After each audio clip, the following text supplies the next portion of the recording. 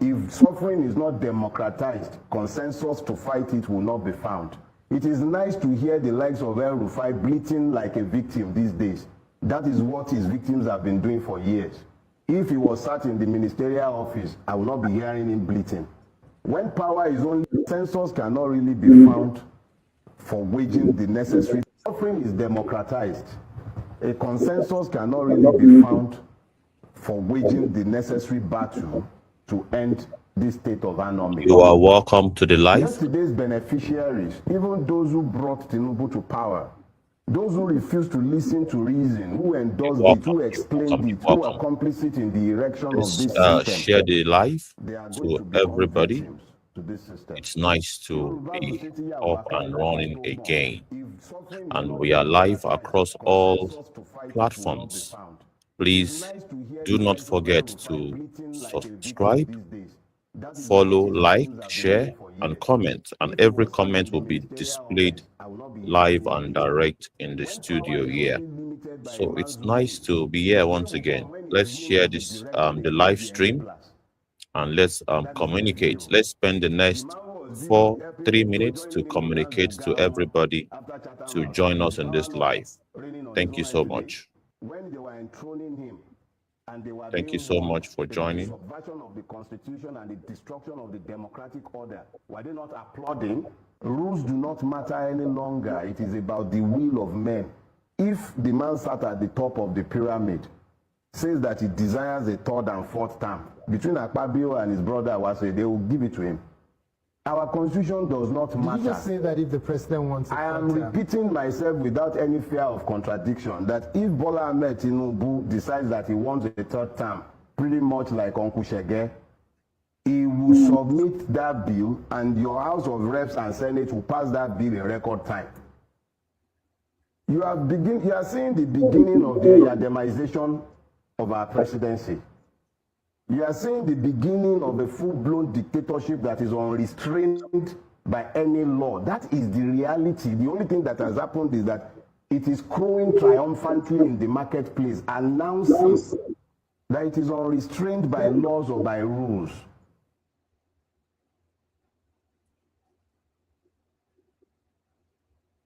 A consensus cannot really be found for waging the necessary battle to end this state of anarchy. Yesterday's beneficiaries, even those who brought Tinubu to power, those who refused to listen to reason, who endorsed it, who explained it, who are complicit in the erection of this system, they are going to become victims to this system. Yorubas will say to you, if suffering is not democratized, consensus to fight it will not be found. It is nice to hear the likes of El Rufai bleating like a victim these days.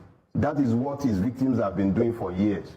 If he was sat in the ministerial office, I will not be hearing him bleating. When power is only limited by a man's whims, the day will come when his whims will be directed against the enablers. And that is inevitable. The man who was busy joining him to dance Bugaon after Chatham House, is the power not raining on his own head today? When they were enthroning him and they were being warned about the subversion of the constitution and the destruction of the democratic order, were they not applauding? Rules do not matter any longer. It is about the will of men. If the man sat at the top of the pyramid says that he desires a third and fourth term, between Akpabio and his brother Awase, they will give it to him.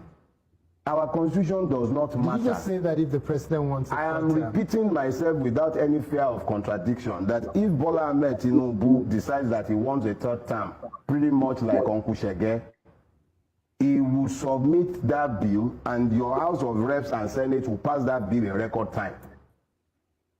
You are seeing the beginning of the Yademization of our presidency. You are seeing the beginning of a full-blown dictatorship that is unrestrained by any law. That is the reality. The only thing that has happened is that it is crowing triumphantly in the marketplace, announcing that it is unrestrained by laws or by rules. You are welcome to the live stream. And of course, we are live one more time to really engage in some intellectual discourse. around the Nigerian phobia, resist or perish. What is the phobia really in Nigeria? What does phobia mean? Phobia means fear. That is, you are afraid of something, and you now begin to wonder what is indeed that Nigerians are afraid of. What are we afraid of as a people? All right. Are we afraid to resist an oppressive, repressive, dictatorship, fascist regime? And of course, that has basically represented what we have been going through in so many, we have been going through it for a long time. You're welcome. You're welcome, Engineer Taura. Engineer Taura, you are welcome to the live stream. And of course, thank you very much. Thank you very much. Is that Engineer Sani? I just want to get it very clear. Is that the same? Is it the same as Engineer Sani?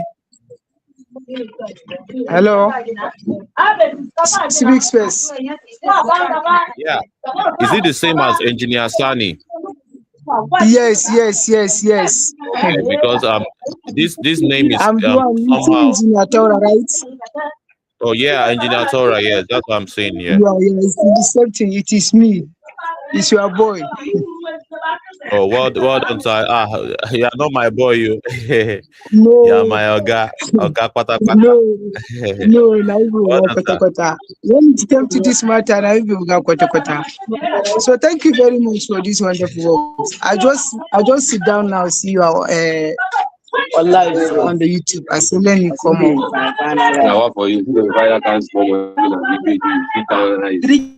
Thank you so much. It's a little bit noisy from your hand, but well, what would you have to say if you were to give a comment? Well, anytime you want to give a comment, just let me know. All right, no problem. Thank you. Are you ready to give your comments now or later, sir? I will give my comment later. I'm with guys now. Later, okay. Whenever you're ready, just unmute your mic and jump in. Anytime you're ready. No problem. Thank you. Thank you so much. Thank you so much. So thank you so much, everybody, for being part of this great program. And of course, we are live once again. And Africa in the Box, thanks for sharing the live. And we are now about 7 of us in the live stream. Please, let's share. And of course, if you are joining, please participate. We want participation in today's show. We want participation in today's show. We don't want a Sudan look audience this time around. We want an audience that is quite very active today. We want our audience to be very active today. And we are discussing matters of national importance, national relevance. What is the phobia of the Nigerian people? In your own view, what do you think constitutes the phobia of the Nigerian people? All right, is it a phobia of death, all right, or the phobia to really resist? And of course, you now begin to wonder whether or not Nigerians are really afraid for their life. If you see the level of, for instance, if you observe the kind of life that Nigerians are living, if you take a very close look at the kind of life that Nigerians are living, you would not but conclude that Nigerians are not afraid of death. Death is not, I think, maybe perhaps they don't want to concede this, or perhaps I also live in that reality too. I am not even absorbing myself.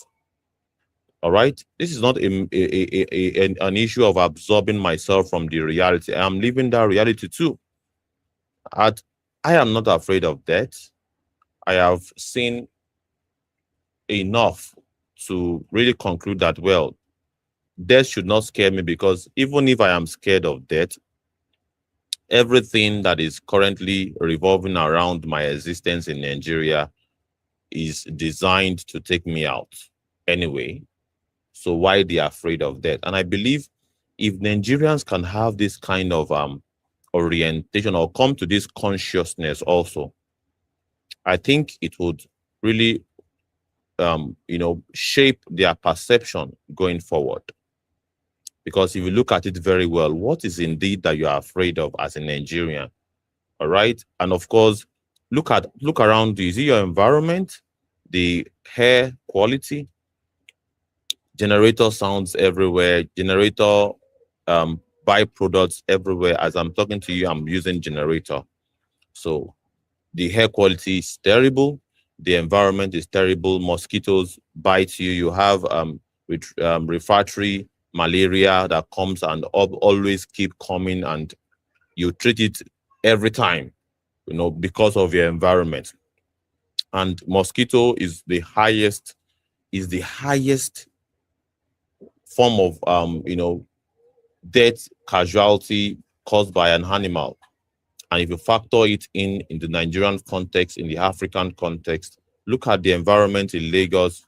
It's a perfect breeding ground. Everywhere you go, a perfect breeding ground for mosquitoes.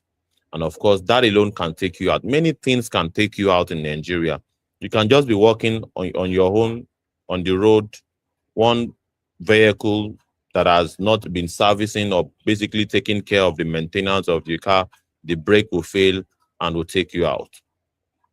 All right. How about personal health issue? All right. The water that we drink, the food that we take, a lot of the food that we take do not have nutrients.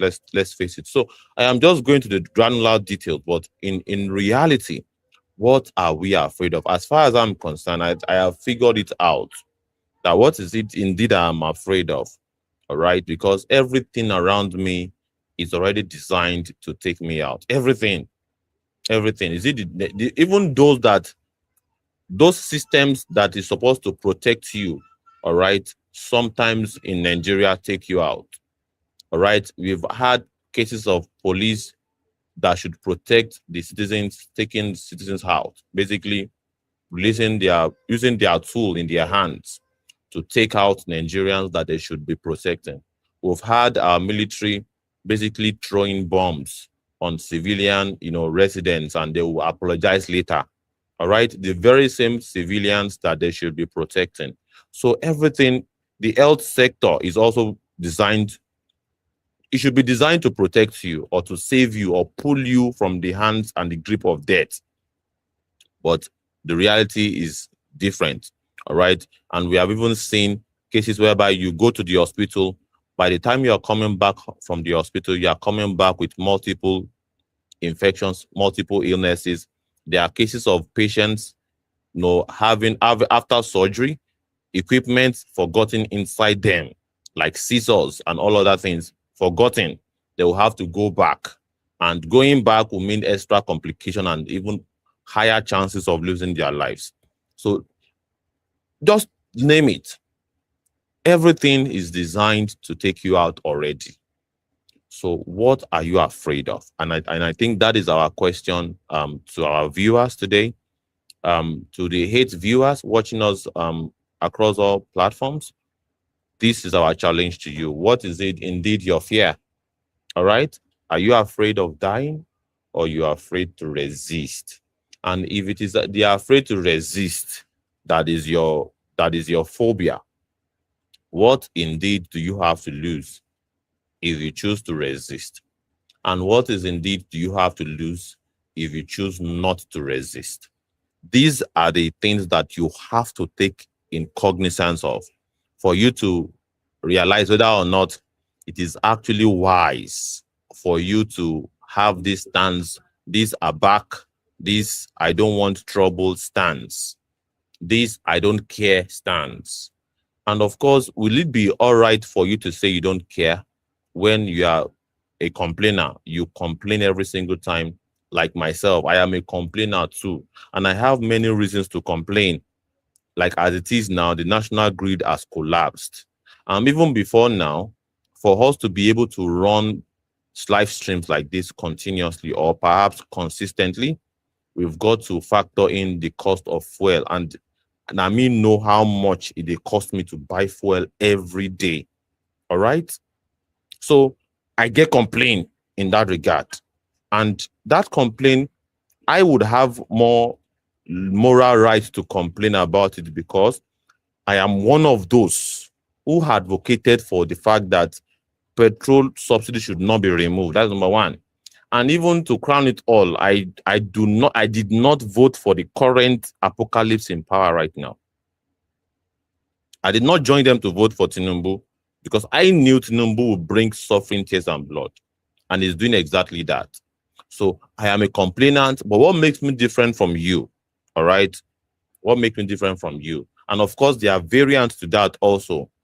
Are you also one of those that said, I did not vote for Tinubu to become the president, but I voted for the so-called opposition that does not have the necessary biting force or the punching force to actually either pressure the incumbent or perhaps the political will to resist an incumbent that is actually haul out to do everything necessary, every dirty book in the rule, every dirty rule in the book to remain perpetually in power and perpetually in control.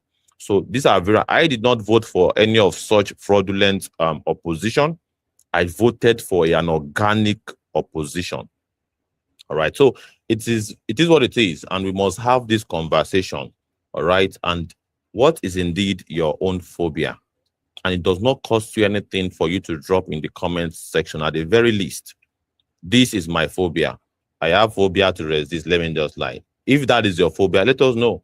Me, I don't have the phobia and I've given you a mental breakdown of why I have lost any sense of phobia for either to resist or perhaps to go or to be taken out from the system.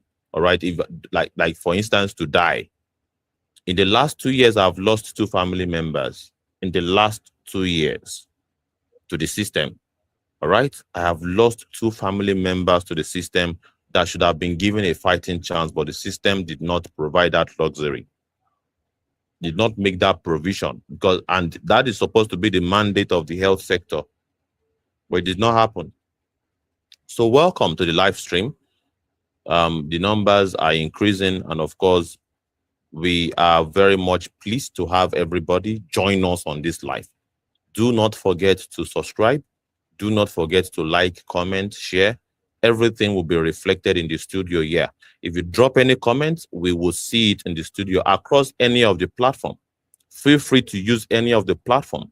We would see all the comments that you'd put either on the YouTube Movement Radio, YouTube Civic Space channel, X Liberation channel, X Movement Radio, Facebook Movement Alaba Ferreira, Facebook Civic Space NG. Every comment will be seen live and direct. All right, and we are going to read it out clear. I can see your like. Thank you so much, Unstoppable Friends of Shure from Facebook. So I can even see your likes also from any of the platform. So free, kindly type on the screen if you enjoy this sort of analysis that is undiluted, that is geared towards consciousness and conscientization. If you like this sort of comments or this sort of content, I mean to say, share, like, tap on your screen. It is important to make it work. All right. And of course, that is what sends signal to the algorithm that activities are going on here, and it will enable this platform to be pushed to all, that should be able to have the opportunity to tune into our live stream. So thank you so much, everybody. It's nice to have everybody here. And of course, if you look at your screen also, you will see a live feeds coming in. Thank you so much, Fighting for My Future or Fighting for My Freedom. Comrade Swaz, thank you so much. Well done, Comrade Fresh, just joining in. Thank you so very much. It's nice to have everybody join in. If you are able to join in via YouTube, please explore that option. YouTube is where we want to have the numbers more, because by and large, our analytics is showing that we are having, so much of our viewers from the X platform, and we understand it because that's our stronghold. But of course, we want to also make sure that we have a presence in our YouTube channel. Thank you so much, everybody. What are we discussing today? The Nigerian phobia. Resist or perish.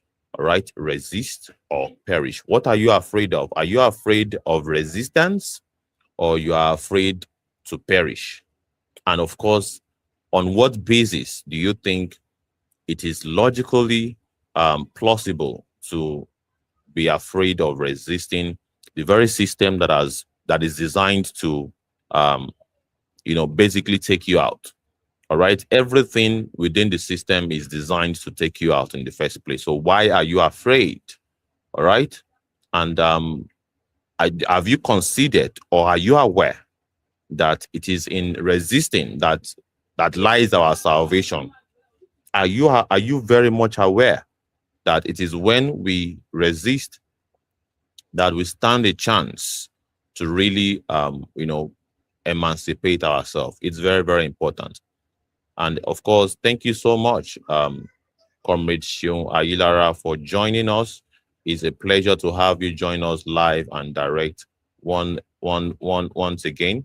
Today we are up and running once again, and yesterday was a firecracker. We were able to really dissect and highlight the lessons from the visit of I Show Speed. We currently understand that I Show Speed is now in Benin Republic and is one of the countries that he would visit among the 20 others African countries that he intends to tour. And the experience in Nigeria has come with so much lessons, and we were able to really bring out and extract as much lessons as possible.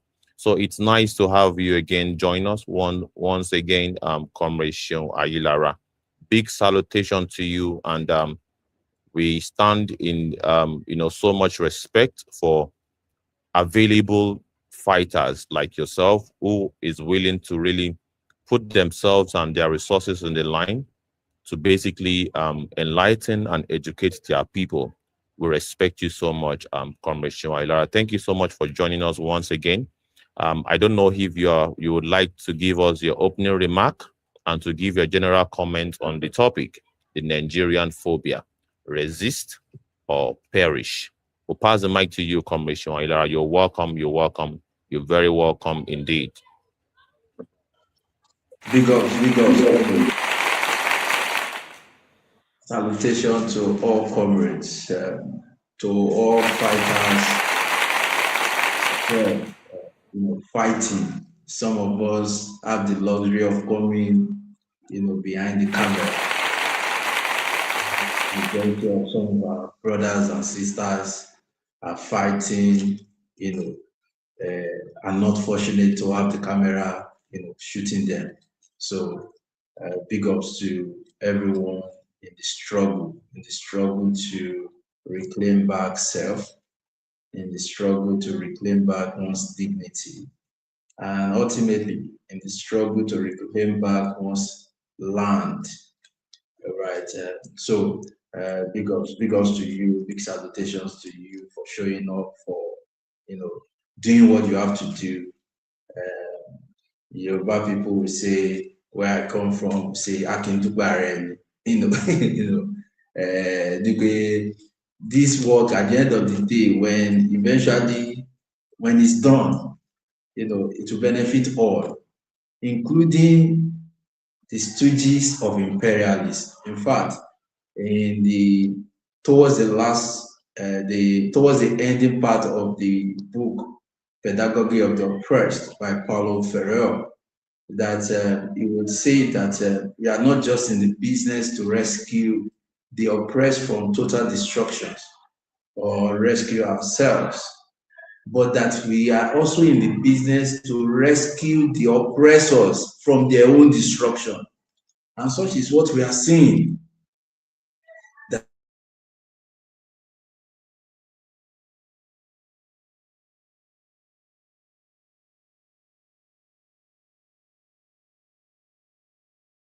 that in how many years of in the name of capitalism, in the name of profit, they are almost destroying the planet Earth.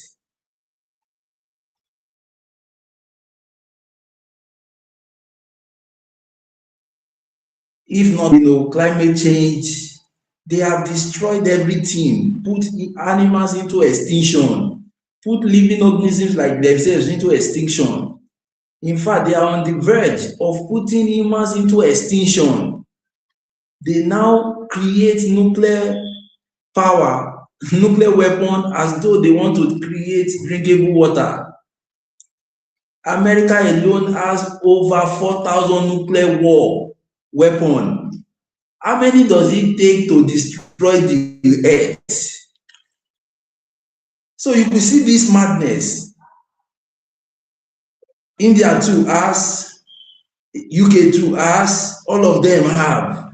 So by the time you submit all the nuclear weapons they have created for themselves, it's totaling into about 100,000 nuclear weapon. How many do they have to land to destroy the whole planet? So you could see that and that's why they are starting the campaign of going into the Mars, going into the space, because they have destroyed everything. So we are also in the job to rescue, not just because by the time we create a better country, a better continent, Abacha children, grandchildren will enjoy it. Obasanjo grandchildren too, we enjoy it. T-Pain great-grandchildren too, we enjoy it. Of course, we will be reminding them of the role that their ancestors played anyway. But that will not mean that we will cut them out of the enjoyment of the land. So we are not just in the business to rescue ourselves or just to rescue the oppressed, but that we want to save even the oppressors from their destruction, because they are on the verge of destroying themselves too. They are, and they have promised or made allegiance to that destruction. And so if we fold our arms, they will destroy us all, right? So big ups to you again for doing this liberation chat, for Movement Radio, for the country, because I know that it takes more than a singular parent or a nuclear family to train to raise a child. So I know that several resources have come into building things like this. So big ups to them, big ups to them. May the ancestors, may the land reward them accordingly for the work of love, or for the love work that they are doing. Because reclaiming back our land is a love work. Many people don't know that the best love story is not in Romeo and Juliet. They don't know. They think the best love story is Jesus and their Savior, or Muhammad. That's not love story. The best love stories that you can find is to pick up any of your African ancestor, any of your. I said the first time I saw Fela Adekunle Kuti Broadway show is titled Finding Fela. I was almost close to tears because everything I saw was love. Everything I saw in that movie, in that Broadway show, is not a movie like that. In that Broadway show was love. So an African should not be feeling unloved if you are closer to your ancestor, because every revolutionary did the work of love. Now these idiots wey we dey see for screen, no, they do the work of love. They no love themselves. How can they love others? They are in the business of selfishness, greediness, me alone. So they buy into the ideas of me alone. And what would me alone, now launching it into the intro for this, what would me alone birth? Will it birth resistance? or will it but perish?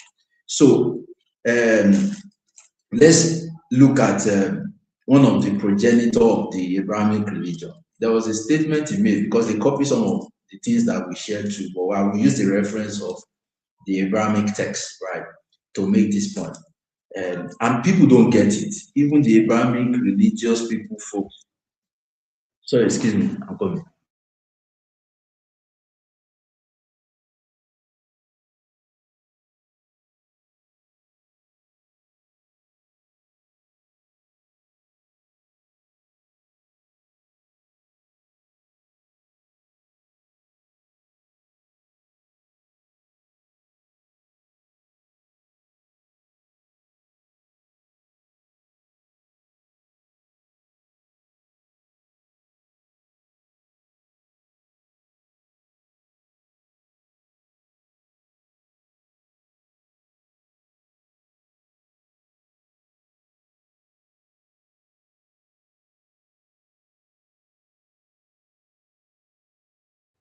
Well, it seems as though we are losing connection with Comrade Shoailara, or perhaps is trying to reconnect back with us. But what we have been discussing is, please, Comrade Shoailara, whenever you're ready, please feel free to jump in.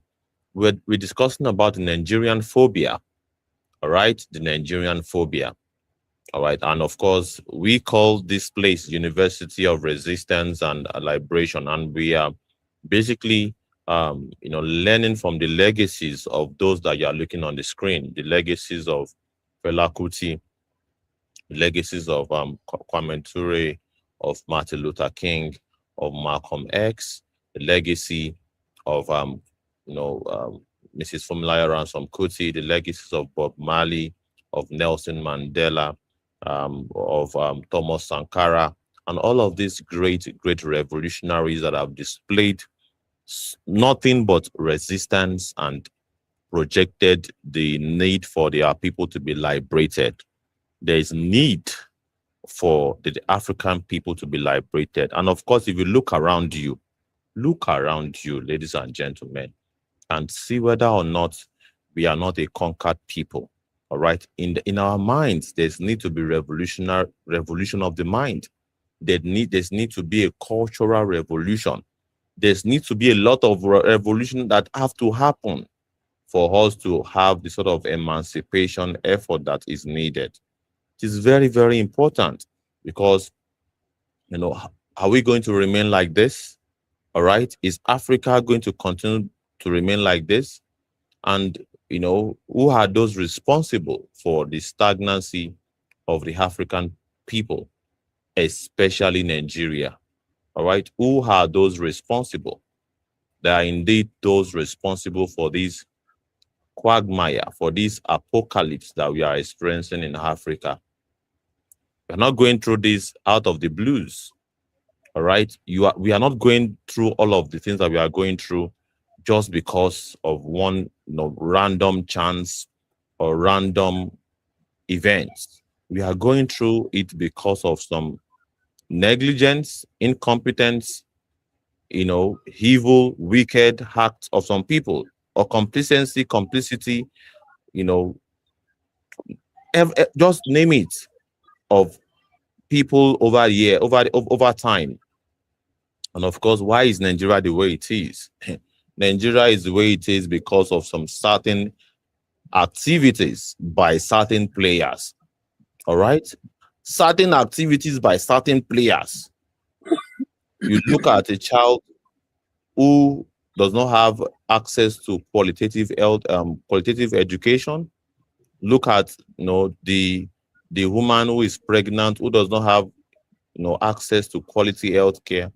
The elderly, who should actually have the best health care possible, do not have that luxury or that provision. How about families who should have access to housing that are deprived of it? How about those that even work hard for years to even build themselves one, and the system decide to take them out? So all of these things are very, very important. And I will welcome to the studio Comrade Adekunle. Comrade Adekunle, are you there? Are you ready for us, or are you still very much busy? Please feel free. I'm just waking up. Well done, my comrade. So You're I'm welcome. trying You're to welcome. look for the topic. Well done. Greetings everyone that has been watching. What's going on? What are we discussing about? What we are discussing is the Nigerian phobia. Resist or perish. The Nigerian phobia. Resist or what? Or perish. What is it that our people are afraid of? Are they afraid to resist their oppressors, or they are afraid of, you know, death, or perhaps being taken out by the system? And of course, I have said in my opening remark that by and large, me, I have figured it out. I have figured out the fact that, well, it is the system is already designed to take me out. All right. I have basically watched two of my family members dead on my hands, really, in the span of just 2 3 years, maximum of 2 3 years. All right. And they did not die just by chance. They died because of a systemic issue. So I am not afraid of death. All right. What I am doing is to actually resist a system that would still eventually take me out, whether I resist or not, as far as Yeah, I'm concerned. exactly. But I am very, very much interested in what others will have to say about this, because they'll give you any excuse when we walk up to people and said, well, we need to resist this oppressive system. They will tell us, they will shoot you, they will tear gas you, they will arrest you, they will do so. They will begin to give all of these excuses as if they are not already living in prison, or as if they are not already living in danger. So these are the things that we have noticed from my own end of things, but I may be wrong, or perhaps I am just spewing Yeah. nonsense. So I But think well, I I, think yeah, we need to start about the consciousness in our mind ourselves, because it's one thing for you to realize that one way or the other, um you will find your way to leave this earth one day. Then mm, is another thing for you to realize that something must be responsible for your death. mm, Now, the situation we find ourselves in Nigeria is not pleasant enough, where someone can just be walking down the road and get knocked down by a moving vehicle, and before you see any emergency response or whatever, you might from there cross and meet your maker. Or a situation where you went for just a short period of sickness, then you were attended to wrongly, or you had an operation and the facility where you were being treated is not well equipped, then you started having complications. So already the terrible system can get you killed. Now, the individual consciousness I'm trying to say is about, we have our priority when we talked about fear. Some people know what they fear, some people, and they also know what they do not. So we can see typical example in our everyday activities, the way people approach things. So a very typical example is the one that happened in Papa recently, where people were scooping fuel from a fell down tanker. So then you look at the mind of the people, that what kind of lifestyle is this? These same people, we ask them to come behind the barricade, move to government house, make your grievances known that you are not living in a good system. These same people went ahead to go and risk their life just to scoop fuel. Fuel that the most you can get over there is maybe 500 liters. Now, how long will that one serve you? How long will it survive you? So people have misplaced their priority in what they fear. they rather endanger their life in those kind of in activities like that. So you can mark out the difference. You can't protest for your right. You can't fight the battle in a wrong. You are fighting the battle in the wrong channel.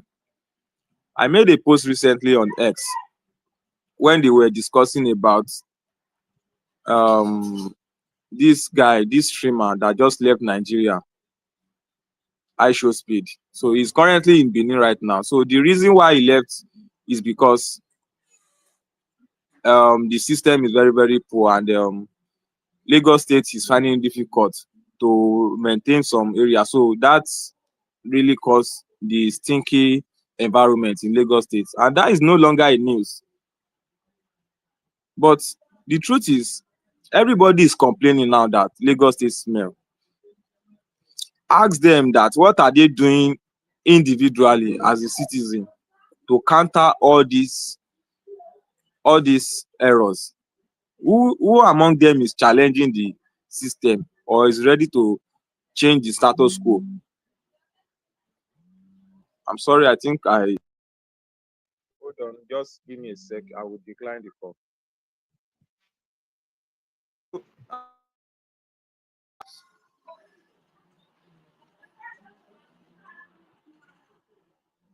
So we have more keypad warriors than people that are ready to take action in real life. Instead of them to take reasonable action, they would rather stay behind the screen and be tweeting and be saying all sort of irrelevant things. Yes, there are ways we can go about passing our grievances, but there's no how we want to stay behind screens. We need some actions to be put in place. So it's not a matter of maybe you can construct grammar, maybe you have followers online. It's a matter of action. So thank you very much for the video. I can see you've uploaded the video from the right side of my screen. So imagine a single strike of a single spark here now we ignite fire. It's not until they throw a matching stick to this kind of fire before it starts. Only two generic can spark fire in this kind of situation, and everything will go into flames. So you can imagine the kind of consciousness these people have in their mind. They don't value their life. Look at the way they are scooping fuel. Now, one of the things I said is that yes, we have a poor maintenance system in Lagos State and in Nigeria as a whole. But individually, what are you doing to challenge this bad system? One of the things I said in a space that I joined today as well was that okay, you are projecting your favorite candidate as the person that is best. Let's even assume that someone rig election to his or her position. The point is whether you rig election or not, when you get there, are you performing your primary duty? Because if you are performing your primary duty, people will be less concerned about you rigging an election. But no, you are failing in that aspect. Now I said, having been said that, and I told them that let's come back to our own various self, our individual self at the grassroots level. How many of us knows our House of Representative members? How many of you know your House of Rep? These people are the people that are closer to us than the president. It is your own right as a citizen to go after your House of Rep members because they are the one that is speaking your voice at the top level. They are the one that represent your interests at the top level. If you are finding it difficult to hold them accountable, how do you want to hold the presidency accountable? I believe you are getting my point. Absolutely, absolutely. You are coming out very So clear, and I understand where you're coming from. Very, very spot so on. if the House of Representative members that are closer to us, ordinary citizens can't hold them accountable. Tell me how they won't fear the presidency. And we have failed in this aspect as well as a citizen, because it is your own right as a citizen to know your House of Representative members, to have their contacts, to be closer to them. These people are collecting constituency allowance. They are supposed to have an office where you can audit whatever they are doing. Before a bill is passed at the top level, it is your House of Representative member that will go through it. Does it represent the interest of my people? Does it serve the primary purpose of my duty? Does it speak well for everybody? These are their duty, but we have failed to hold them accountable, to checkmate what they are doing. So everybody that is listening now, I will implore you yourself, know your own rights as a citizen. Join hands and put hands on the deck, and let's work together for this change that we are requiring. Go and search, and know your house of rep members. Make sure you get closer to them. Ask for their contacts. That is the little you can do as well. So people that don't or recognize, or that don't know their conscience about what exactly they should fear about, they are finding it difficult to know what to do, because their priority has been misplaced. One way or the other, we are going to leave this place. But the truth is, are we really facing the fear that we are supposed to face rather? So let's ask ourselves that question individually. You don't even have quality education, we don't have quality health care, quality transportation we don't have.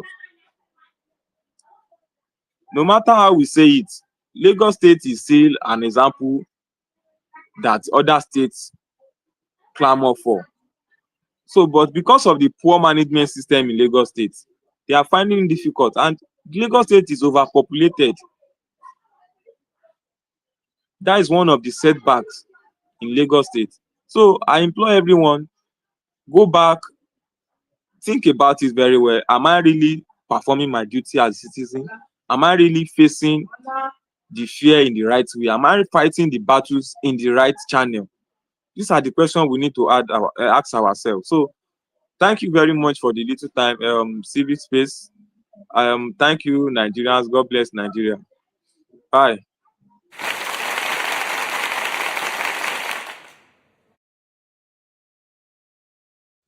Thank you so very much, comrade.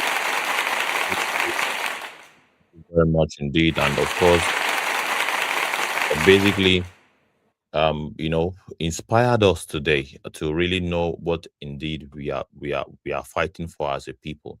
What should be where we should concentrate our energy as a people. All right. Should we concentrate our energy on personal gain, immediate personal, what we can benefit immediately, even if it comes at a very huge risk, such as the one you're looking at your screen right now. All right. So we are not afraid to really put ourselves on the line like this. But it seems as though when it is time for us to now resist, we become afraid. And we must continue to hammer this thing, because it is important, maybe repetitiveness, because we have brought it to you. We have brought, there are many cases where we come to the street to interview the Nigerian people, and this feedback that we are getting, that, well, I don't care. My life is in the hands of God. My hands and the hands of my family is the hand of God. Our sustenance, our sustenance, we are relying on God, and we are praying, we are putting the hearts of our leaders, according to them. We are putting the land out of our leaders in God's hands, that God should touch their heart for them to be able to rule us very well. And they even use rule. And at every opportunity, we try to correct them that, well, should you be ruled or should you be led? There's difference between rulership and leadership. And of course, maybe perhaps it's the reason why we are in Nigeria. Rulership. People don't lead you and impose anti-people policies on you. It's not possible for you to have a leader that will come and demolish what you call home without resettling you. All right? That, okay, you have been here, and of course you have done this under our watch. We do not approve it, but well, we need you to actually relocate from where you are right now, because it's dangerous for your health. It's dangerous for the community. All right, we are resettling you to another place where we believe you will be, pending the time that will provide what would be your home, your new home. But this one is not really sanctioned by the government. That is the proper way leaders do things, according to my own perception and according to logic. This is how leaders do. Not that they will just wake up and say, well, these guys are a bunch of miscreants. We command, tractors to invade the place, to start demolishing and throwing tear gas on the locals, arresting them for resisting, and basically repressing and suppressing their voices, and taking away what they call home. All right, what they refer to as home, taking it away from them and rendering thousands, tens of thousands of lives homeless.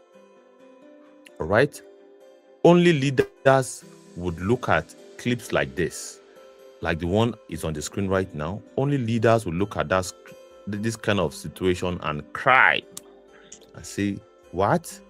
Under my watch, people are really this desperate under my watch.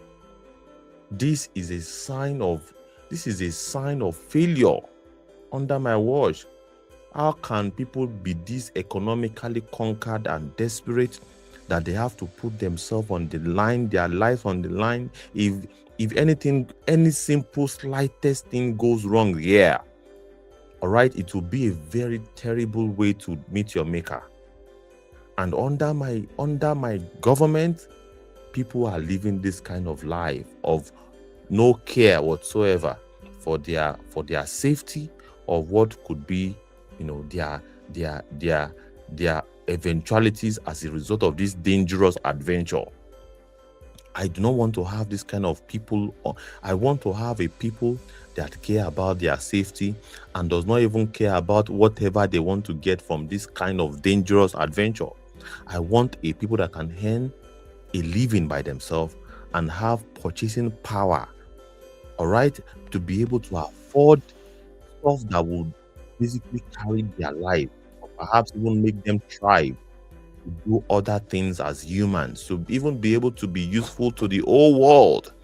Because when you have someone that is thriving, the person will have the kind of mental strength to think about what would solve a global problem, what will solve a societal problem, what will solve a community problem.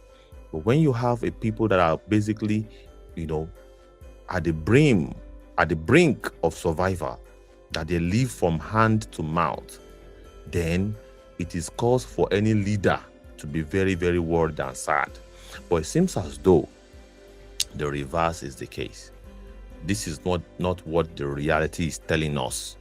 This is not what reality is telling us. This is not AI. This is not artificial intelligence. This was an historical event that happened sometimes last week, within just last 2 weeks. It happened in Tinkan, Lagos. Lagos, that's supposed to be the center of excellence. And you have leaders that would not care would not, there's not even emergency services that will even secure this area, barricade the place, and to prevent disaster, tragedy from striking. All right. So we now begin to ask, what is the Nigerian phobia? All right. Is it to resist or to perish? But if it is to perish, I don't think that is the case. These people that I'm looking at on the screen right now are not afraid to perish. All right. But if you ask me, are they afraid to resist? Based on my experience on the ground, based on my interviews and my interactions with them on the ground, it's an emphatic yes. They are afraid to resist. They would rather prefer to perish than to resist. What a life, what a mentality. And how do we, walk a way around re-engineering people from this kind of mentality? And how are we going to do it such that this sort of mentality in the majority becomes something that we eradicate? Because sane people, logical people would not prefer to perish than to resist. I think the reasonable thing to do, even in animal kingdom, is to resist when your life is in danger. Let's pass the mic to our speaker one more time, Comrade Seun Ayilara, to continue from where he stopped, and talking about the topic, the Nigerian phobia, resist or perish. Big shout out to you, all the 74 of you joining us in this broadcast across all platforms. You are welcome very much indeed again. And of course, do not forget to subscribe, to like, to share, to comment. If you comment, we would see your comment live and direct on the screen. And you can see even on the screen all of the previous comments by previous commentators. If you share the live, it will also reflect. If you comment, if you like, it will reflect from our studio here, and we are going to send you a shout out. If you cannot speak, if you want to even speak, also there's a link that you can, if you check the Liberation Charts Movements Radio X timeline, you will see a means of coming into the studio live. There's a link that we have quoted there. Just press that link and you will be live and direct in the studio here.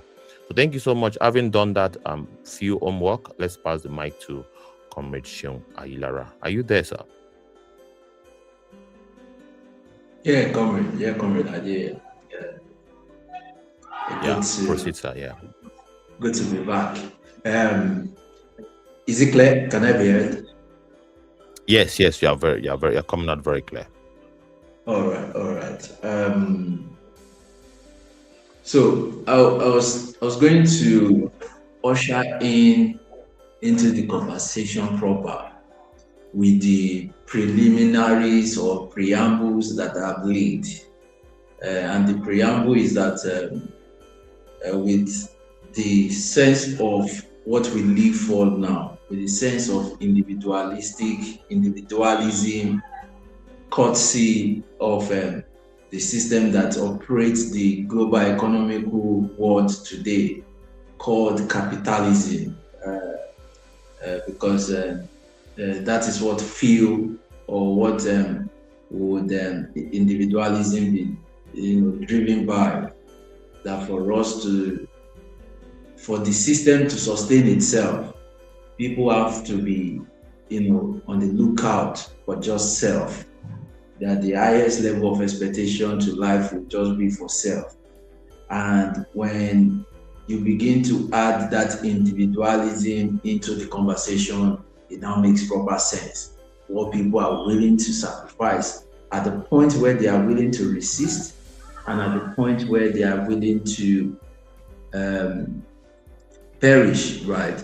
And I was just going to use a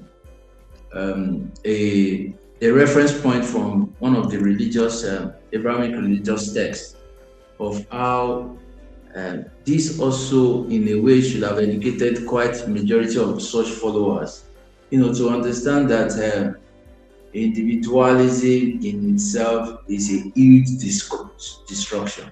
So it was from the progenitor, one of the progenitors, that said that those who want to keep their life will lose it. And this is a general principle of life. I'm still going to describe how it's a general principle of life when we look at nature, right? That those who want to keep their life will lose it, ultimately will lose it. And those who want to lose it for a cause meaningful than just self, that is me paraphrasing, would eventually have it, and they would have it more. So look at it from this angle. Look at it from an orange seed. That the more you want to be in control and possession of an orange seed, what do you think happens to that seed? What do you think happens or will happen? That the more you keep an orange seed or any other seed, any other crop seed, to yourself, the lesser you are finding or helping it find life. So you are shrinking such seeds from finding life. But the moment you are willing to lose it, you are willing to let it go. You are willing to put it under the ground. You are willing to bury it. You are willing to, throw it to nature, for nature to have it back. What do you think happens? Life is reverted. There's a continuous circle to life. So the more we want to keep it, the more we lose it. The more we want to lose it for a cause, the more we have it.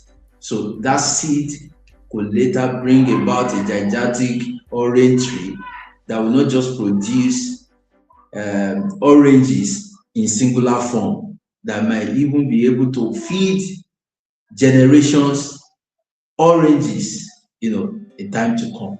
And that is what we are seeing, that we are seeing a group of people not taking clue or lectures from nature. We are not learning from nature. We are bent on insisting on having life. Our people want life, so we want to have it. But the life that we think we want to have has no cause behind what some persons will call in revolutionary school ideology behind it, or it has nothing behind it that is quite concrete, that is quite meaningful, other than yourself. And that if you live life that way, you would eventually lose it. Talking about losing it, and I think this is why the media did not carry their Papa incident like that, because it's not new. It's not new. The case of, in fact, they are lucky, but some were not lucky, were not that lucky. I have not heard of anything aggravating in their Papa incidents of the fuel tanker that was leaking. It's almost like you are watching an horror movie, because that film would, see, you would hardly have to convince people. You would have to convince a lot of people to believe that is a film, that's not water. The way people are fetching it, and they were underneath it, feeling comfortable doing so.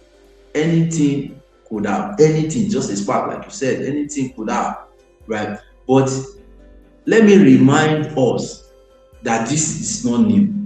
Between 2024 to 2025, I do not even want to talk about the ones I experienced while growing up.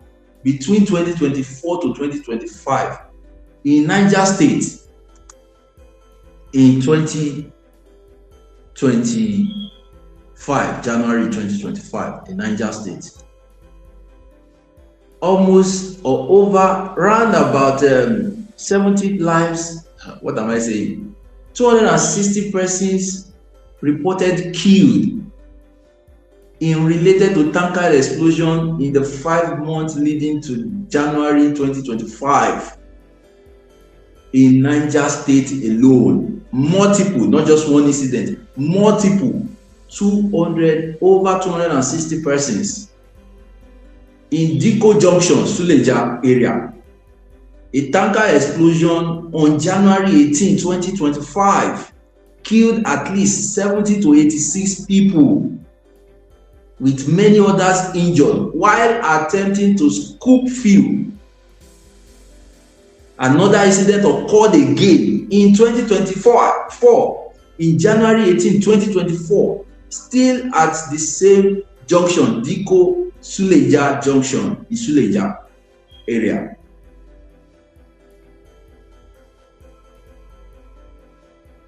In the local government of Esa community, Kasha local government, killed at least 30 to 35 people in tanker explosion on October 21, 2025.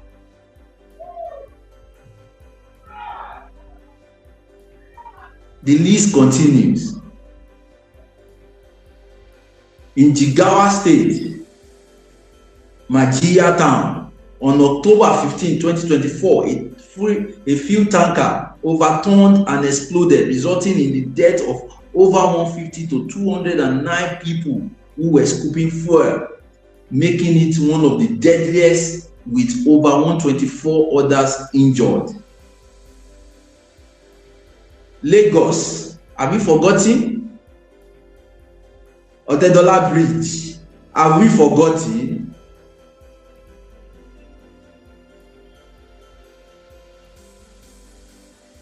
Festac Link Bridge, Apapa Oshodi Expressway.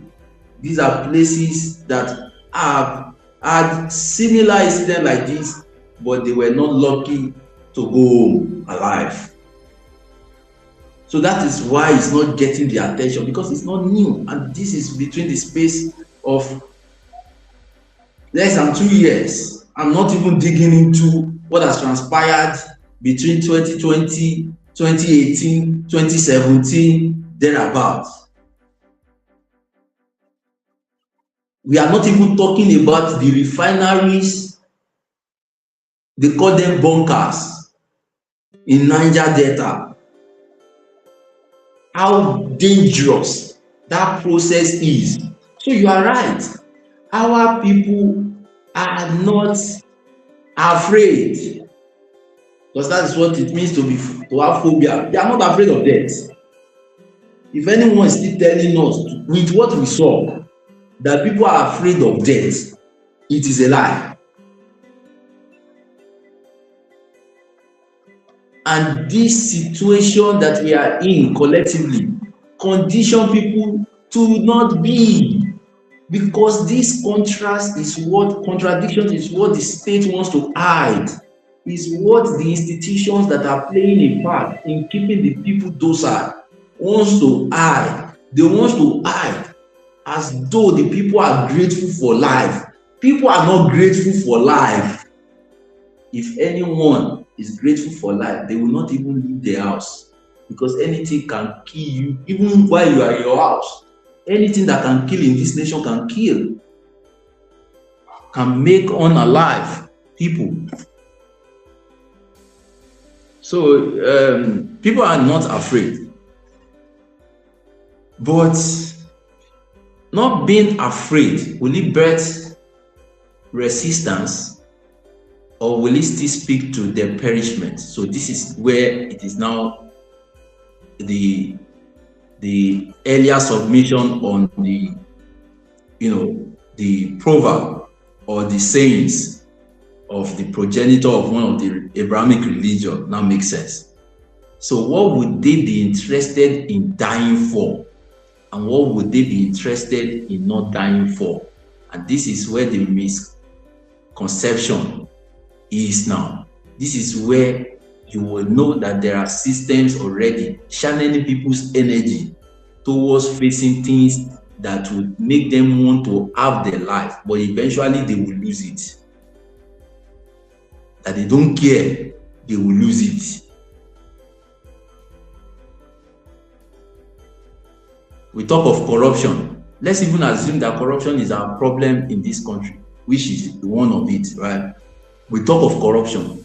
About our so-called misrulers are affiliated, all of them are affiliated, are shared between two of these Abrahamic religion. Don't they want to go to Ajono or paradise? Are they still afraid of hell? Why they steal? You want to tell me that T-Pain is afraid of hell?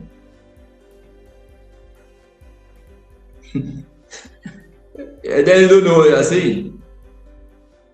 You don't know what they are saying. For the gain of earth, they will damn all the consequences. Is that not even individually? Look at what you have to be doing now, what they have trapped you, what the state has trapped you to be doing. Is it a reflection of somebody who is still afraid of hell? You are not afraid.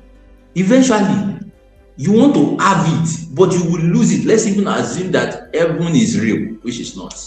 But let's assume that heaven is real. You know you will lose it. That is why everyone is going to one deliverance or the other, because they know that their daily life they have to subject themselves to is already compromising on any standard they wish to keep for timelessness. It's already, including Adeboye. Adeboye does not believe in hell or heaven. Well, none of them believe in heaven or hell. Pope does not believe in heaven or hell. They don't. But of course, like I said, I don't believe in heaven or hell. But we saw a glimpse of what our own heaven in African culture is. We saw it recently with Baba Fela. That's heaven. That people are discussing Baba Fela that has translated or transitioned to the ancestral position, as though they are still discussing with somebody that is alive. In fact, it's more real. It's more real to some persons than they have brought your light. As in, it's more real to some persons than their neighbors, than their family members. More people, some person can argue that their family members do not exist. But Baba Fela is more real than their family members. Meaning, you could live a life in such a way that physically, while you are living, it might look like you are losing it, but you shall have it. Martin Luther King's speech of I Have a Dream, that speech, I Have a Dream, was not the one that he wrote. The speech that he wrote was founded because he gave it to a boy immediately after the submission of I Have a Dream, the popular speech of I Have a Dream. That was not the original speech he wrote. The original speech, years after Martin Luther King Jr. died, was priced. Somebody wanted to pay almost $500,000 for that speech.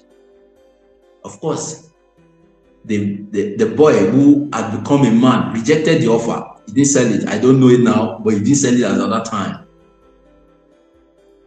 If they had asked Martin Luther King Jr.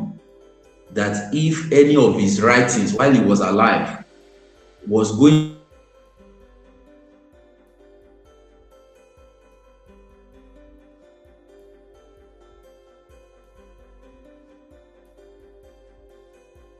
to be unshunned or prized, but there is some way and somehow you live life in such a way that after you have lived life, you would have it. That is why one of the heirs of ancestor Fela Anikulapo Kuti can say that my father sent me money 29 years after his death, and it was in the equivalent of $120,000. There is a way you can live life and have it. And there's a way you can desire to have it, then you lose it. This is very, very interesting. I would like you to repeat that. There's a way you say you want to live life, but you lose it. But there's a way you say you live your life in a way that you don't mind losing it, but you are going to have it eventually. You are going to have it in abundance. We are seeing another gentleman. No, before you pause me. Therefore. Okay. Sorry, Corey. Before you pause me, let me mention. We are seeing another gemstone writing his own history, talking about Comrade Omoyele Sowore. In record time, in our faces, he's writing it. You say that he is losing his life, that he could have a life somewhere, which is true. He could have had a life somewhere in the Americas or anywhere in the world, but he chose to be living life in such a way that you think he's losing it. You see, this is the misconception they didn't teach you in your Abrahamic religion. But he understands what he's doing. He's having it. He's having life. Because the way to go to having it is to lose it for a meaningful cause. That is what you have not been taught. At the end of the day, people are going to die. Whether they guide their life, whether they come to protest ground or they do not show up there, whether they speak up or they do not speak up, whether they okay or they do not okay. No, it is none of us that will make it out of this life alive. But there is a way we can live it in such a way that after we've gone, you would have it. Make us stop there. Back to you, Corey.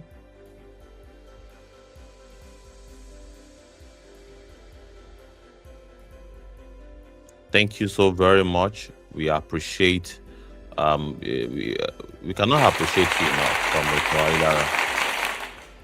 you have explained thoroughly with, and the punchline that stayed with us is the fact that for this section is that there's a way you say you want to gain your life, you want to acquire it, you want to live your life to the fullest, and you eventually lose it, or you are trying to guide that life. You don't want to lose that life.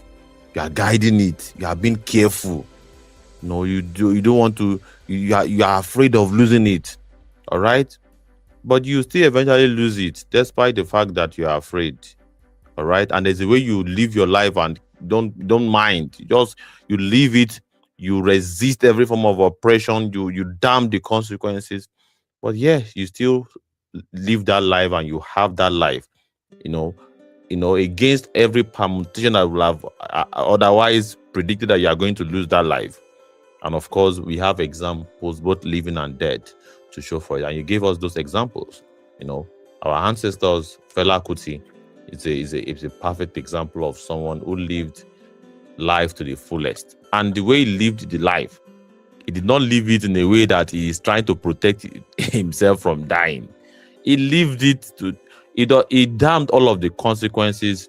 He spoke truth to those that are against, the freedom of his people. He stood in solidarity with his people. A lot of people thought that he's going to die even earlier than that time that he actually, passed away. But it was even till now, as he passed away, we still make reference to him. We still make reference to his greatness. And of course, his children are still benefiting financially from his works. How can you live a more better life than that? Let's take a look at this interlude. I was sent this particular video from a Nigerian, and this is what we'll be doing most of the time here. This is not a place where we'll find propaganda or agenda. We'll take a look at real life experiences of the Nigerian people, and will not tie it to the topic whether or not Nigerians are afraid to resist or they are afraid of perishing, and whether or not this kind of situation in Nigeria is the type that can be justified, or is the type that should require anybody, to be playing safe. All right, playing safe. All right. So let's take let's play this sound bite, and we'll come back to discussion. Your child in Lagos State, Nigeria. Your child in Lagos State, Nigeria, especially if you are on the island. This video should serve as an estimate of what you are expecting. Antenatal, 450,000 and above. Delivery, if it is a vaginal birth, 800,000 naira and above. Elective cesarean section, 1.5 to 1.8 million naira. Emergency cesarean section, 2 million naira and above. If your child has jaundice and you are to start phototherapy for your child, phototherapy is 25,000 naira to 50,000 naira per day, depending on how many days your child is going to be treated for. Moving receive blood transfusion during delivery. It is not included in your delivery fee, which costs 60 to 100,000 naira, depending on your blood group. If a rhesus negative, there is every likelihood of you taking Rogam injection at 110,000. I took out time to call people in different facilities and ask them Nigeria. After delivery, either you or your child needs to be admitted in the intensive care unit. Be aware, deposits for intensive care units 1.5 million to 3 million naira, and this is only deposit. Circumcision is 40,000 naira and above. Ear piercing is 20 to 30,000 naira. Let's say during the course of pregnancy, you decide not to keep the pregnancy and you want to terminate it. Be informed that hospitals do not terminate pregnancies except it's for medical reasons. Let's say you're at home and you decide to take anything to terminate the pregnancy. And you started bleeding or there was a complication as a result of that. You will be admitted for an evacuation. This procedure just to remove the retained product of conception. This procedure costs 300,000 naira and above. This is just for the procedure. Some people don't include medication. If you have an incompetent cervix and the hospital is to do cervical circulation for you, the procedure costs 400,000 naira and above. If after delivery you want to do family planning costs 50,000 naira and above, depending on the method you're using. Lastly, there is no hospital procedure that will be carried out on you without you making an initial deposit. I'm making this video to create awareness to people. Most people don't know hospital bills until they have need of visiting the hospital. And bear in mind that this is Lagos. There are certain things insurance does not cover. Most people need to be aware of this information. Share this video. If you're in a relationship, save money. If you are married, save money. So that when you're in the hospital, you won't be stranded. It's the reality. The reality of childbirth in Nigeria. Of course, this is not propaganda. This is a verifiable information. All right, a verifiable info. And of course, with my little delivery is free in government hospitals. Delivery is free according to what the governors are telling us. They have already made the announcement that even C-section, CS operation is also free. How many deliveries occur on an average? How many delivery occur on an average in Lagos? And of course, factor that into the level of congestion that happen in our hospitals on a daily basis. And of course, if it is time to give birth, I have experienced it. So At least I have experienced it once, and I know what it is. I was just lucky. I was just very lucky that, number one, we registered in a place not too far from home, and of course, it's just luck. If anything complicated had happened, I wouldn't have recovered from whatever deaths or whatever. I don't know what would have happened, because extremely. Let me give you a male child that, according to the X-rays that we've had before, the D-Day, all right, it was considered as an hyperactive fetus or child in the belly. There's a particular medical term that they use for it. Hyperactivity. All right. It was big, very big. I forgot, around 3 kg or 4 kg when he was born. All right. And of course, he twisted the placenta around his head. I was there. I was live when he was born, my child. So everything pointed, and of course, my wife labored for almost throughout the day. All right. So I was just indeed lucky. And if we were to be in a general hospital we had the child, there's almost, with the level of wahala that my wife gave the nurse that handled her delivery at a maternity hospital owned by a church, there's no way. They will have pushed us into the theater and, of course, told me to go and look for money. All right. But the thing is, it's a facade. The report we are having on ground does not correlate with what the government are saying, that, well, delivery is free across board. And of course, hearing from this nurse, all right, obviously it's a private hospital situation, saying that, well, 1.5 for ICU deposit, 1.5 million for vaginal delivery. Let me play it again, all right, so that I will not make up the figures. I don't like making up figures. To deliver your child in Lagos State, Nigeria, especially if you are on the island. This video should serve as an estimate of what you are expecting. Antenatal 400,000 and above. Delivery 400,000 and above. All right, and if you have to factor in how much an average worker is making, even on the island, how much is the average salary? All right, how much? 450,000. This is what Nigerians are going through, and they think they can survive. They go to church and raise holy hands and say, well, we give you all the glory, we give you honor, we give you all. They give all of the glory and still experience issues like this. All right, 4,000 plus for antenatal.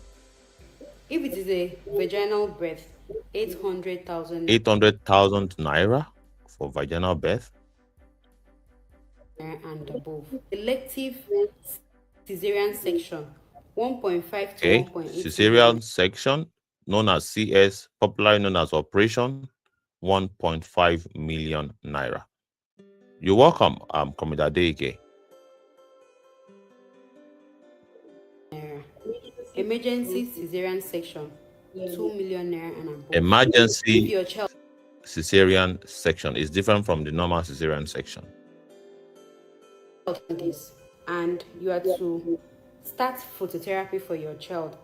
Phototherapy is 25,000 naira to 50,000 naira per day, depending on how many days your child is going to be treated for. Moving forward, well, in a nutshell, new couples are screwed. All right, new couples who are hoping to welcome their bundle of joy, they are screwed in essence. That is just the bottom line. If you are not a millionaire in Nigeria, the chances of you being able to welcome a child without breaking the bank, all right, without breaking your life savings, all right, is very, very high. You are going to break that life savings. You think you are a millionaire and you want to have a child. In this system of things, you would have to break your bank and become broke, essentially. All right. And this is the sort of lifestyle that Lagosians who think they are surviving are living. Right. And of course, the question still remains: resisting, or we still want to maintain status quo? We still want to give God all the glory and all the honor, all the adoration. All right. Do we still believe that it is well with our soul? Do we still believe that all will be well? Do we still believe that folding our arms is the best strategy to actually liberate ourselves from the hands of those that has created this situation? All right. So do we earn that much for us to, be able to leverage on this kind of, expenses to welcome a bundle of joy? All right. And, well, should it be a luxury situation for us to, even when the whole world is talking about decline in birth rate? All right. And if you observe all of the countries that are complaining of decline of birth rate, stuff like this are the reason why they are having a decline of, because to give birth is equal to you going bankrupt. That is what it means. You are giving birth, you are going bankrupt. But look at countries where the reverse is the case. You will not have such a situation. All right. Or perhaps what you would have is that government even facilitating or trying to encourage you, all right, to give birth, because they understand the power of human resources. But in this part of the world, in Nigeria, human beings are treated as if it is for you to be born in Nigeria. It seems as though the government is telling you, how dare you how dare you choose Nigeria to come and live your life. That seems to be the realities of the Nigerian people. Let's pass the mic back to Commissioner Ilara. Comrade Adege, you dropped. I believe that was network. Commissioner Ilara, please proceed. Yeah, comrade. It is a sad one, really sad one that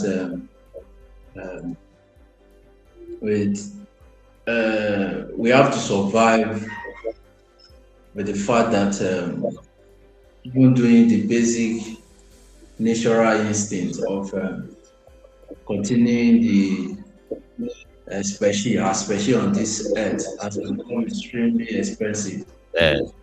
How dare you want to elongate your bloodline? How dare you? That they do not want to see us, I mean, eventually this system will. The only people that we want around there are rich people. How dare you being poor? You are poor and you're having an erection. How dare you? How dare you? It's crazy. It's crazy. No wonder they said that we are faced multidimensional poverty, because just imagine that, like you have said, a young couple. Imagine a young couple who probably got a loan to do wedding, and then they get into marriage, and they have to face some of these bills. Apart from survival bill, they have to face this kind of bill in front of them, talking about procreation bill. Who says marriage? You can't go through some of this pressure and not have a disorganized institution of marriage or family. You can't. These are midlife. These are crises that you are supposed to get into during the midlife crisis. You can't. So there are things already perishing us, putting the pressure more on us as a people. And then for anyone who has a loved one fixed in that box, where they realize that they have to raise this amount to save them, you think that person will be interested in some pseudo-moral, to keep some pseudo-moral? They will have to do what they have to do. and which means criminality would increase. Because there won't be phobia anymore. There won't be phobia anymore. So it's crazy. You know, just so that it has become expensive to do this, right? And this does not also equate to success in the process.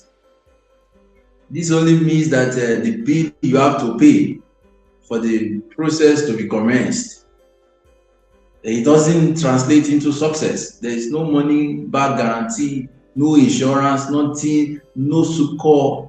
So when we tell people, we are not even talking about after the birth, the health expenses that you have to procure after birth. So it's almost like a no way for the ones getting in. But like you said, you know, religion will keep selling us the drug that we can always find our own in it, rather than building institutions. How much will it cost us to have an institution that does this for free, or in their code, in a subsidized manner and way? What should be stopping us from getting treatment in addressing maternity issues that requires that we pay upfront? So we could see that in anything, in almost in every institution that we are looking at in this country, we are already perishing. Our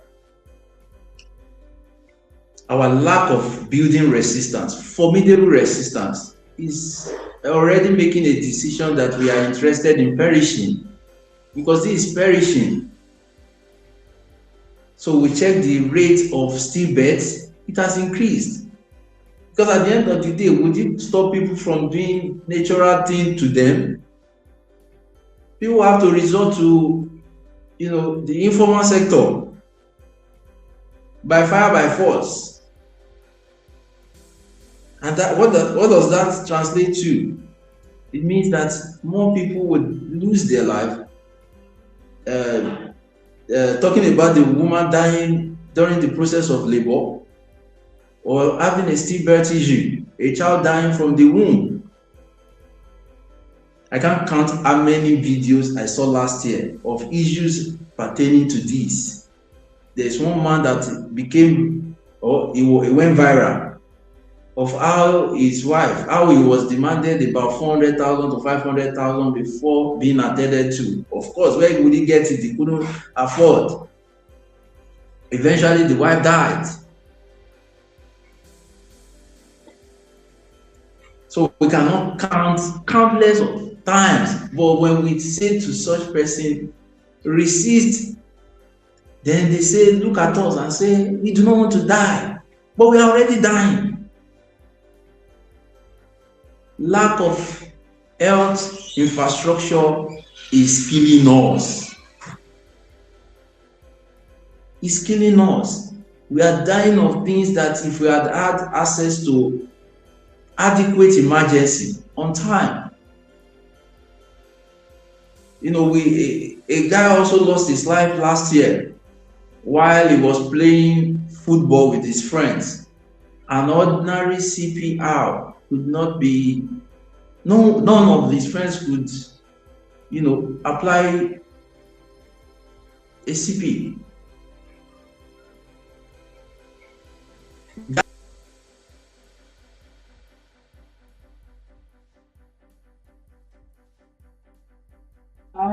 It seems as though, are you there, Comrade Lara? Are you there? Yeah. Yeah, it seems like we lost you for some seconds here.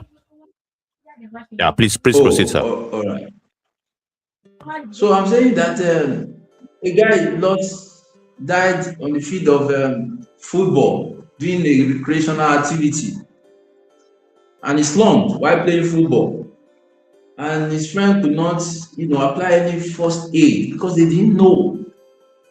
We are not educated. We are not adequately informed. Who is supposed to do the job of informing the citizens about how to apply first aid that even health centers do not have a first aid box.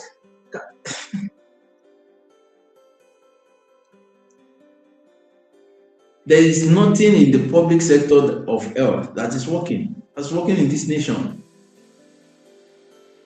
And it is also not free. It has been privatized. That's another thing majority of us are not even also talking about, that the health sector that is not delivering on its results is also not free. People have to pay for cards to see doctors.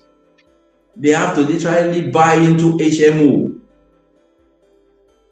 to get the attention of a physician.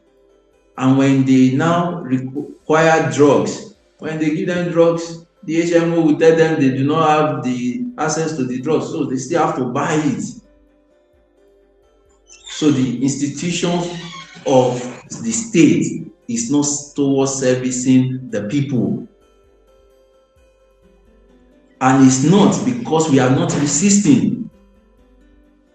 And we are not resisting because we have been distracted that we could find an alternative rather than perishing. But we are perishing in large numbers, in our numbers.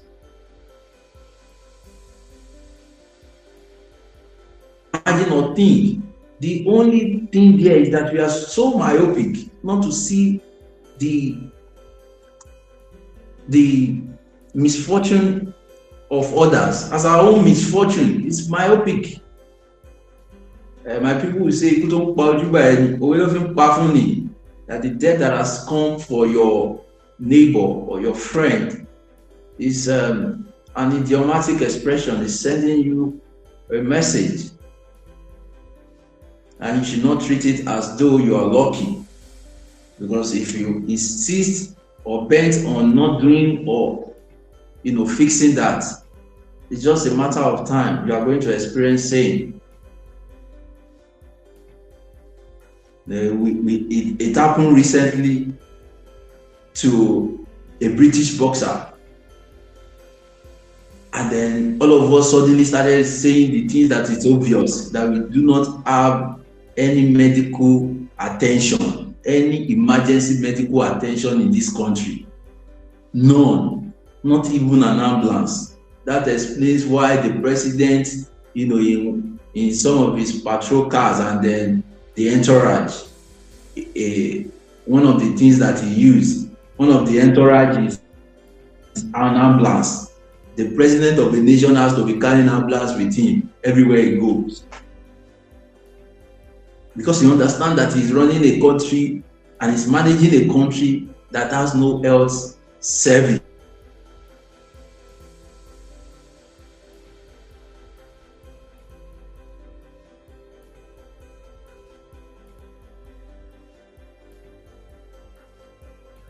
So sorry. It seems as though we're having a network issue with our guest speaker. We welcome everybody for joining us on this live stream. Tonight, and a pleasure to have about 93 of us join this live broadcast across all streaming platforms. We are on Facebook, Civic Space NG. We are on Facebook, Civic Space NG. We are on Movement Radio on YouTube. We are also on the Movement Radio on the X platform. We are on Liberation Chats on X. And of course, we are also on Civic Space channel on YouTube. So we are streaming across about 5 different streaming platforms. And this is bringing it to you live and direct, the realities of the Nigerian people. Thank you so much, Sahid Oyeyemi Awojide. Thank you so much for your like. So just to verify that, everything you do from the back end here, we'll see it. And we're going to give you a shout out for that. So immediately you participate on the broadcast, we are either going to bring your comments to the screen, or perhaps when we see any of your gestures, we would give you a shout out, because that is what we want to be doing. This is the people's platform. And of course, if you want to also pick up the mic and join us in the studio, please reach out, drop it in the comment section, and we are going to reach out to you and drop, because we understand that from the studio here, Our comments are only visible in the YouTube platform. All right, our comments are only visible in the YouTube platform, and of course we'll post it again for people to join us live. In the studio, you can actually use the link that we have provided, but when we comment from the studio, it only appears on YouTube. Maybe that is how this streaming platform is designed. So, but well, if you are reaching out to us from every other platform, please just comment that, send me the link, and I would find a way to send the link to you so that you can actually come into the studio and give your own 2 cents. Whatever comments that you want to comment, feel free to express yourself. We would bring it to the screen, talk about it, of course, subject it to factual analysis.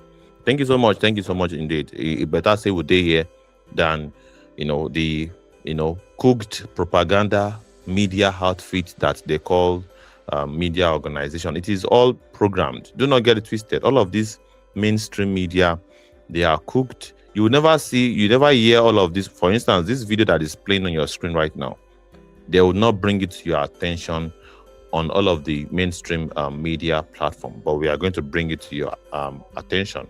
And this is coming from someone, for the sake of our listeners, for the sake of new listeners, let's listen to it one more time. Vaginal birth, 800,000 naira and above. Here is how much it will cost you to deliver your child in Lagos State, Nigeria, especially if you are on the island. This video should serve as an estimate of what you are expecting.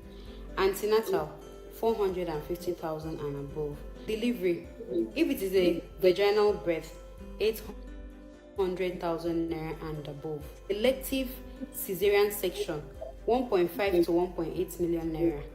Emergency cesarean section, 2 million naira and above.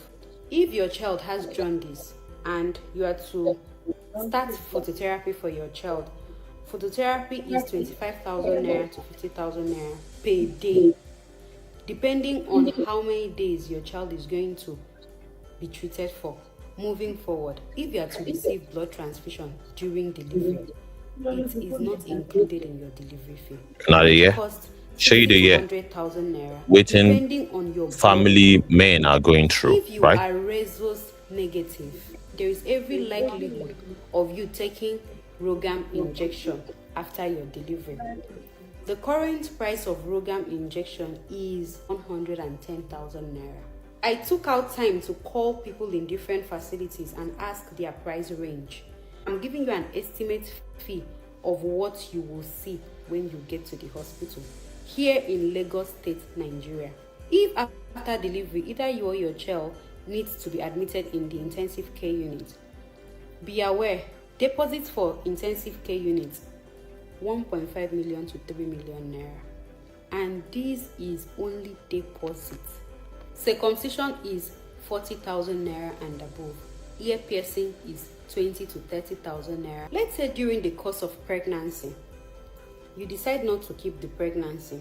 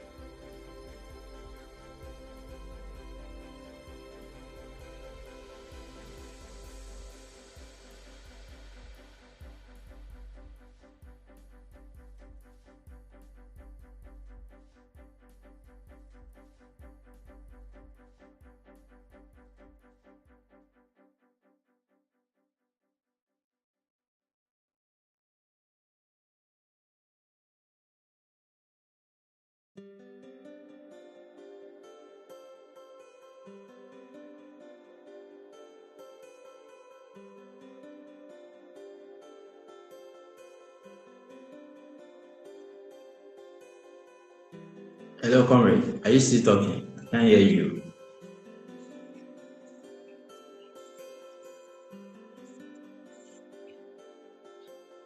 Sorry, I muted myself. Sorry, I muted myself. Sorry, so sorry. Yeah, I think you can hear me now. No, there's so much. Yeah, If you yeah. are looking at my screen right now, so many administrative buttons, and I used to mute just because there are so many noises going on in my own background. I live in me, Nabarak, I live no verse. So yeah, so I'm trying to look at infant mortality rate in the midst of this, while we have infant mortality rate, according to what I'm looking at from my screen here, there are 52.61 deaths per 1,000 live birth. All right, out of 1,000 children that have been born, about 52, deaths are recorded, and this is all thanks to this kind of, because when people cannot afford this kind of healthcare, this is talking about this particular video is basically looking at it from the standpoint of the proper, so-called proper, ideal situation kind of healthcare. All right, or perhaps what it is to call this thing self, natal care, of course, mother-child care situation. Now I know the kind of English word that they use for them, but this is talking about the ideal situation. All right, and how much it takes to have a proper care, all right, for mama and pikin. All right, but really, if you have to look at it, when things are this expensive, with the ideal situation in quote, all right, people will be forced to use other substandard means. All right, this is just pure logic. People will be forced to what?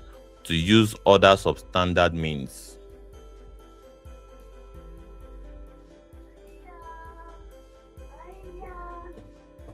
So yeah, so you have to factor in the fact that, well, it's very important that we put all of these things in perspective. So people will now have to be forced to use other cheaper means, and cheaper means less quality. Let's face it, less quality and less danger. And it will not be after you must have fought survival of the fittest to be conceived and be a child. You also now be forced to contest for the survival of the fittest among 1,000. All right, and you are prone not to make it. Can you see the probability? All right, probability of you not making it, despite the original natural survival of the fittest situation. So this is the Nigerian reality. So you can fact check us on this, on infant mortality rate in Nigeria as at today, right? And this is talking about the resist or perish situation. What constitutes the phobia in Nigeria? Why are we afraid of, really, when this is our reality? And of course, on this platform, we take a look at the realities of Nigerian people from the horse's mouth. We don't want to be bringing to you what the journalists, the mainstream journalists are saying, right? We don't want to bring to you the propaganda, agenda, news items from the mainstream media that is owned by the politicians. All right, there are factual evidence to show that now politicians get all of this, our so-called news platform. They are owned by politicians. Hence, the need for us to have our own media. And of course, we don't start. You can see how we operate them like see with the TV. All right. If I want to become, in the full frame, I can do it. Right. If I want to, frame everybody that is on the studio in the platform, I can do it. I can even make the subject that is on the video also the major frame. So, and of course, we have audio. You can call in, and we are going to pick up your call. The number strolling under your screen. All right, you can call that number, and of course, we will pick your call in real time. So do not just this is a simulation of what constitutes a media platform. How else? all right, in the modern day situation. This is what, and of course, let's face it, many of these are mainstream media platform also. You have to subscribe to be able to have access to, for you to be able to consume the content of News Central, Channel Television, AIT, even NTA. You have to subscribe to a cable TV, all right? And after subscribing, you still have to be at the mercy of whether or not network will be stable. So these are the things. So what's not the difference of coming to the people's media platform or building a people's media platform such as this? So thank you so much, everybody, for joining us for this broadcast. We just started. We never even start. All right. Of course, we would keep doing what we are doing to build this platform of the people. So let me pass the mic to Adege. Adege, are you there, comrade? Are you very much connected to us? Yes. I'm Greetings very to much you. connected. How are you doing? All right. What part of the discussion jumps at you and you would like to give your comment? I say, people don't understand what you have done for them in Nigeria with this platform that you have set up. People don't understand what you have done for them. The ability to bring truth to them in real life and in real time. They have no idea what you have done for them. Nigerians should be thanking you. They should be thanking you for putting this together, because it's not. It's an historical duty that we have to just perform. And we thank all our supporters that have made this a possibility. If not, we wouldn't have been able to pull this feat. So thank you so much for your support.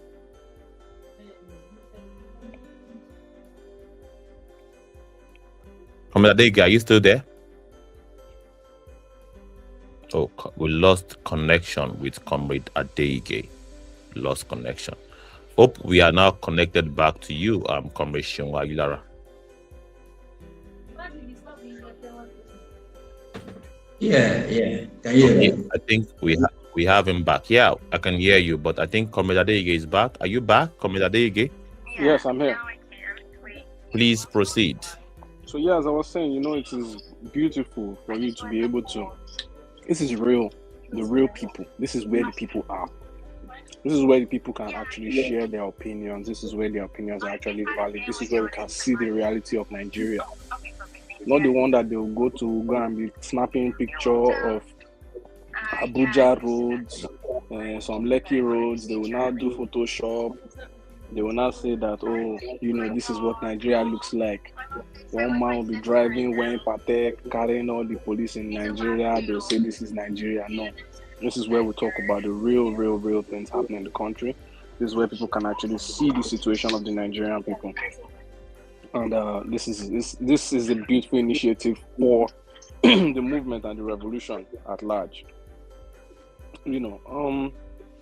One of the major things I want to really talk about is the mismanagement of our economy, and the underdevelopment of all our sectors. For example, look at what the video you're showing. The video you showed about the lady who was talking about, how much it costs to give birth to a child in your own country. So practically, the people cannot afford to have children in their own country anymore. That is the situation of things now. The future of Nigerian citizens, as we speak now, is not guaranteed, because if minimum wage is 70,000 and normal vaginal, childbearing is 800,000, that means you have to save your full salary for 1 year to be able to give birth to your child, according to what this lady is telling us here. Now, we are not talking about a situation where, cesarean section, right? In fact, to even go for antenatal alone is 400,000, according to this nurse here. And then if you now want to do... Can you hear me? Yeah, I can hear you. Please proceed. Yeah. And if you now want to do cesarean section, it will be running into the millions. And considering the new tax law, I wonder if we are even going to be paying tax on that. We have never added tax into the situation of things. So it's absolutely terrible what we are going through.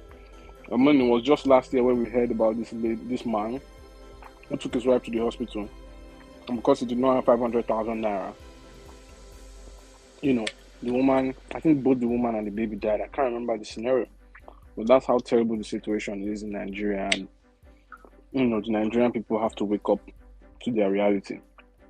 We have internalized the culture of docility and beggarliness,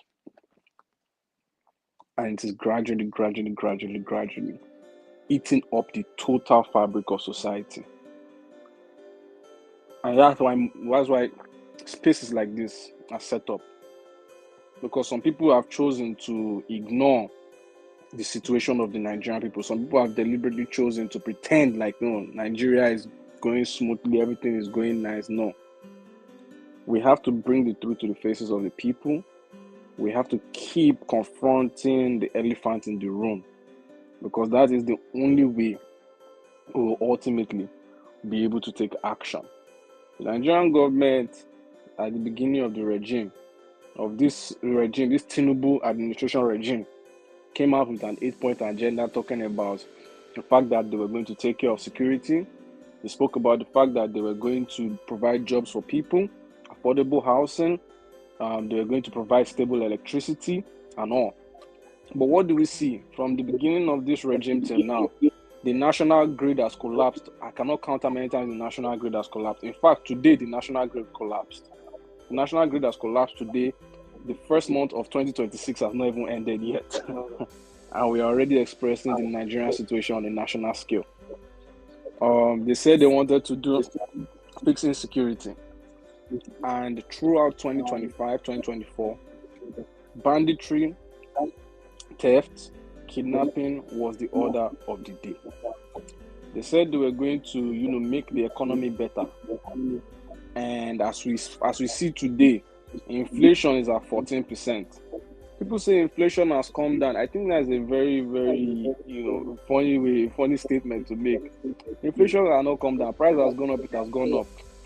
It has gone up. Inflation does not come down. Inflation can only reduce in terms of how fast it's moving.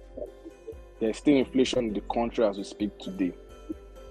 We were paying how much for a subsidy? About $9.7 billion for subsidy. And that money, Tinubu say he wants to take it and use it to rebuild the economy.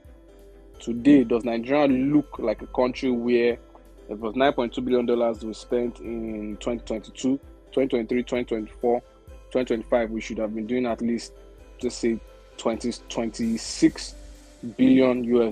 Where does Nigeria look like a country that $26 billion has been injected into? They are still demolishing the houses of the average Nigerians, stealing their properties from them, and then somebody, the head of the Nigerian tax force or whatever he calls himself, is putting on a wristwatch worth over $20,000 in his hand.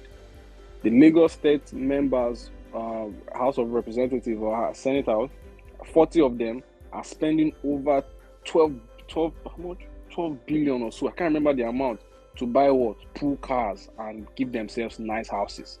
Why Nigerian people are crying and Nigerian people are disoriented. It is a shame that our president's son is busy flying private jets up and down the entire country when people cannot afford 3 square mil in his own state.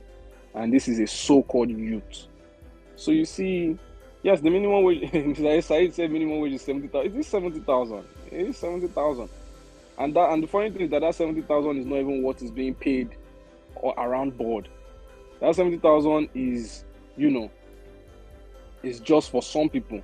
Some other people earn 20,000, 50,000. How much is that? How much is data in Nigeria?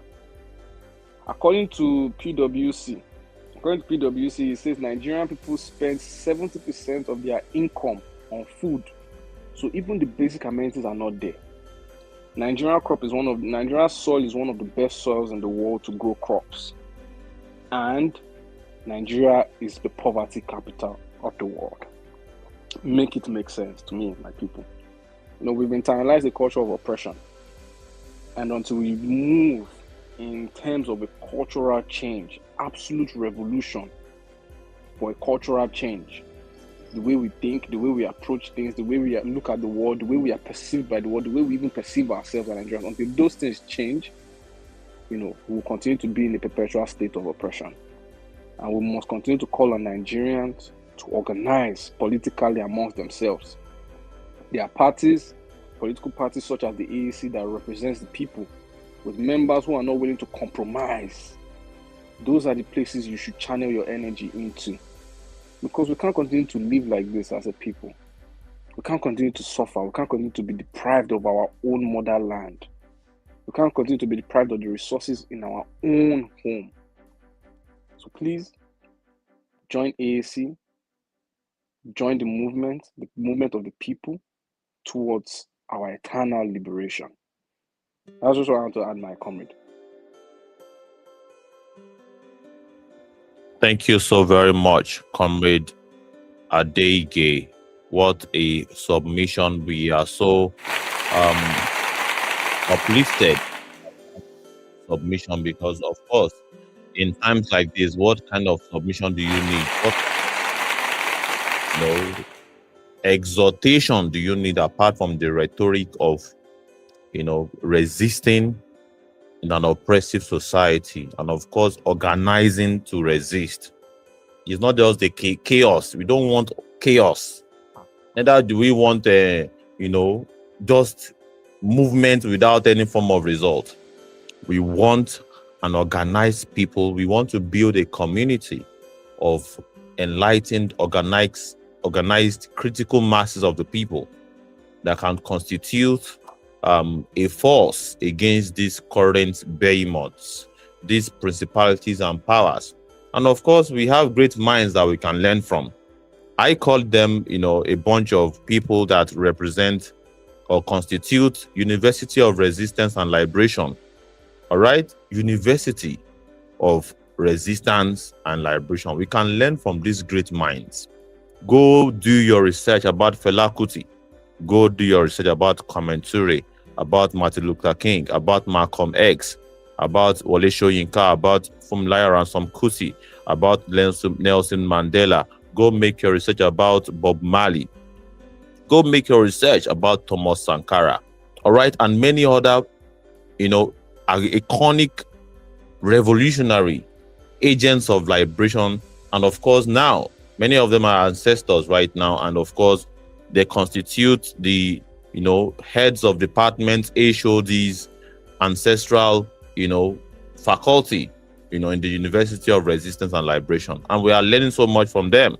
All right, and of course, even the living legends also that we have among us, that we are learning so much from, people like Omoyele Sowore, and even some of our speakers on this platform. All right, people like Comrade Shinwailara, Comrade Adeige, the African Wahala, Comrade Hoaihe, many of that engineer Hoj. These are big names in the struggle. Comrade Kunle Wiseman, you have Sonia Olu Juwon, Femi Adeyeye. You have many of these guys, Comrade Ifeanyi Okonkwo. You have many, Chimezie. You have many of these people that are great revolutionaries in their own right, and they have contributed one way or the other to the liberation struggle of Africa, and of course Nigeria as a project. And of course, we don't start. We know say this thing where we don't start, so as time goes on, they will also want to replicate it. We know that, and it's on record. Even though it will be on record that we started it, and once again they will decide to defecate on ideas like this. They will decide to do that. We know that. When we started Spaces, all right, it now play. All right, and they replicated it. They messed the whole concept up, and they have now turned it to a propaganda machine for the establishment. Of course, we hope that they're not going to defecate on interesting initiative like this also, and they will not mess it up as usual. Although it will be on record that we have been able to do it first and do it efficiently, and not just efficiently, sustainably, right? Because we're going to do this in a sustainable way. It's coming at a huge cost, but well, we have to do what we have to do to give our people the necessary orientation that is necessary to build up the momentum to confront their oppressors. And of course, by and large, we have so much content that we want to play as we have the interlude. Commissioner Ilara, I hope we are on standby. After this interlude by Dele Farotimi, all right, we would come back to you, Commissioner Ilara. Let's play this interlude by Dele Farotimi. Cannot really be found for waging the necessary battle to end this state of anomy. Yesterday's beneficiaries, even those who brought Tinubu to power, those who refused to listen to reason, who endorsed it, who explained it, who are complicit in the erection of this system, they are going to become victims to this system. Yorubas will say to you, if suffering is not democratized, consensus to fight it will not be found. It is nice to hear the likes of El Rufai bleating like a victim these days. That is what his victims have been doing for years. If he was sat in the ministerial office, I would not be hearing him bleating. When power is only limited by a man's whims, the day will come when his whims will be directed against the enablers. And that is inevitable. The man who was busy helping for joining him to dance Bugaon after Chatham House, is the power not raining on his own head today? When they were enthroning him and they were being warned about the subversion of the constitution and the destruction of the democratic order, were they not applauding? Rules do not matter any longer. It is about the will of men. If the man sat at the top of the pyramid, says that he desires a third and fourth term, between Akpabio and his brother Awase, they will give it to him. Our constitution does not matter. Did you just say that if the president wants it? I am repeating myself without any fear of contradiction that if Bola Ahmed Tinubu decides that he wants a third term, pretty much like Uncle Shege, he will submit that bill and your House of Reps and Senate will pass that bill in record time. You are seeing the beginning of the Yademization of our presidency. You are seeing the beginning of a full-blown dictatorship that is unrestrained by any law. That is the reality. The only thing that has happened is that it is crowing triumphantly in the marketplace, announcing that it is unrestrained by laws or by rules.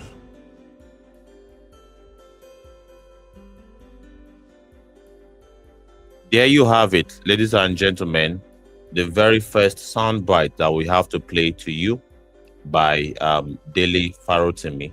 I hope Commissioner Ilara, you are on standby, and we'll pass the mic to you as you continue with your submission. And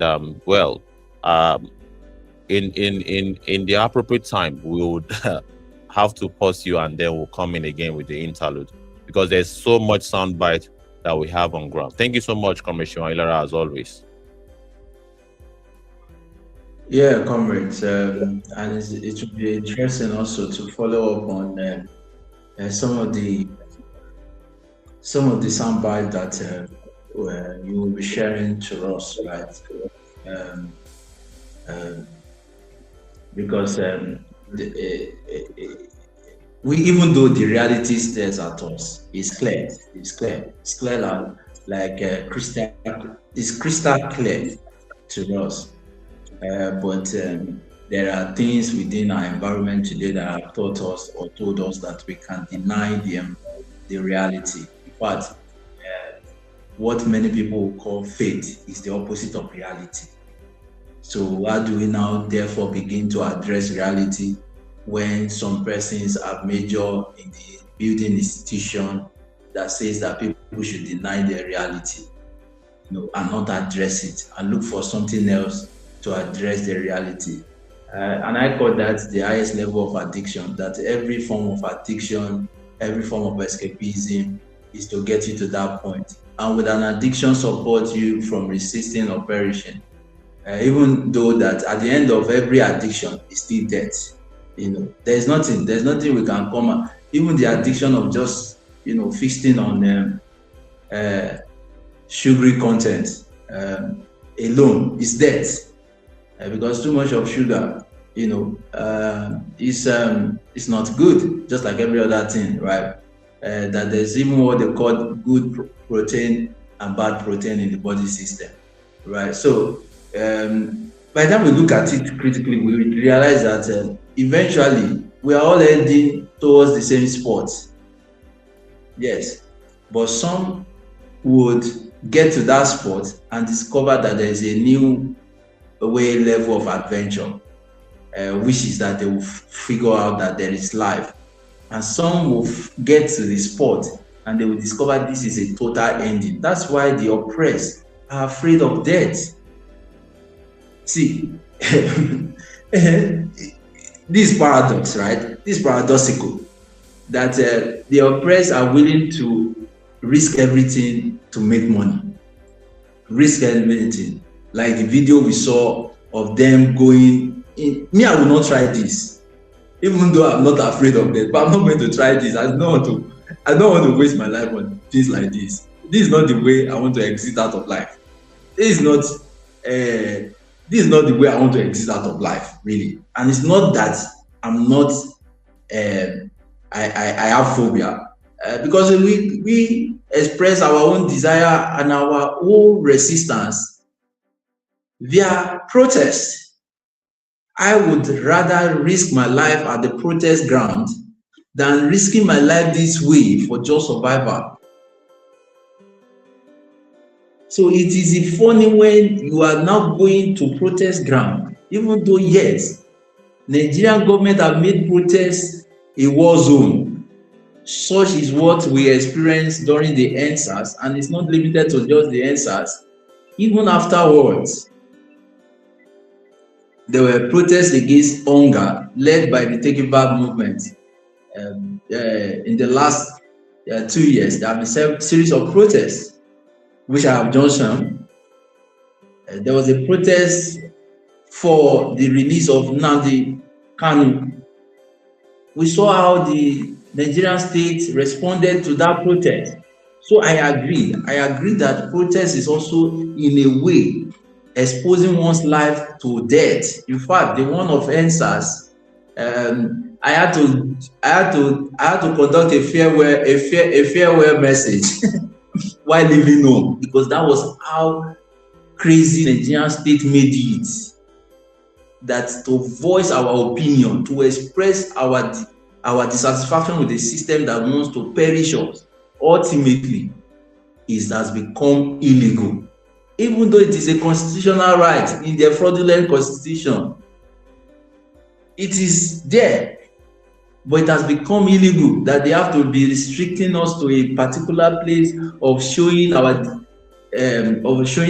grievances against a state that is currently and perpetually orchestrating policies targeted to unalive us. Because what do you tell?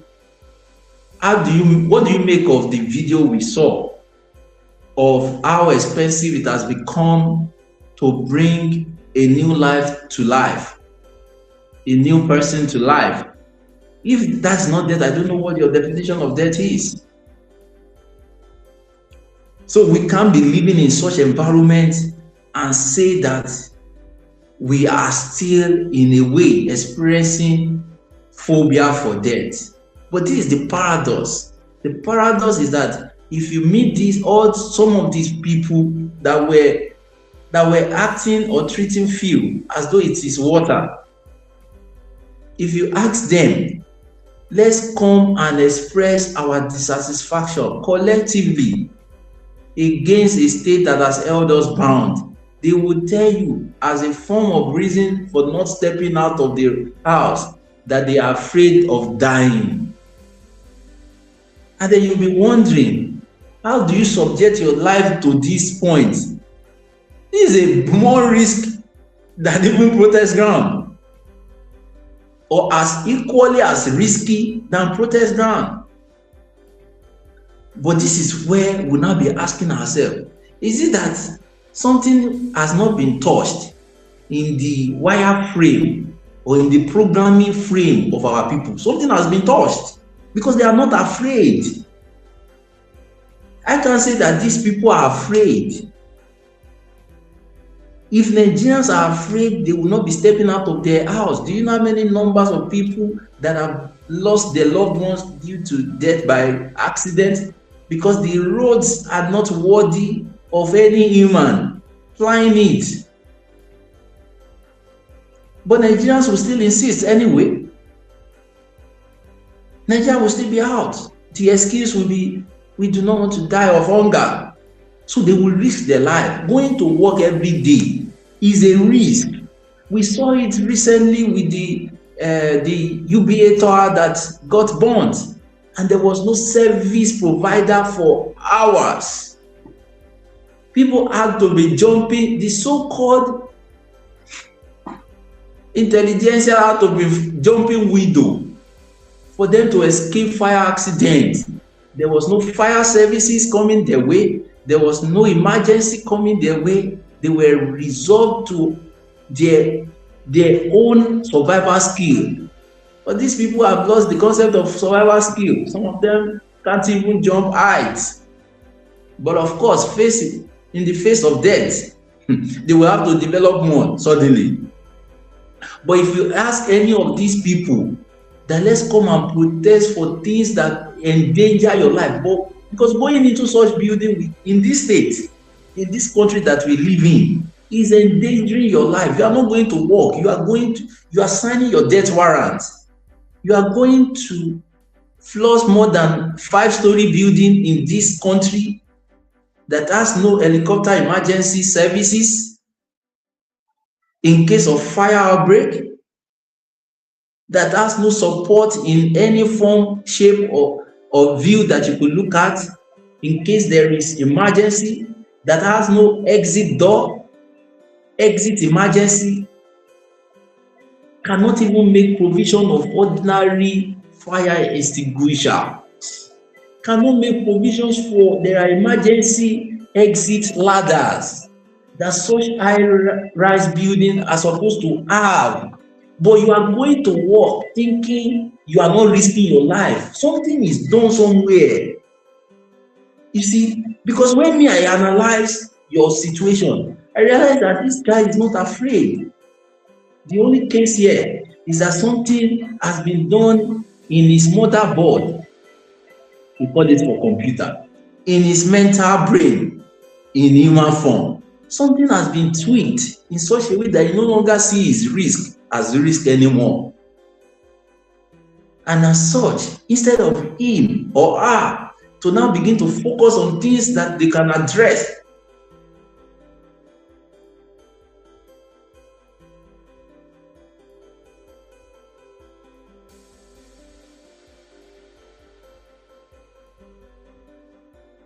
they want to do, which is they do not want to die.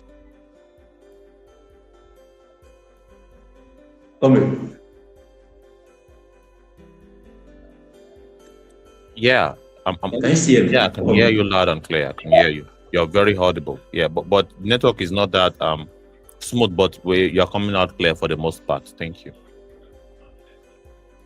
All right. Yeah, these are some of the things we talk about. If ordinary to express oneself in this country has become a tug of war. It's like we are going to third world war. To express oneself in this country with your data expensive, already overpriced, under service but overpriced. We are paying for premium service in this country, but less service. We are being exploited every day, and some folks come to portray our own resources into our face and consider it as luxury, and we'll be clapping for them. And we say we do not want to die. Didn't you read your religious text clearly that there was a scheme, a Ponzi scheme that happened in that religious text, where that which was thought that he had none was taken from him to give to the person who already has. We are the one funding this lifestyle,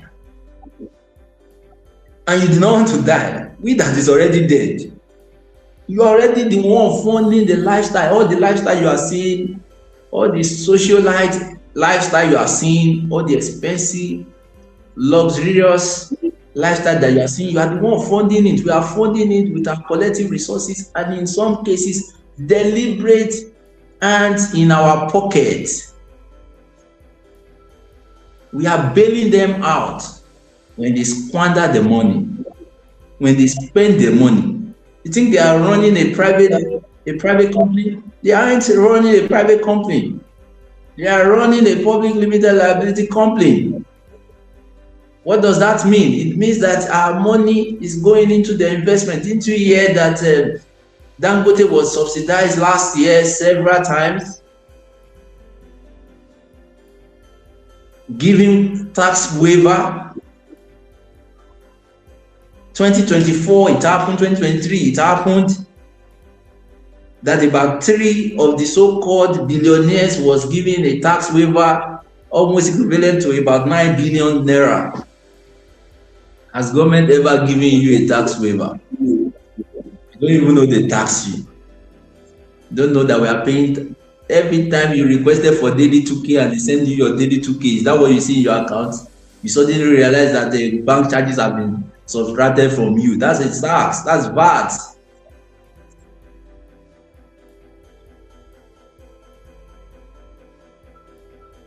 And as if that is not enough, they still charge you if you forget yourself, leave money in the bank. They charge you in such a way that he cannot even give you the equivalent. What the guy that the progenitor said he was wicked, what he did. At least give me back my money the way I gave it to you. But these ones cannot give it to you the way you have given it to them. So we are already dying. Death is something obviously here. But if you are not seeing it, there's something has been done. There is a configuration of things. There's an orchestration of system that have been conditioned for us not to see our death as perishing, but to see it as living. You know now, when people think there is life in misery, something is wrong. I do not want to use this particular example not to be insensitive to a particular tribe, but we understand that there are some persons that we see and they say they want to also belong in the realm of the modernization, and we see that the more they try, the more they look local, the more they look primitive, even though they are making an attempt to look foreign. Just imagine that.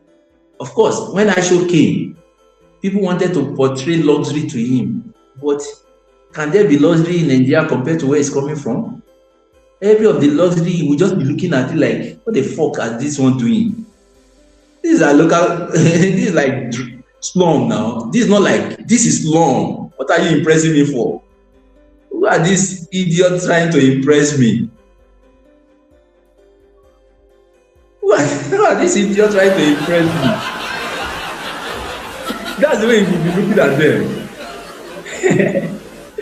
But of course, the idiots who have never left the shores of their country, who do not know that they are alive outside their country, we think this is all. We think the slum is, there is life in the slum. So they will say, come and see, we have club too in the slum. Until you will get to the slum. You know when you get to a village environment, and they tell you that there are things that are happening in the city that is also happening there. You know how you feel. You enter it and they just realize that the more they try, the more they reveal themselves, the further reveal themselves that they are in misery. That it will have even been explorative. It will have even be more tourist for them to remain original to self than mimicking a system that they could not afford to. It's the same way. So what are the things that have shaped our perspective for not seeing death that we currently experience on a daily basis? Because if you step outside your house, if you intend stepping outside your house tomorrow, maybe tomorrow is Saturday anyway, weekend, but of course, still always here, you still have to go and hustle, right? If you intend stepping out of your house tomorrow, you are not afraid of death. Fear is not part of your option. You can't tell me, you can't give me the excuse that you are afraid. That's why you are not coming to the protest ground. No. I am seeing somebody that have been indoctrinated, miseducated, misdirected, anything you could talk of not word anyway. Everything misinformed, misprogrammed, everything miss. So what are the things responsible for it? I'll share one, and then probably if Civic Space wants to take it on, then we'll share the later. The system of economic system we operate today further destroy or miseducate us. This system that we operate today, we call it capitalist system. But on the street, we say, na jungle system, jungle, say all man for himself, right? You don't hear that statement before. They say that this like na all man for himself, na jungle system. Still on the street, we say that na dog eat dog system. You see, that the way because the streets get the IoT, the orientation to define it absolutely well. So we say all man for himself, meaning in this system, what we have to risk our lives for is nothing other than man for himself. Did they get that now? So it's called capitalist system. This is capitalism. When some of the so-called intelligentsias, CDO intelligentsias want to explain it, they say this is the system where it gives freedom to ownership, that there is need for private ownership.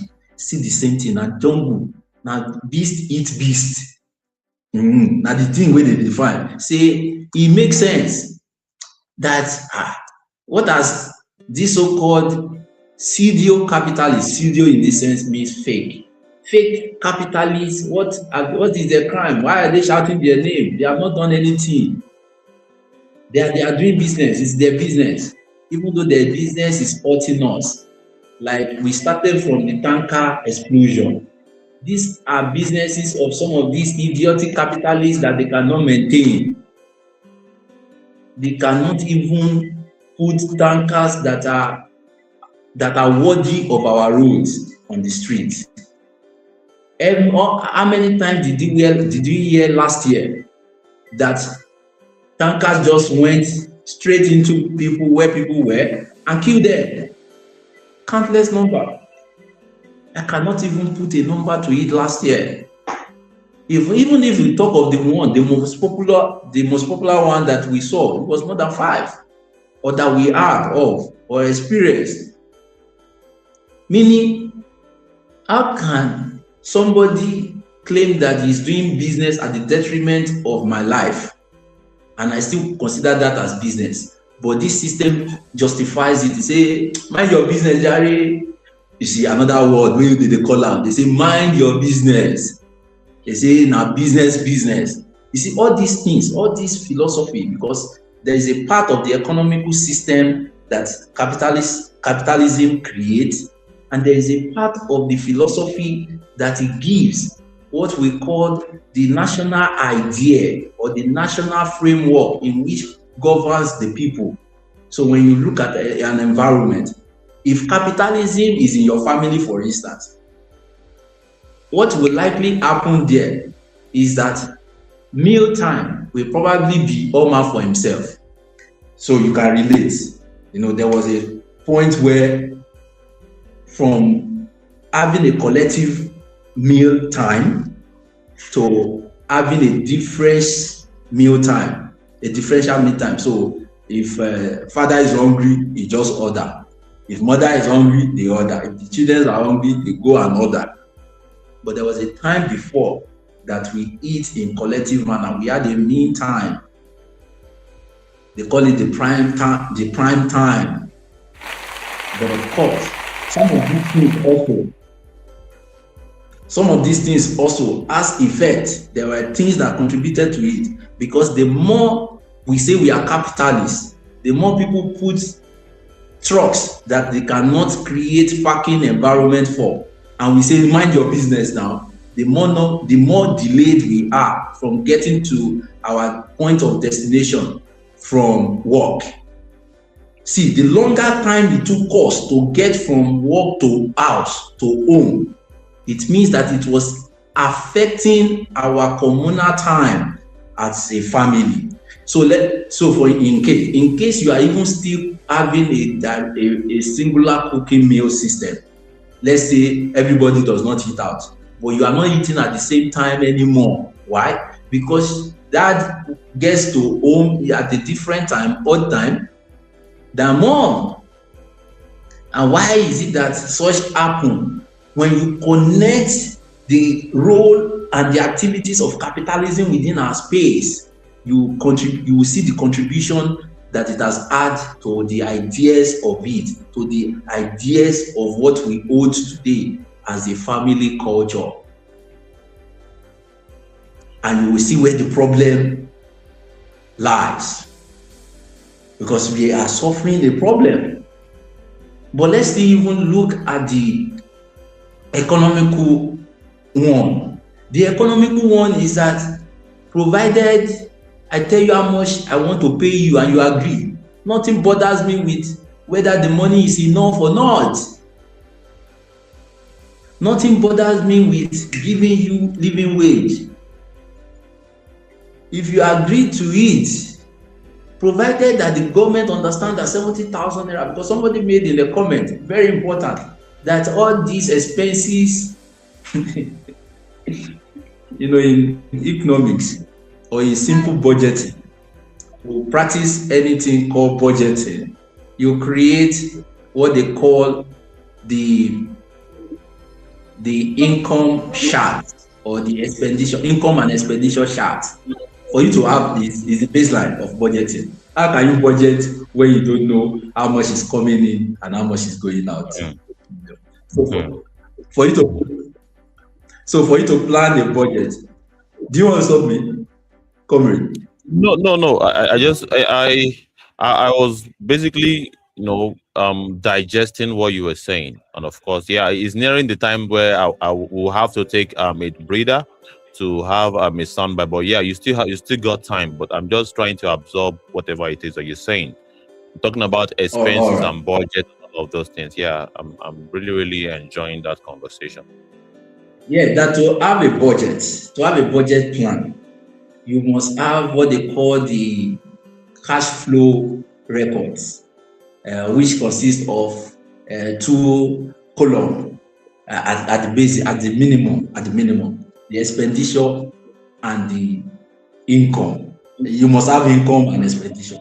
You must have what is coming in, which is the income, and you must have what is going out, which is the expenditure, right? Or what you want to intend to spend on, to be able to come up with a plan and a budget for whatever thing you want to do, whether it's an activity, one-off activity, or a consistent program that you want to run, right?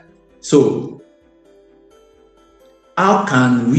when we conduct income, how can we have an expenditure? How can you employ somebody with an expenditure that is higher than their income, and you feel that is sane, that is justifiable? How can the Nigerian state be paying people 70,000 when they know that the expenditure is more than 70,000? When they know that the demand on transportation alone the money is already gone. And by the way, you only need to be earning 75,000 or 71,000, between 71,000 to 75,000 to be taxed. Because this government wants to tax your income. The income that is not enough, you are already operating a minus budget.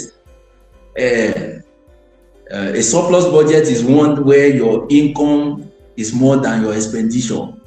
So after your expenditure, you still have more money to do owo omoko at owo omo ale. right? But in this case, you are having a deficit budgeting. We are already in a deficit budget. If you are earning 75,000 in this country, you are already a deficit. But government is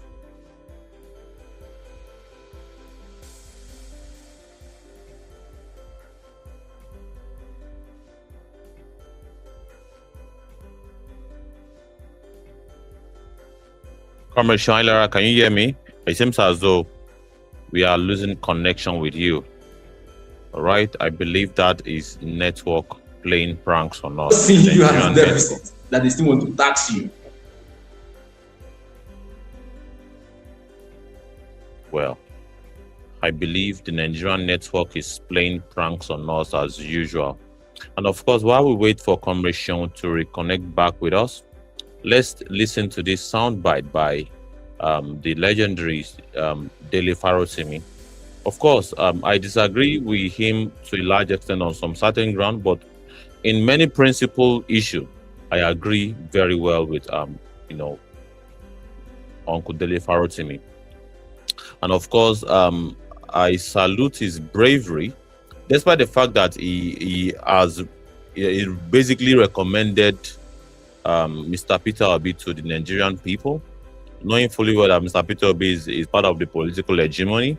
But the fact that Mr. Peter Obi has taken the bold step to return back to the same class that he said he has left, I think that was the that was the straw that broke the camel's back for Mr. Dele Farotimi. But well, it is what it is.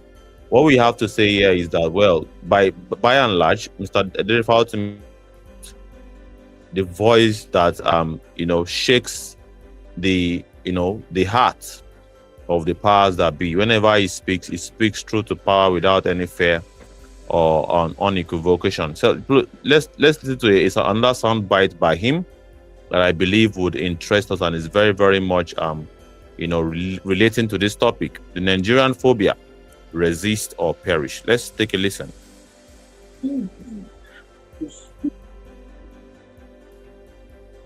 But how do you speak to the Nigerian's abandonment of his own right to fight for what he owns?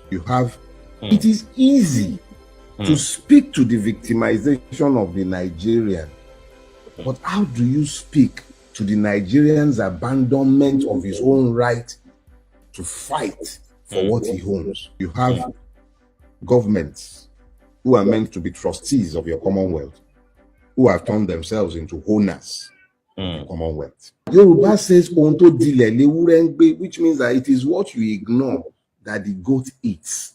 Who read the history of the Magna Carta?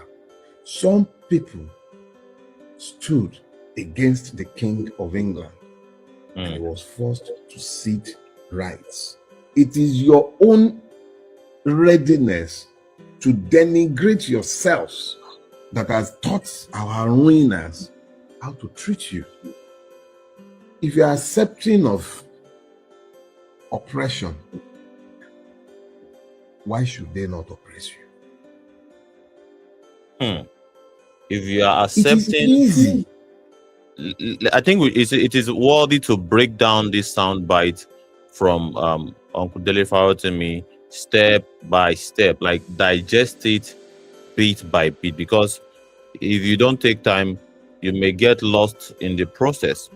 All right, so let's take a look at it bit by bit and dismantle it piece by piece. It is easy to speak to the victimization of the Nigerian, but how do you speak to the Nigerian's abandonment of his own right to fight for what he owns? It is easy to really speak to the victimization of the Nigerian people, but how do you defend the fact that Nigerians refuse to fight for what is rightfully their own? All right, this is very powerful. Governments who are meant to be trustees of your Commonwealth, who have turned themselves into owners. You have governments or individuals who are supposed to be trustees, all right, of the Commonwealth. They have turned themselves to owners. All right, and there are many examples, numerous examples of those that have sold oil wells to themselves, oil well that should belong to the people. They have cornered it to themselves. How about land? How about other resources? All right, they have cornered it to them. They have turned it to their own property. That some people are even called the owners of Nigeria. Let's keep listening. Okay, Commonwealth. Yoruba says onto dile lewure ngbe, which means that it is what you ignore that the goat eats.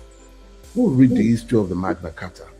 Some people stood against the King of England and he was forced to cede rights. It is your own readiness to denigrate yourselves that has taught our ruiners how to treat you. It is your own attitude to not respect yourself, denigrate yourself. You don't know your worth, you don't know your value, that has basically given these oppressors this sort of validation that yes, I am not going to, no matter what you do to me, I am not going to fight back. I am going to remain peaceful. I would remain loyal. All right. And I will not, whenever you do what is wrong, I will not call it out. Other cheek. I'll turn the other I will cheek. turn the other cheek. Yeah, Jesus Christ. All right. And of course, they have sold that narrative to our people also in the Christian community that, well, you have to love your enemies. What an ideology. What a sabotaging ideology. Pray for you, don't just love them. Pray for them too. You have to pray for them. Ha! Yeah. And you have millions of our people, millions, that really does, so why would they embrace this ideology, So why would they not? What do you say? I said, when millions of Nigerians are praying for them every day, why would they not be prospering? When all of us are praying for them every day, why would they not prosper? They are praying for you. They pray for your leader. Everybody close right. They are praying for the leader. Leader well, at the moment when you were praying for him, he was busy signing that 2.03 trillion to his child's account. Nigerians never connect the corruption in their country to their own suffering. They assume the money is just being stolen from thin air. It's being stolen from thin air. And we've come to a point where we actually love, I think Nigerians now love the situation they are in the sense that Nigerians love this I beg you, you give me type relationship, They love it. They want that I don't have, and then so that they can tell the story of how their own miracle happened. So they can tell you that even me before I didn't have, but I had to do this, I had to do that. After I did this, I did that. Then one day I was not even trying. One day one man just came, he just saw me. He just said, "Young man, what are you doing there?" I just told him that this is the work I was doing. The man just said, "I'm going to invest 1 billion into it," and that's where I got to today. So work hard. So work hard. So work hard, so that you can go and be working hard and kill yourself. And then you'll be believing that one day you too, you'll receive your own miracle. And everywhere you go, people reinforce that same mindset. They reinforce that same mindset. That's why you see people speed. I show Speed came to Nigeria. We could not show him anything. We could not show him the Nigerian. Well, we did show him the Nigerian spirit. We actually showed him the Nigerian spirit. The spirit of begging. We showed him the Nigerian spirit. It's unfortunate that this is the situation. That was what we could offer to the world when Nigeria had to put itself on display. This guy went to other African countries before he came here. And he has gone to another African country after he left here. Nigeria disgraced Africa the most. Nigeria disgraced Africa the most by showcasing the level of, and the Nigerian government is not ashamed. This is how we are displayed. In fact, I believe it is to their benefit that we are displayed as a poor country on the global scene.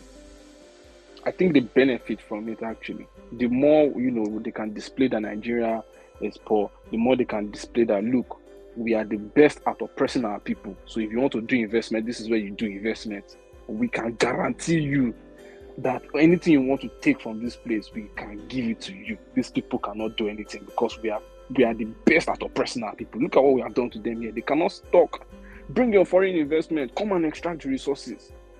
Take the land. Don't worry yourself.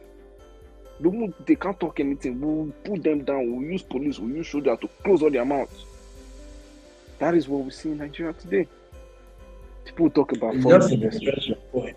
Yeah, just to portray, because it's quick for some person to wonder whether what you are saying is true or not. This happened with Dangote refineries.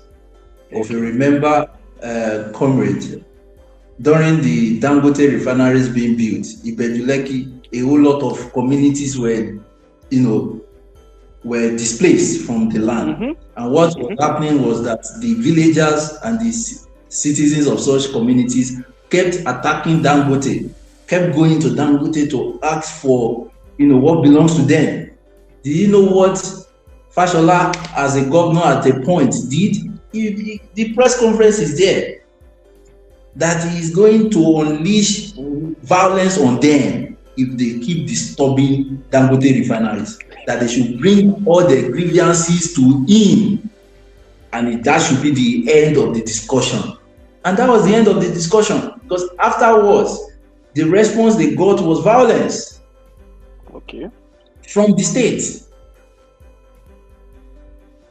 It is the same thing that is happening with Oroshoki. Oroshoki, the land is privately owned. But who are they using against fighting the people? State tools. How can you use state tools if the government is not aware? Impossible. The same thing is going to happen at Makoko. Yes. So you are very spot on when you say this. So it's not the lie. I just wanted to point the instances. Thank you. Back to Thank you, Malcolm. Thank you. You see, corroboration. In the mouth of 2, 3, it is confirmed. We are Nigerians. We are not Moroccans. So we are not Moroccans. We are Nigerians that are telling you what's happening in Nigeria. We are not Egyptians. We are telling you the situation of Nigeria as we speak right now. This is not last year. This is not 10 years ago. This is 2026. 2026. When affordable housing is the order of the day in China, in Nigeria, people are living on stilted homes. And when they are living on those stilted homes on top of water, they are still going there to demolish those homes and pursue those people. These are indigents of Lagos State. And I saw the video of when the man was saying, why are they doing this to us? Shebi, we are always voting APC. We voted APC. This is one of the people that vote APC. You see, you used your own hand to orchestrate your sorrow. You came to defend the government. Can the government defend you? Where is your integrity? Where is your dignity? Can the government defend you? No. You take everything that you own, they extract everything that you own. And then they tell you that don't worry, Nigeria economy is coming, that just be patient. When it comes to the benefit of the oppressor, when it comes to his enjoyment, there's no patience. When the government wanted to renovate the presidential villa, it did not take them 6 months to start the process. When they wanted to buy a new private jet and a new boat for the presidency, it was immediate. This was the same time where fuel subsidy was removed. The same time fuel subsidy was removed, when inflation skyrocketed to 34%, that was the same time that the Nigerian government decided to go and buy aeroplane. For what purpose? And then, but when it comes to the price of things in the market for you, the average Nigerian, for you, we have to be patient. 4 years is not enough. Let's give him another 8 years. Let's give him another 4 years. When it's time for your own suffering, this is the same person that when he was coming into power, he said that if he was not able to fix the problem of electricity by the end of his tenure in 4 years, that we should not vote for him again. This man told you people with his mouth. You people are still coming out here to talk about his second term. We've not even done complete 4 years. It's not up to 3 years ago that this thing happened now. Nigerians have forgotten. throughout 2025, I think the if I'm not mistaken, the national grid collapsed nothing less than 6 to 8 times last year. The national grid was collapsing. So now you We, go ask we don't yourself, start again this year. Oh. It has yes, now it collapsed don't start today now. again. Yeah. Yes, now. I'm currently running on Gen. Yeah. So you see, the Nigerian problem is a crazy one, because I can only imagine the amount of generators that have been run And now in Nigeria. even prior to the time, even before the thing collapsed, the light is not Stable. steady. Okay. Light has never been And stable people or are steady paying. right from time. So And it's people are always paying. shoveling, but it's even more worse. That is what it is, complete blackout. That is what makes national grid different. But even when the national grid does not break down, you have to still rely on Gen for the most part. Please proceed. Thank you. Of course, that's the situation of things. There's nothing in Nigeria that we can really speak of with all certainty and say, oh yeah, we have this thing and it is something that is working. I dare anybody. Nigeria has been independent for over 60 years. I dare somebody in the country to talk to me and tell me that, look, we have this thing and it is working on a global level. It can compete globally with what they have in this other, so-called first world. I dare anybody to give me anything. Our education system is not as good as the education systems in other countries. Our healthcare system is not as good. Our road connectivity is terrible. Security is absolutely nothing to write home about. The economy is in shambles. This is 3 years into the presidency of President Bola Ahmed Tinubu. And this is over 60 years into the hegemony of the political class in Africa, in Nigeria. This same group of people have not. If we combine the president plus the vice president plus the wives, and we add the House of Senate, the green chambers, the red chambers, we add all state governors, their vice presidents, we add all their House of Representatives, local government, council, all these people, the political class in Nigeria are not more than 10,000 to 20,000, 30,000 people. And so the people constituting the problem in the country are not up to 100,000 people. The people who are benefiting the most from this country's resources are not up to 100,000 people. And we have a country of over 250 million, maybe 300 million people. In fact, Nigeria has the same population as the USA. So we are not lacking in terms of manpower, in terms of capacity, human capacity, and in terms of intelligence. In terms of intelligence, we're not lacking as well, because we see Nigerians doing well all around the world. All around the world. Hardly would you see any successful political cabinet in the world that does not have a Nigerian in it. Hardly would you see any successful business in the world today that does not have a Nigerian in it. And I'm not even talking in it as per someone at the bottom. I'm talking at the highest level of performance. We have Nigerians there. They are breaking records all around the world. So in terms of intelligence capacity, we have it. In terms of human capacity, physical capacity, we have it. In terms of natural resources, we are heavily blessed. We are heavily blessed with natural resources. See, to tell you how bad Nigeria is, to tell you like how let me even say how blessed Nigeria is really. Nigeria has been trading crude oil as our main source of export for over 60 years. And we have experienced all this level of corruption. And Nigeria is still standing somewhat to an extent. There are some countries that if this happened in, the country will collapse totally. So we have the natural resources. But the only problem, the only thing that we do not have is consciousness, mass consciousness. The majority of Nigerians are what Baba Fela described as zombie, oh zombie. They are just walking, they are moving. Their brain is not functioning to ask questions. Why is it like this? Why are we going through this kind of suffering?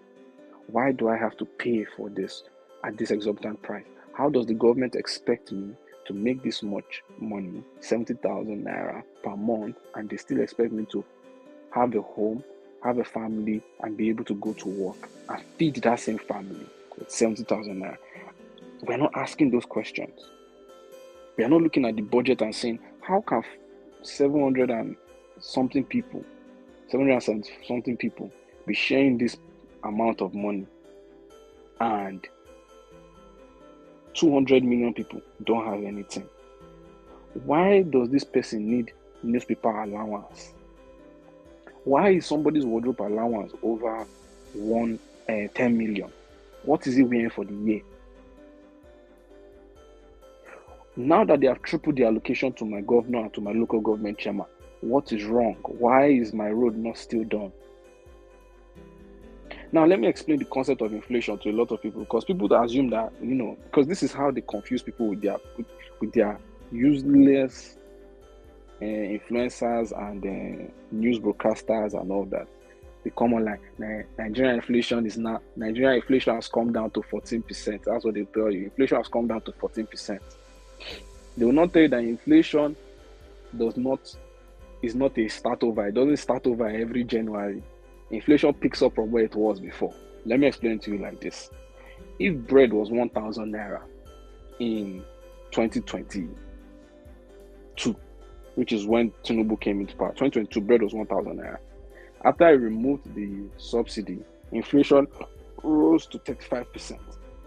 That means that bread is now 1,350 naira because inflation has gone up by 35%. Bread is now 1,350 naira.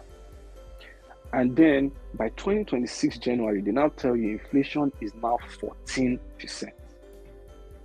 The layman will assume that means that bread should now probably have gone down and it should now be 1,140 naira. But no, that's not what it is. Add that 14% on top of that 1,350 naira. That is the new price of bread. So the price is just accumulating and growing and growing. If they tell you that inflation has gone down to 10%, that means that 10% extra increase has happened to whatever you are buying in the market. That is what inflation means. And this is what the news broadcasters are supposed to be telling the people, explaining to the people that this is how much things cost, or this is what the government decided. But no, these people, because they want to keep their job, because of individualism, because they have sold themselves, they too are dishonest apparatus of the system. They too will keep quiet and pretend like they don't know what's happening, because they too, at the end of the month, they want to go to Tony Lumelu's end of year party. They want to go to Dangote's end of year party. So they too will not talk. The bankers will not talk. The economists will not talk. They will tell you Tinubu is working. We are going through a serious problem in Nigeria, serious deception, mass deception from all the people that should be exposing the rot in this country. And since those people have decided that they will not expose the rot, we have risen up as the Nigerian people and we have said, do we expose the rot in this country? And we'll keep talking about it until the masses of people become conscious and they are organized with us towards the liberation of their future. And that is what we will do. And that is what will happen. Because oppression cannot exist forever. You can push the dog to the wall, but when its back is against the wall, eventually it will fight back and it will bite hard. And when the Nigerian people are ready to fight back and bite hard, I hope that the God and the Allah that these people serve will be able to save them on that day. Because if they do not run out of the country, well, time will tell what will happen to them.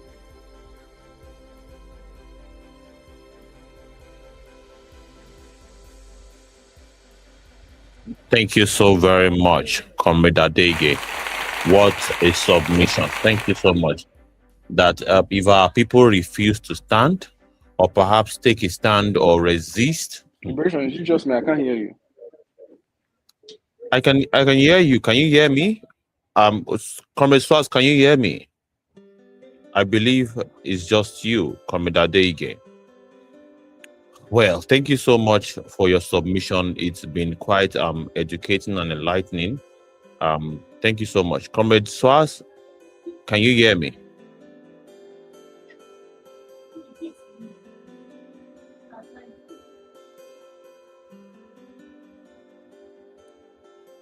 I believe we are having a network challenge here. The African Wahala, can you hear me?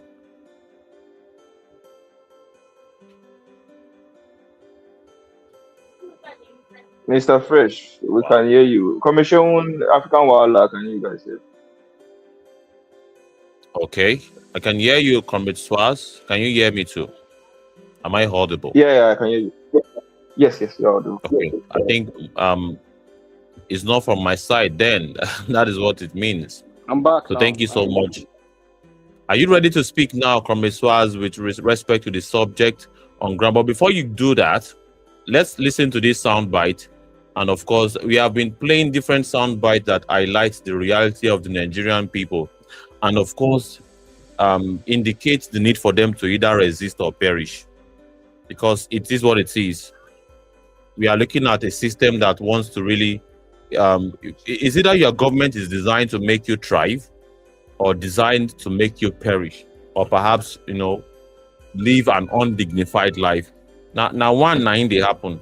And we all know the one that is happening in Nigeria.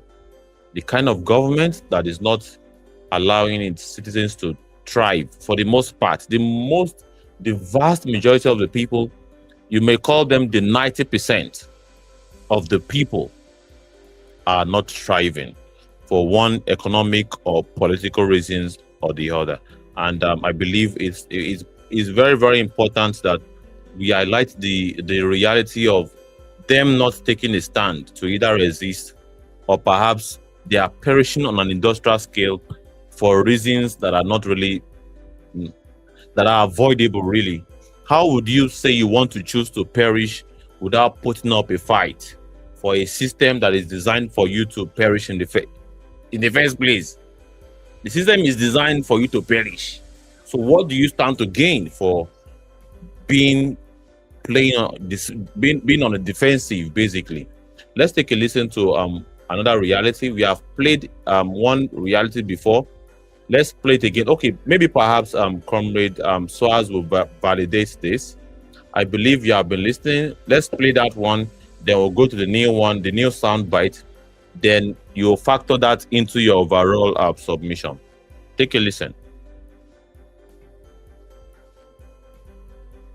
This video should serve as an estimate how much it will cost you to deliver your child in Lagos State, Nigeria, especially if you are on the island. This video should serve as an estimate of what you are expecting. Antenatal, 450,000 and above. Delivery, if it is a vaginal birth, 800,000 naira and above. Elective cesarean section, 1.5 to 1.8 million naira.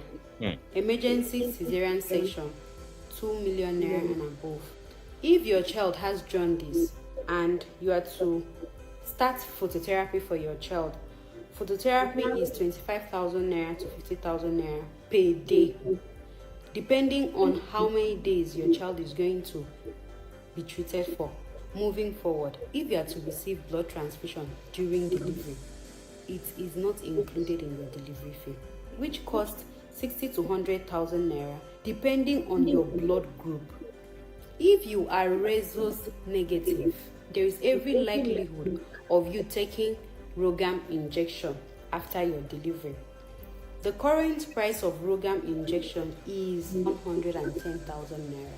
I took out time to call people in different facilities and ask their price range. I'm giving you an estimate fee of what you will see when you get to the hospital here in Lagos State, Nigeria. If after delivery, either you or your child needs to be admitted in the intensive care unit, be aware, deposits for intensive care units, 1.5 million to 3 million naira. And these... Well, and it went on and on to the granular details of what it means to actually, welcome your bundle of joy.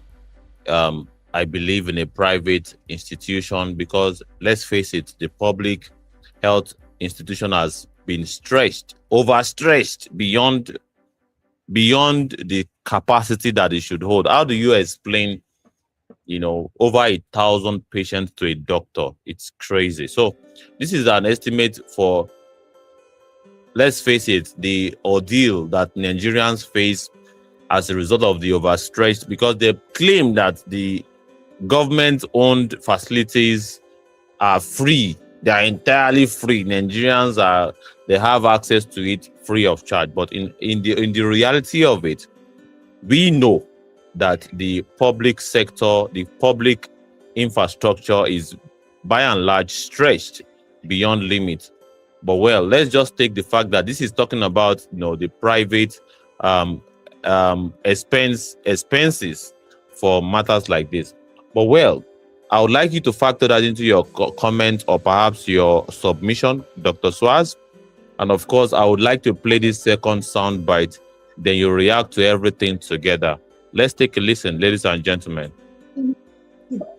Compare Nigeria with Osun State, or can you compare Nigeria with Sokoto State? That is not the correct. The connection is still very much okay. United Arab Emirates, and you compare Nigeria with Argentina. So when you are comparing, which currency do you use?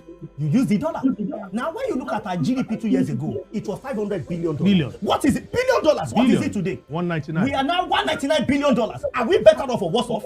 We are living in our worst days. Pre-Jonathan regime, before we rebase the economy. Before rebasing the economy, we were larger than this. So everybody, per capita income in Nigeria now is nearly above $1,000. What used to be $3,000. So are we better off or worse off? How can subsidy removal with flotation be better? The question you should ask is, what should we have done differently? And there are options which were made available, written and in discussion to authority. But the cheapest way is for government revenue to boost, hoping President Tinubu hoped that governors will invest in the economy. Was that done? Was that done? But for a few states that actually reinvested this back into the economy, it's important for people to know the truth. After all, your station is about as it is. Yes. We need to say the truth. Yes, as it is. This economy is not as strong as it should be.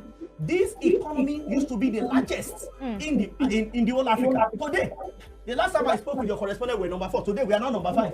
I checked, the largest economy in Southern America is Brazil. It's also the largest country in population. The largest in North America is the United States. It's also the largest population with largest economy. Then you now go to Europe and see in Eastern Europe, you see Russia as the largest economy and also the largest population. Then go to Western Europe, where you meet Germany, the largest population, largest economy. When you come to Africa, oh my dear Black Africa, Nigeria is the largest population. It's not the first, it's not the second, it's not the third, it's not the fourth, now the fifth. So how can those two policies be good? It is more than obvious that they were made out of error, they were made in mistakes, and some of us had provided alternative solution to the government. Whether we will take it or not is another kettle of fish. But we cannot say because we have a deal, look for cutlass and beard ourselves, hoping that all will be well. It's like cutting our nose to spite our face. But well, the result is obvious in the public domain. People that are watching us and are listening to us, you are the... Yeah, Comrade Swaz. Well, what would you like to say after playing or listening to these two sound bites? We would like to get your comments on this if you are able to do so, if you are ready or perhaps less busy, because we know you are a busy person. What would you have to say having played these two sound bites? What would be your comment? And of course, with respect to the topic of the day, the Nigerian phobia, resist or perish. Let's pass the mic to you, Comrade Swaz. We are glad to have you once again. Join us for this broadcast today. Thank you, Comrade Fresh. I hope I'm audible. Yes, you are coming out clear. Yeah, you are audible. All right. Greetings to everybody on the session. You know, say we don't get used to space already, but I think the studio, yes, that's the word. So greetings to everybody on the studio, Comrade Shenwa, Yelara, African Wahala, and Big, right? So before comments on the topic, Mr. Fresh, how are you coping? Because almost every time I've been a part of the discussion before coming into the studio. I ran to YouTube.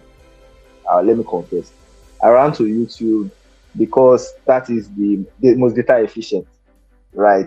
When I'm on the studio, when I came on the studio yesterday, I was just saying you have 500 MB remaining.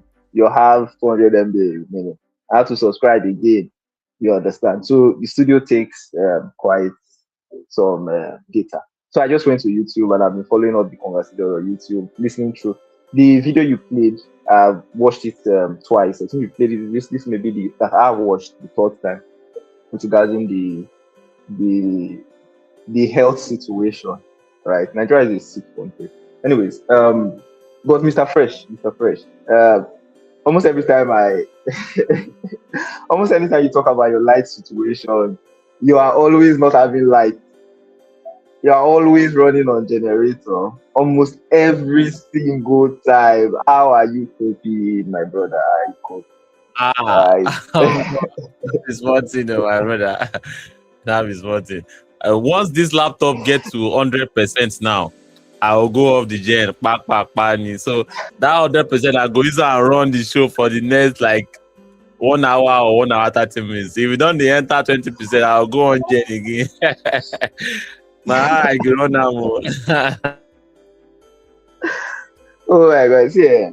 As a Nigerian, we are always on that tension. Like most Nigerians are on that tension.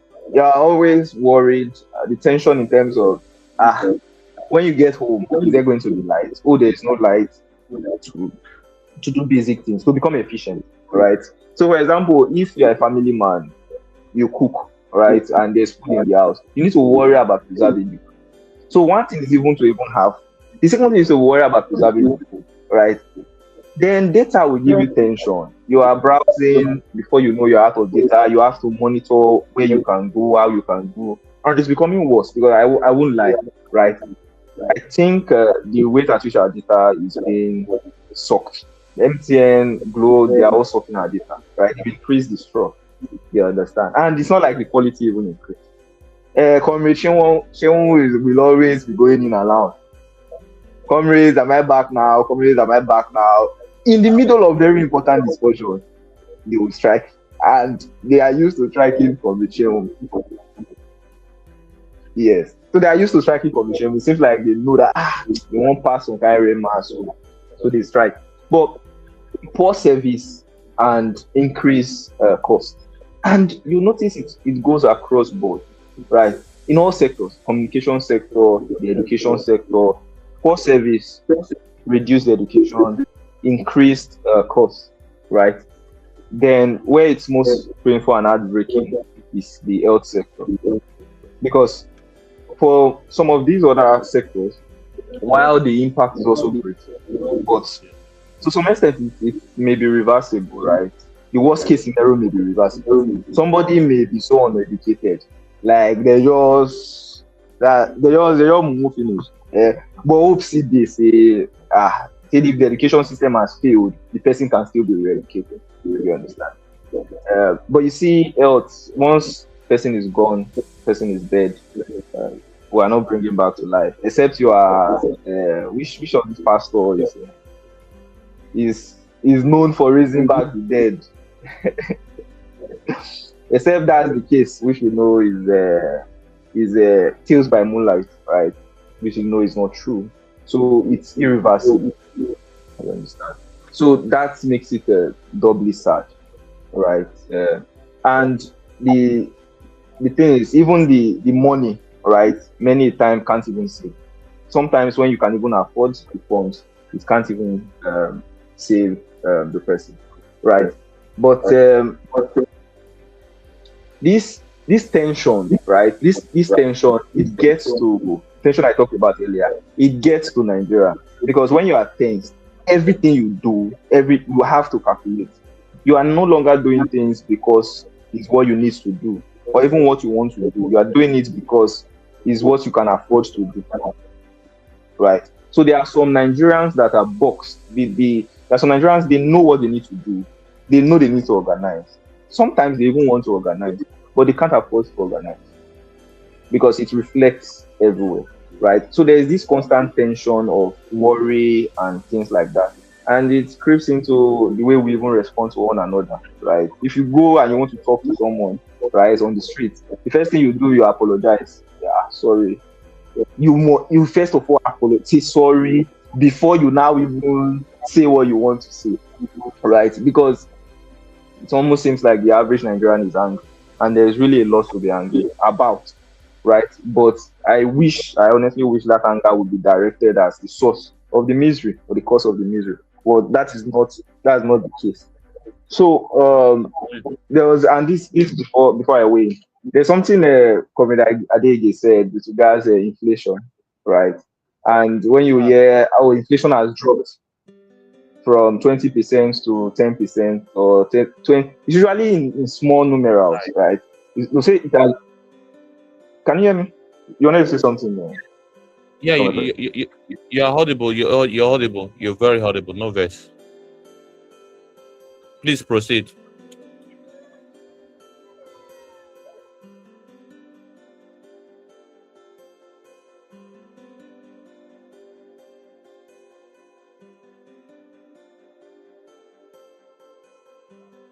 Are you there, Commissaires? Wow. Yeah, I'm here. Can you hear me? Can you hear me? Please proceed. Yeah. You're audible. You're audible. Okay. So I would maybe if I cut off, just know that my data has finished. Right? They told me 300 MB, so I'll need to subscribe. I'll subscribe and reconnect. But and the crazy thing is that once your data starts going down, right, the service begins to disrupt. Even when you are down to like 1 gig, right, the service is no longer good. Anyways, so the changes for inflation is usually, they'll say inflation dropped by 0.5%. So it dropped from maybe 20 to 19.5%, right? So what it means is that, like Comrade has explained very well, is that it is price of things still increased though, but it did not increase as the way it increased last month.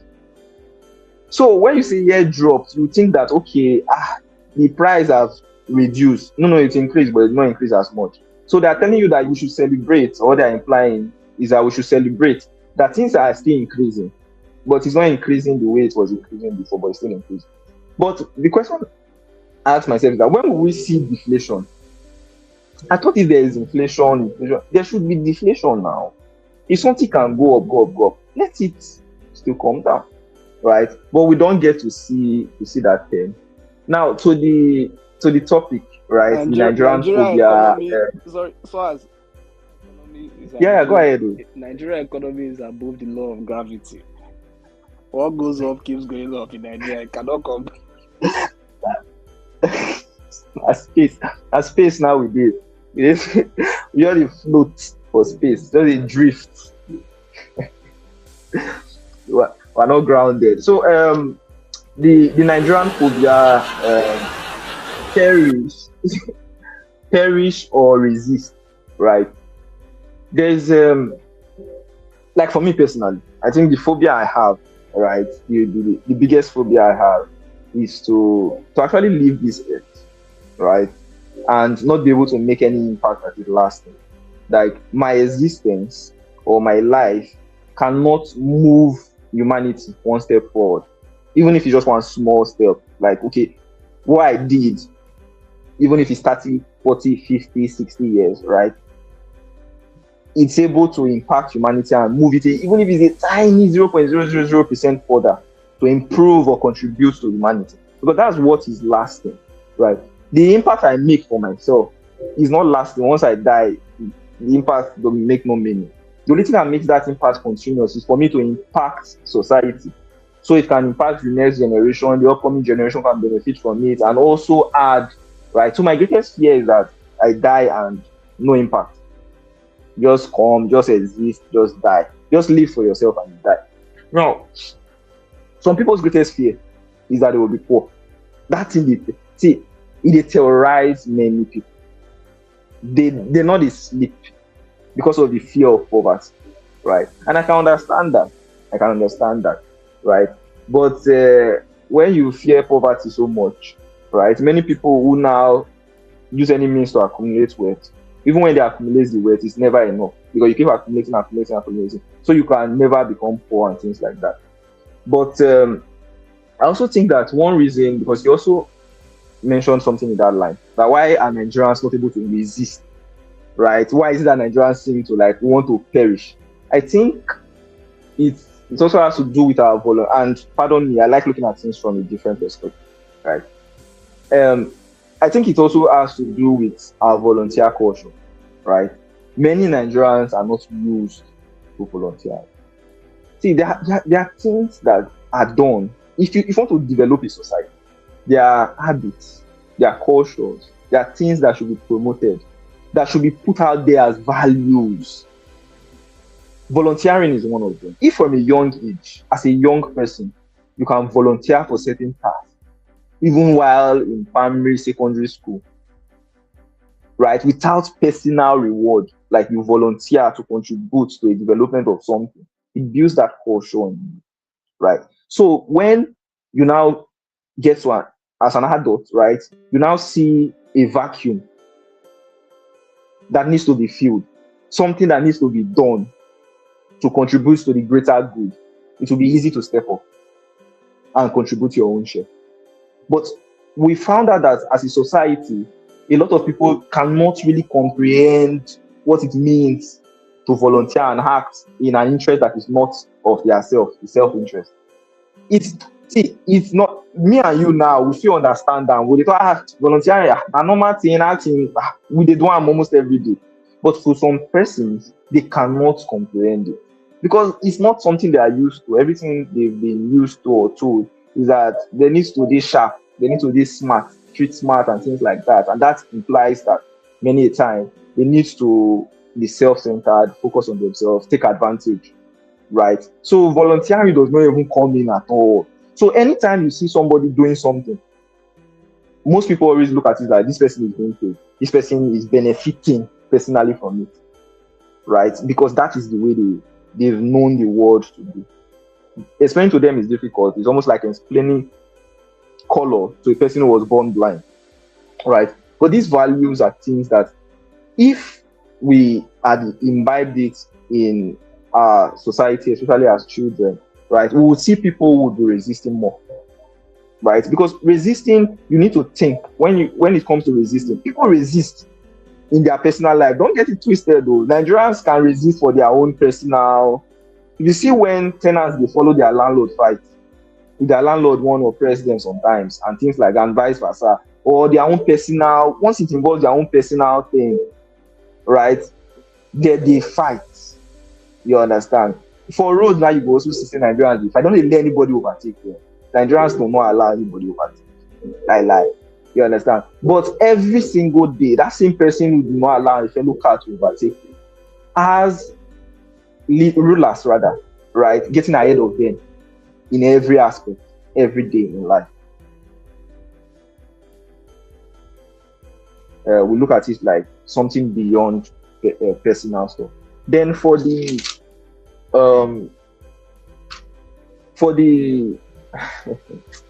for the accumulation of wealth with regards to this GDP stuff and all that, I'm somebody who I've never really taken GDP serious. I've never really taken it seriously because I feel like it's just numbers. That's why I feel like it's not really impactful. Any country that focuses on GDP, I think they are ignoring the welfare and the quality of life of the people. If the quality of life of the people is the priority, GDP should be secondary, right? Because even if your GDP is not so much, but you are investing into the well-being and the welfare of the human resource. It is the human resource, right, over time, because that investment will pay off in decades to come. When you invest in the people, they are the ones who will now become productive, more and more productive, and take advantage of available resources that will in the long term benefit the nation, right? But when you focus on GDP, those foreign direct investments, or focus on taxation and extracting from the people so you can accumulate and things like that, right? The people is only short term. It does not reflect in the life of the people. Then there's there are some common myths that ties around, and these are capitalist myths. One of them is that you give money to governors and you think that the governors are going to invest in the people. Like how now? It's not going to happen, right? It's the same thing with this trickle down myths that the capitalists will tell you that, oh, if the capitalists are allowed to accumulate so much wealth and we don't tax them, they're going to provide jobs, and their wealth is going to trickle down to those they employ and those they provide for and those bullshit, right? Because it never happens. The more the capitalists and the more these guys are allowed to accumulate hideous amount of wealth, the more wealth they want to accumulate, the more they want to become richer, the more they want to exploit, and the more they actually do exploit, and the more they take out. So it never trickles down. Never trickles down. Then to round up my thoughts, I hope I'm still connected. Yes, Can anyone hear absolutely. me? You are very, very connected. Yes, I can hear you. Can you hear me? Yes, I'm with you. So to round up Please my proceed. thoughts with regards the health crisis. But when a health crisis, I know we don't have data, but some would put it at the Nigerian doctor-patient ratio. It's about, I think, one doctor to 6,000 or 10,000 or thereabout, right? When the standard should be one doctor to WHO recommended standard, one doctor to 1,000 patients, right? But the US are doing 3 doctors to 1,000 patients. But Cuba, I'll give Cuba a hand. Cuba is doing 3 times what the US is doing. It's doing almost 9 doctors to 1,000 patients. So that is a country that is healthy. Their GDP is not so high, but you find out that their people are healthy. Life expectancy is great for a country with that low GDP. Their home visitations, healthcare is affordable and virtually free. You understand? To the extent that they even export doctors and to help other countries, doctors volunteer to help other countries. Now look at the US, the health situation is getting worse. And that is the people that so-called father of capitalism. Capitalism we are trying to now copy in a dastardly way. Anyways, whichever way we copy it to end up in the same way. So now the US, they can't afford healthcare anymore, right? In the US, without insurance cover, even with insurance cover, they found out that the insurance company are making a business out of health. When you make a business out of people's unhealthiness, it's a problem. See, this should not be so difficult to understand. And that is coming to the video, right? When you make a business out of people's health, they can never be healthy. When you make a business out of people's uneducation, being uneducated, they can never be educated. It's that simple, right? Because if you cure them,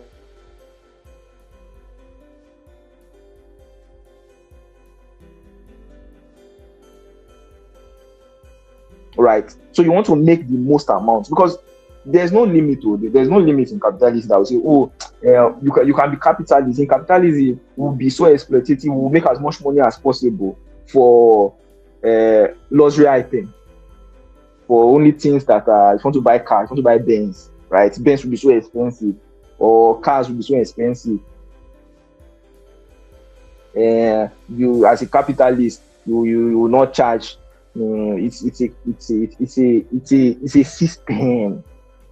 It speculates everywhere. It will see, even if you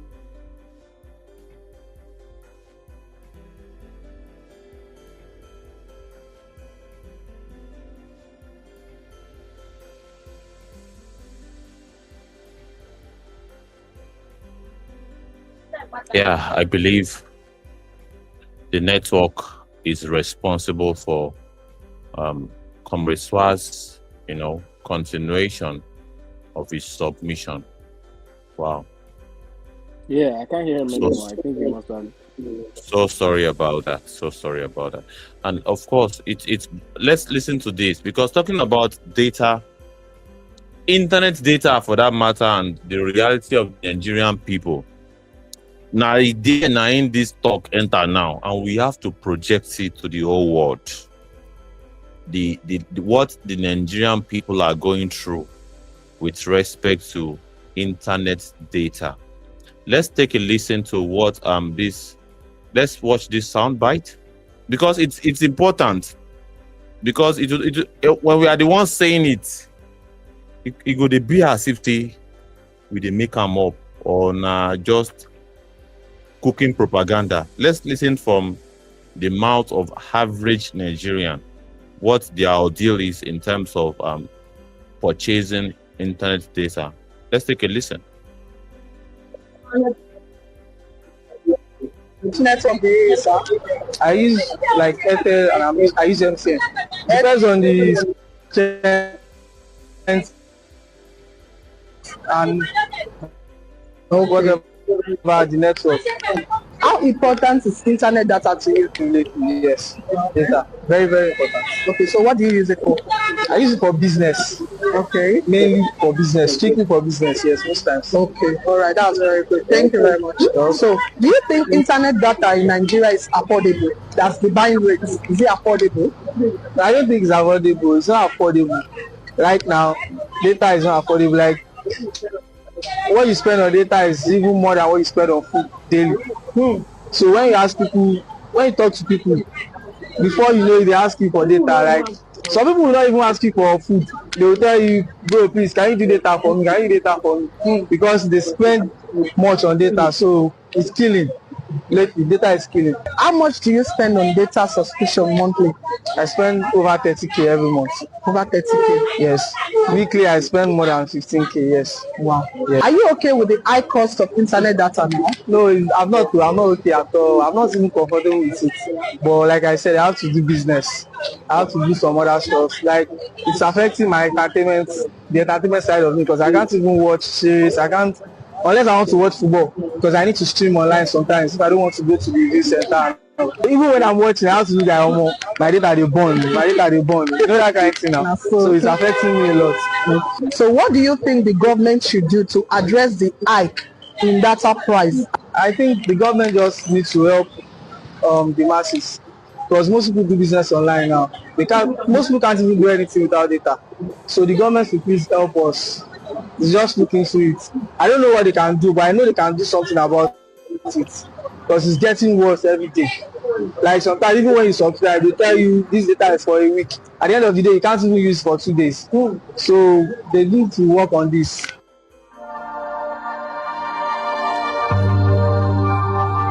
And yeah, there you have it. The reality of the Nigerian people with respect to data.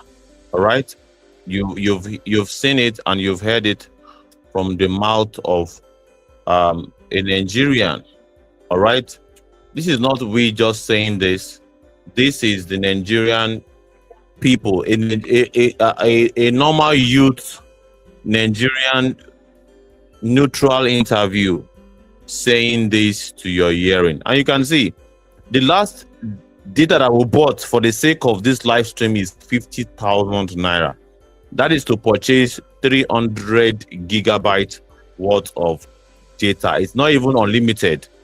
50,000. And this young man was saying that when he was first asked, he said he spent about 30K, but down the line in his conversation, he said that he's spending 15K weekly. On only me here am, and if you factor in 15K weekly in a month, that is 60,000 naira on an estimate. Maybe perhaps now only me the year am. Let's listen to it line by line this time around, line by line.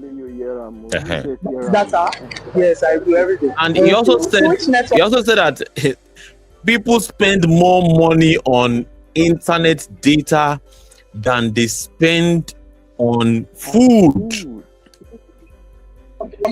Let's listen. I use like Airtel and I use MTN.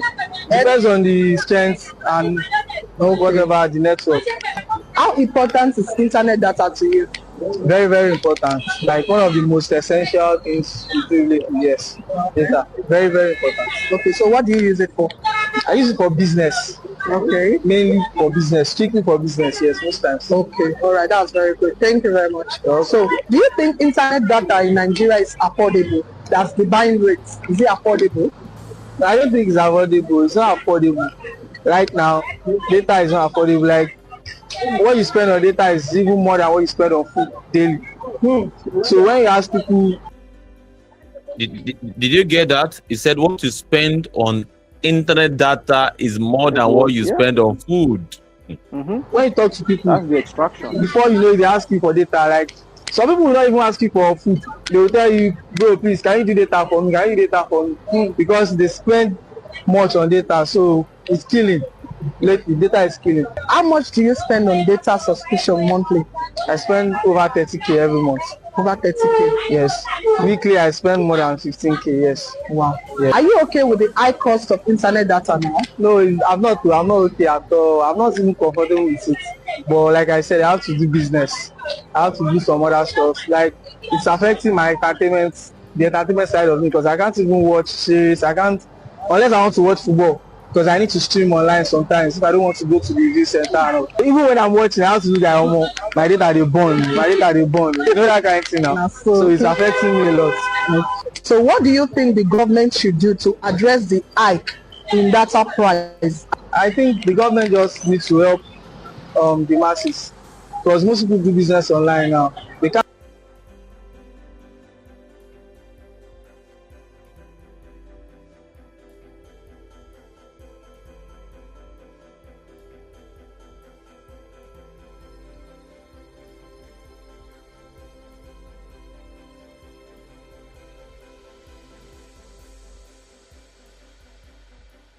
So sorry. Vision, I think your mic.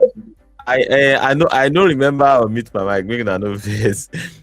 I think the Nigerian mindset kicked in again. This all need to beg. Airports beg the government. And I get this kind of feedback also whenever I go for street interviews. Airports beg Nigeria. I go just look at it. Who will help you beg government? Who will help you? Me, I go help you beg government. This idea of begging government to do everything, airport beg them, airport, I beg. This I beg ideology needs to be reviewed by the Nigerian society, by the Nigerian people. I beg to apply. I beg because airports beg them for data to be more affordable. We bought data. And not be me, not be me. I'm trying to even upload the receipt on for everybody to see.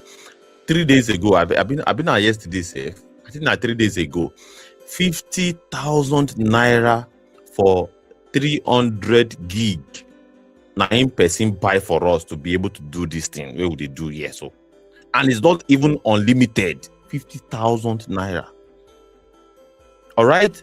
So you can see now that Nigerians are saying that internet is even more expensive than, and this is a very validation of what we have been saying. And it's good it's not coming from my mouth, because it seems as though I'm planning to play victim, or not only me, now in the Nigeria they happen to. The reason why I decided to go, and I just made a few research on TikTok, and I came across this video, was to basically paint the reality of what Dr. Swaz experienced during this live stream. And it paints the picture of what we have been saying. The Nigerian phobia, resist or perish. You can imagine how much, I can only imagine how much data is taken away from the hands of the Nigerian people. And bear in mind, before we subscribed 2 days ago, there's a normal subscription where we don't do already, we finish. 160 gig now we don't finish as at the 20th. It's supposed to last for the whole month, but now because it no last, now I can't beg. They propose to our comrades, where they help us. Say, okay, please, if you can help us so that we can be able to sustain the live stream. All right. So and of course the best option that we had was the one that they said would supposed to last for 3 months, 300 gig for 50,000 naira. But we know that based on reality, they are most likely going to use it for a month. But let's just test run it for the meantime. But just to paint the picture of the reality that Nigerians have been enduring. Look at this young man on the screen right now. He's been enduring, and he's just reflecting what some of us are going through and every other Nigerians are going through. But they will prefer to say, make we beg, let us help the airports to beg them. Let me play it again. To address the hike in data price. I think the government just needs to help the masses. We have a cultural problem. The whole culture for Nigerian people to just throw their hands in the air and say, well, we can only beg them to help us. They have lost the power that if they come together as a people, they can force the government to even give internet for free. Because in some countries, internet is now a right. Go and make your research. You heard it first on this particular broadcast. Internet is a right in many countries. Please, somebody decided. Let me pass the mic. Let me pass the mic immediately. Dr. Swaz or African Wahala, any of you can jump in and let's have this conversation. Please proceed. Thank you. Okay. Dr. Swaz, Okay, did you want to alright. go? You can go if you want to, bro. Okay, no, please go ahead. I've been speaking for a while before my time. Go ahead. Yeah. I'll come. Let me apologize. I don't know if you called me earlier. I wasn't available. So I know you might have called me and I did not respond. So let me apologize for that. And thank you for once again bringing us together, Liberation Chat. Thank you so much for your consistency. Thank you so much. All the speakers, Dr. Swaz, Ayilara, you guys, Ige. Thank you guys for trying to educate the people. We can only do our best because, right now, I think we are being exposed the more. It's like between December and January of 2026, between December 2025 and January of 2026, some key issues about our society is being put on the forefront. And it's good. It's very good. We had that incident with some popular celebrities that unfortunately lost their friends or they lost their child. And we saw what happened with the fire that burned for 7-8 days without fire service. And then we saw what happened with iShow Speed and the behavior of Nigerians, disgracing themselves. In fact, I have some comments that I want to share with you. But before I go into those comments, we also saw the behavior of Nigerians, the Nigerian youth, the younger ones this time around, that are fanatics. They are not fans, they are fanatics of Wizkid. Wizkid is, I'll be honest, I have no respect for musicians like Wizkid. I don't listen to their music. I can't even name 3 of a guy like Wizkid songs. The only song of Wizkid that I know is Ojo Elegba. I don't know any other song to me, they are trash. I don't listen to these people. But if you ask me questions about people like Idris Abdul Karim, African China, those ones, I feel relate to them because they sing about things, about our reality. In fact, if you ask me questions about Danfo Driver, I respect Danfo Driver, pass all this Wizkid, Davido, Burna Boy. I know all these guys, they don't get level, they are trash. But because of the Nigerian culture of worshipping, human worship, and it has officially become a culture today, 2026. It's now a culture. The next generation, they've imbibed that culture and they are taking it ahead. And I'm so sorry, my brothers and sisters, if nothing is done, their own time is going to be worse than the times of their fathers. You see, we now that we are in our 40s, right? We've already suffered. We had it. We were born into Nigeria when Nigeria was already gone. These ones that are in their 20s, late teens, early 20s, boy, oh boy, they might even have it by far worse than we had it. And we had it worse than our parents had it. And part of the reasons is their mentality. It has become a culture. And to be honest, it's part of our own responsibility to try to awaken them. That's the least we can do. We can try to tell them that, listen, don't make the same mistakes. You guys better learn how to stop genuflecting. Learn how to stop worshiping people. Stop all this trash you're doing. Your life is going to be, in fact, you guys, they might end up coming back to enslave you. It might get to that point that the United States is grabbing land in South America, trying to grab land in North America, in Greenland, Europe. China might end up going to grab land in Southeast Asia. Maybe they want to go grab Thailand, Hong Kong. And then Europe, which is already suffering, they are collapsing as it stands. They will be like, man, who is the easy picking for us? They can't go to the AES. If they go to the AES, they're going to get blasted. So they will come to the weakest link. They will come to Nigeria and re-enslave us.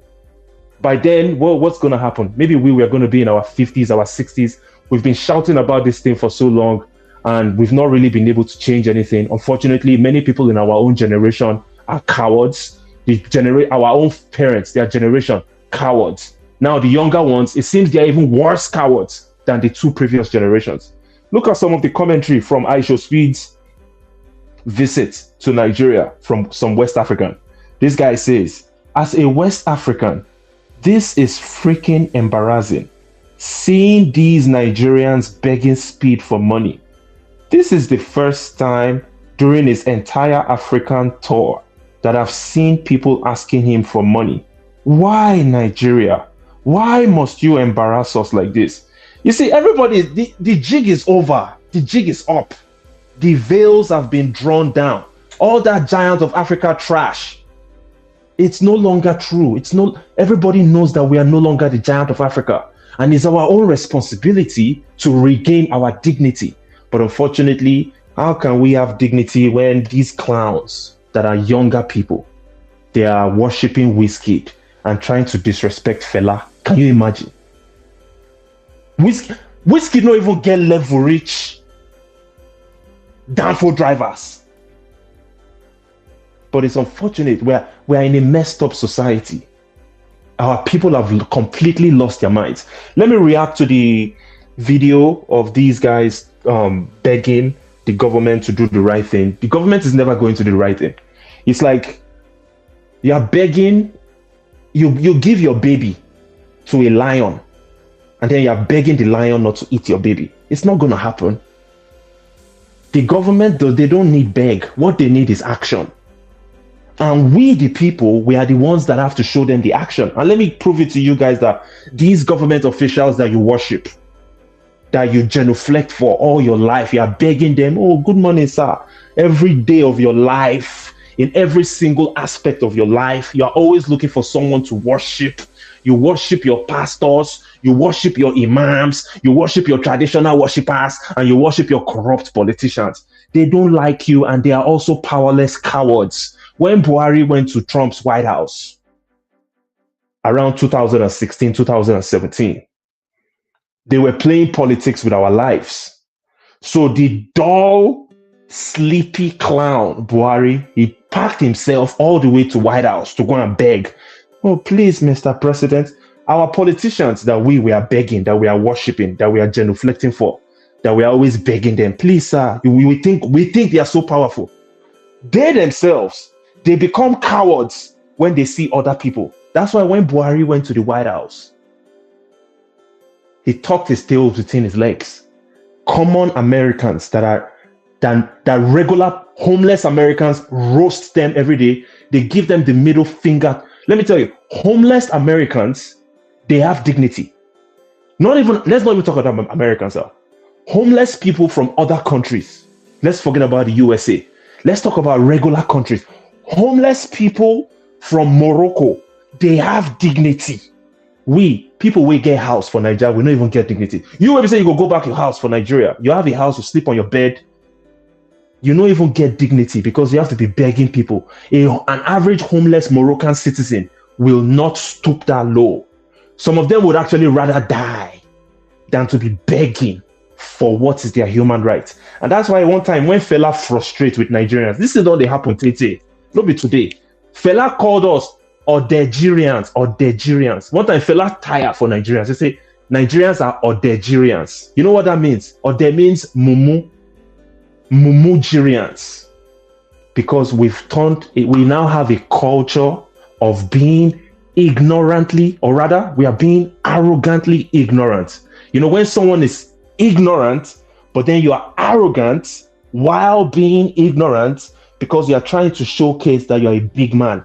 But you're only a big man amongst poor people, your fellow poor people. When you see an average person, the way you guys were licking Aisha Speed's ass, by the way, Aisha Speed, shout out to him, very good young brother.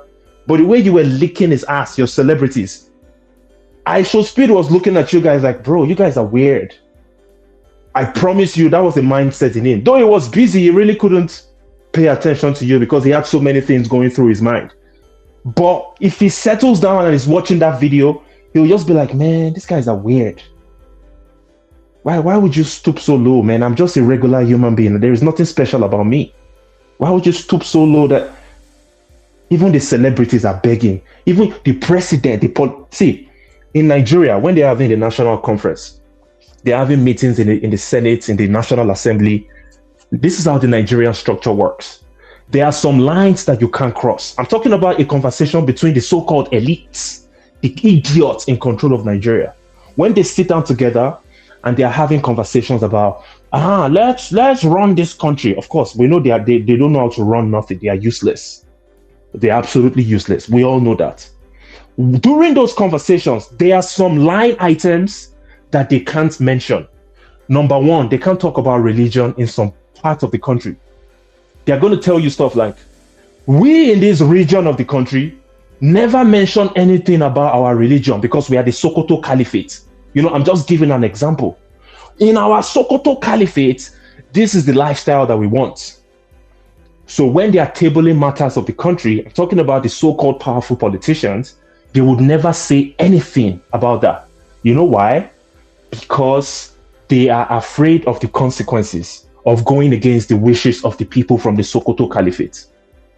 But they going against the consequences of the people in the Sokoto Caliphate means that they have to go against the constitution of the country. The constitution of the country says it's a secular state. The Sokoto Caliphate says we want Sharia. But we've already had a gentleman agreement that we are never going to talk about our religious affairs. Leave us and our religious affairs, even though that goes against the constitution. Meanwhile, you have a lunatic that is the president of America, a guy that the people from Sokoto Caliphate will identify as so-called infidel. They will call him an infidel. The infidel said, we're going to drop bombs on your Sokoto Caliphate. We are going to drop bombs. And the guy dropped bombs. After he dropped the bombs, what happened? Were the so-called powerful people from Sokoto Caliphate not tucking their tails between their legs? Were they not coming on American-created platforms like X, trying to portray themselves as, oh, I'm a good guy. Please don't put a travel sanction on me. Don't put a visa ban on me. Everybody started speaking politely. Those are the people that you look up to. The people that you look up to, they are afraid of an infidel. They are afraid because they are vulnerable too. They can't even defend themselves. If someone from outside is dropping bombs on their head, they can't even defend themselves. And those are the people that you are afraid of, that you're looking up to. Stop looking up to these people. They are nobodies. These people are nothing. Your politicians are nothing. Please, my people, we need to stop being afraid. In fact, let's even start from the smallest level. Maybe it's easier for you to demonstrate in your lives. In your family, in your own family, if there is anybody trying to subjugate you in your family, let me tell you something, you need to stand up against it. Don't take that. Whether not your papa, if your biological father is trying to coerce you into doing stuff that is beneficial for him and goes against your own life and is hiding that behavior under culture. In our culture, we don't talk to, you have to respect your elders. No, say no. You have to learn how to say no because you only have one life to live. And the fact that we keep on managing, we keep on adjusting to every negative thing that they put to us, we have now ended up becoming the poverty capital of the world and one of the most disgraced countries of the world and one of the most weak psychological people in the world. Weak.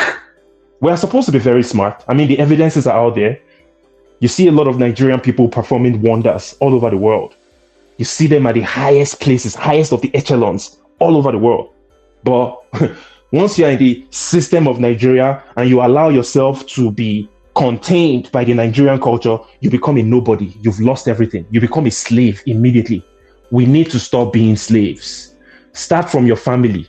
Start from your friends, your associates, anybody that tries to subjugate you. It's a no. Respectfully. Nobody is saying that you should start fighting everybody, you start causing chaos. No. Don't fight everybody, but stand up for yourself at every point in time.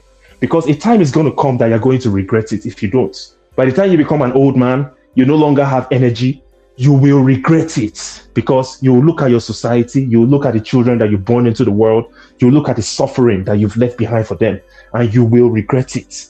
That's why people like Fela, Seun Ayilara was saying something earlier about how guys like Fela lived their lives to the maximum. upon all the pressure that they put against him, we are still celebrating that man till this day. He died almost 30 years ago. We are still talking about him. He is still inspiring us, and he's going to inspire our children.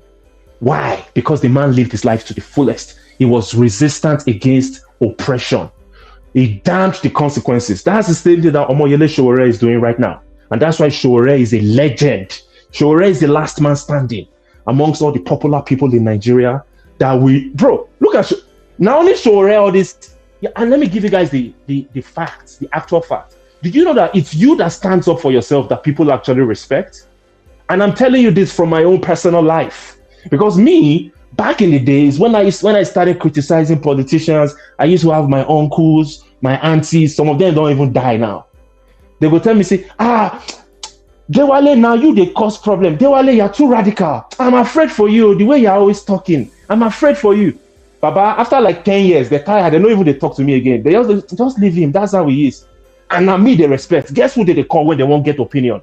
If they want to have an opinion on something important, whether it's politics, they know they call those people with the genuflect. Those ones maybe say they submitted themselves to become slaves. They don't call them. Now me will be radical. Now my own opinion, they won't hear. So you need to stop begging. That young man in that video that was talking about how expensive data is. And then he ended the statement with, oh, please help us beg the government. Please help us beg the government. To someone like that, I'm not going to blame him because he's still acculturated to the Nigerian system. But what he needs to do, because there are millions of people like that, you need to be aware of that behavior and you need to consciously stop it. What you're supposed to do, if you have the opportunity to have a camera and a microphone in front of you, after you've complained about, more data is so expensive, these guys are selling data, I'm spending 60,000 naira every month on data. You say, government, we demand a better country. That is more dignifying. We demand a better country. We demand affordability. Instead of saying, please help us beg the government. You look so pathetic, bro. You look pathetic. Stop it, bro. That's the reason why these idiots, these young idiots now, they are suffer, they wait for them for front, though. They never jam. All these ones where they call themselves Whiskey FC. No worry. By the time you turn 30, most of them, by the time you turn 30 years old, then you go come and say, God, let me go, revolution now. They go start to shout revolution now by that time. When life touch them, now they see they do Whiskey FC. Whiskey will not send your papa. Man, my brother, I just came to quickly rant, and I know this is very passionate. There are so many issues going on with our society, but we are at a period of exposure. We are exposing our psychology as Nigerians. Nigerians are one of the weakest Africans. Unfortunately, from a psychological standpoint, Nigerians are one of the weakest Africans. But at the same time, we still have a lot of strong-minded people amongst us, and it's the responsibility of the strong-minded ones to keep on trying. You keep on trying to influence the majority of the people that are weak-minded, so that we can all collectively have a better society. We can stand up against all these clowns. These guys are nobodies. I personally have no respect for these guys. One time, I'll give you guys one quick story. I was in a club in Ikeja. And as I did the club for Ikeja, we just a party, me and my guys. Now, so there was one issue. Police came. We were supposed to pay. We couldn't pay because the person that was supposed to pay had a fight with one of the bouncers, and the guy was knocked out. We ended up at the police station. When we got to the police station, and I'm not trying to brag or I'm not trying to blow my own horn, it was that police station at area F Ikeja. I've been at area G, I don't know. When we were talking, oh my guys, everybody just put all of us behind counter. I can't tell the Oga Police, say, Mr. Policeman, but what do you benefit from this? They were shocked that who be this one way they challenge us while he's locked up behind the counter. I said, Mr. Man, you have risen up. The next go to where this man go tell me, say, I'm old enough to be your father. I say, Baba, you know me my papa. Respectfully, I'm not trying to disrespect you. All respect to you. but you are not my dad, bro. And I'm a full grown man. And back then I was like maybe 32, 31, 32. I say I'm a full grown man. The guy say, the way you they talk, you be like say you just come from America. I say no, I don't come from anywhere. Say the truth is, this is what happened. We can resolve this situation. There is no reason for you to put us behind the counter. Guess who all of them gather come they listen to, all the police inside that place, because we didn't present any threats to them. Maybe they don't already put us behind their counter. All of them come sit down, they listen to lecture. I say, man, this is not a way to live, man. But I also understand your hands are tied and you are in a corrupt system. But the least we can do is to show ourselves treat ourselves with decency. But guess what? 9 years after that incident that I'm talking about, the whole situation is even worse. So, hey, my people, we need to be more self-confident, and we need to stop genuflecting, and we need to stop begging, because we are not beggars. Right now, we look like beggars, and we are actually beggars right now. And it's important for us to realize our position as beggars that we are, and then we begin to consciously change from our mindset. Maybe with time, we're going to have the courage to tell all these Oledepo, all these Iroboye, all these big pastorpreneurs, all these fake politicians and your useless traditional worshippers. You give all of them the middle finger. We are no longer interested in this system of doing things. We want to start afresh, period. And that's my submission. Thank you so much, Liberation Chat. Thank you.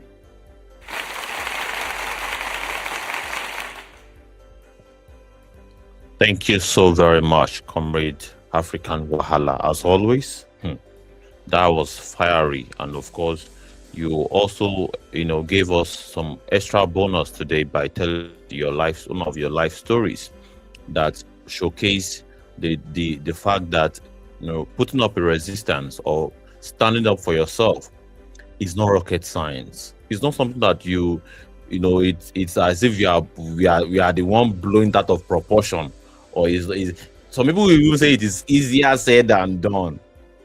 Standing up for yourself is not a matter of easier said than done. Fighting for your liberation is not a matter of easier said than done. It's not the first time it's been done by brave people. All right. And of course, you're going to be the beneficiary of standing up for yourself across board. And of course, fighting as a collective is not something that is rocket science. But of course, the pseudo intellectuals, they would want us to believe that collective resistance is rocket science, or perhaps is asking for the unrealistic. But it's not the case. And you have shown us today, based on your experience, and of course I have my own experience numerous times also, when I stood up for myself in the face of oppression. And it's something that we have to really, keep hammering for the Nigerian people, that it's not really as hard as you think. And of course, what do you stand to gain by surrendering to an oppressive system? That means you are giving that oppressive system the validation to keep on oppressing you. And that is the reason why we are where we are today, right? And some of these majority, surrendering mindsets is really affecting some of us because it's making a more burden for some of us that are willing to really challenge the system. Let's pass the mic to Comrade Swaz without further ado. Comrade Swaz, are you there? Let's pass the mic back to you. Then we'll pass the mic back. I believe Comrade Shwaila is still very much here. I want to believe. Comrade Swaz, are you there? Please proceed with your submission. Yeah, I'm here. Great submission from the African Wahala, right? And I think before MTN fucked me up, right? I was talking about the healthcare system, but I think there are some things that were being said from the video you were playing about this begging culture.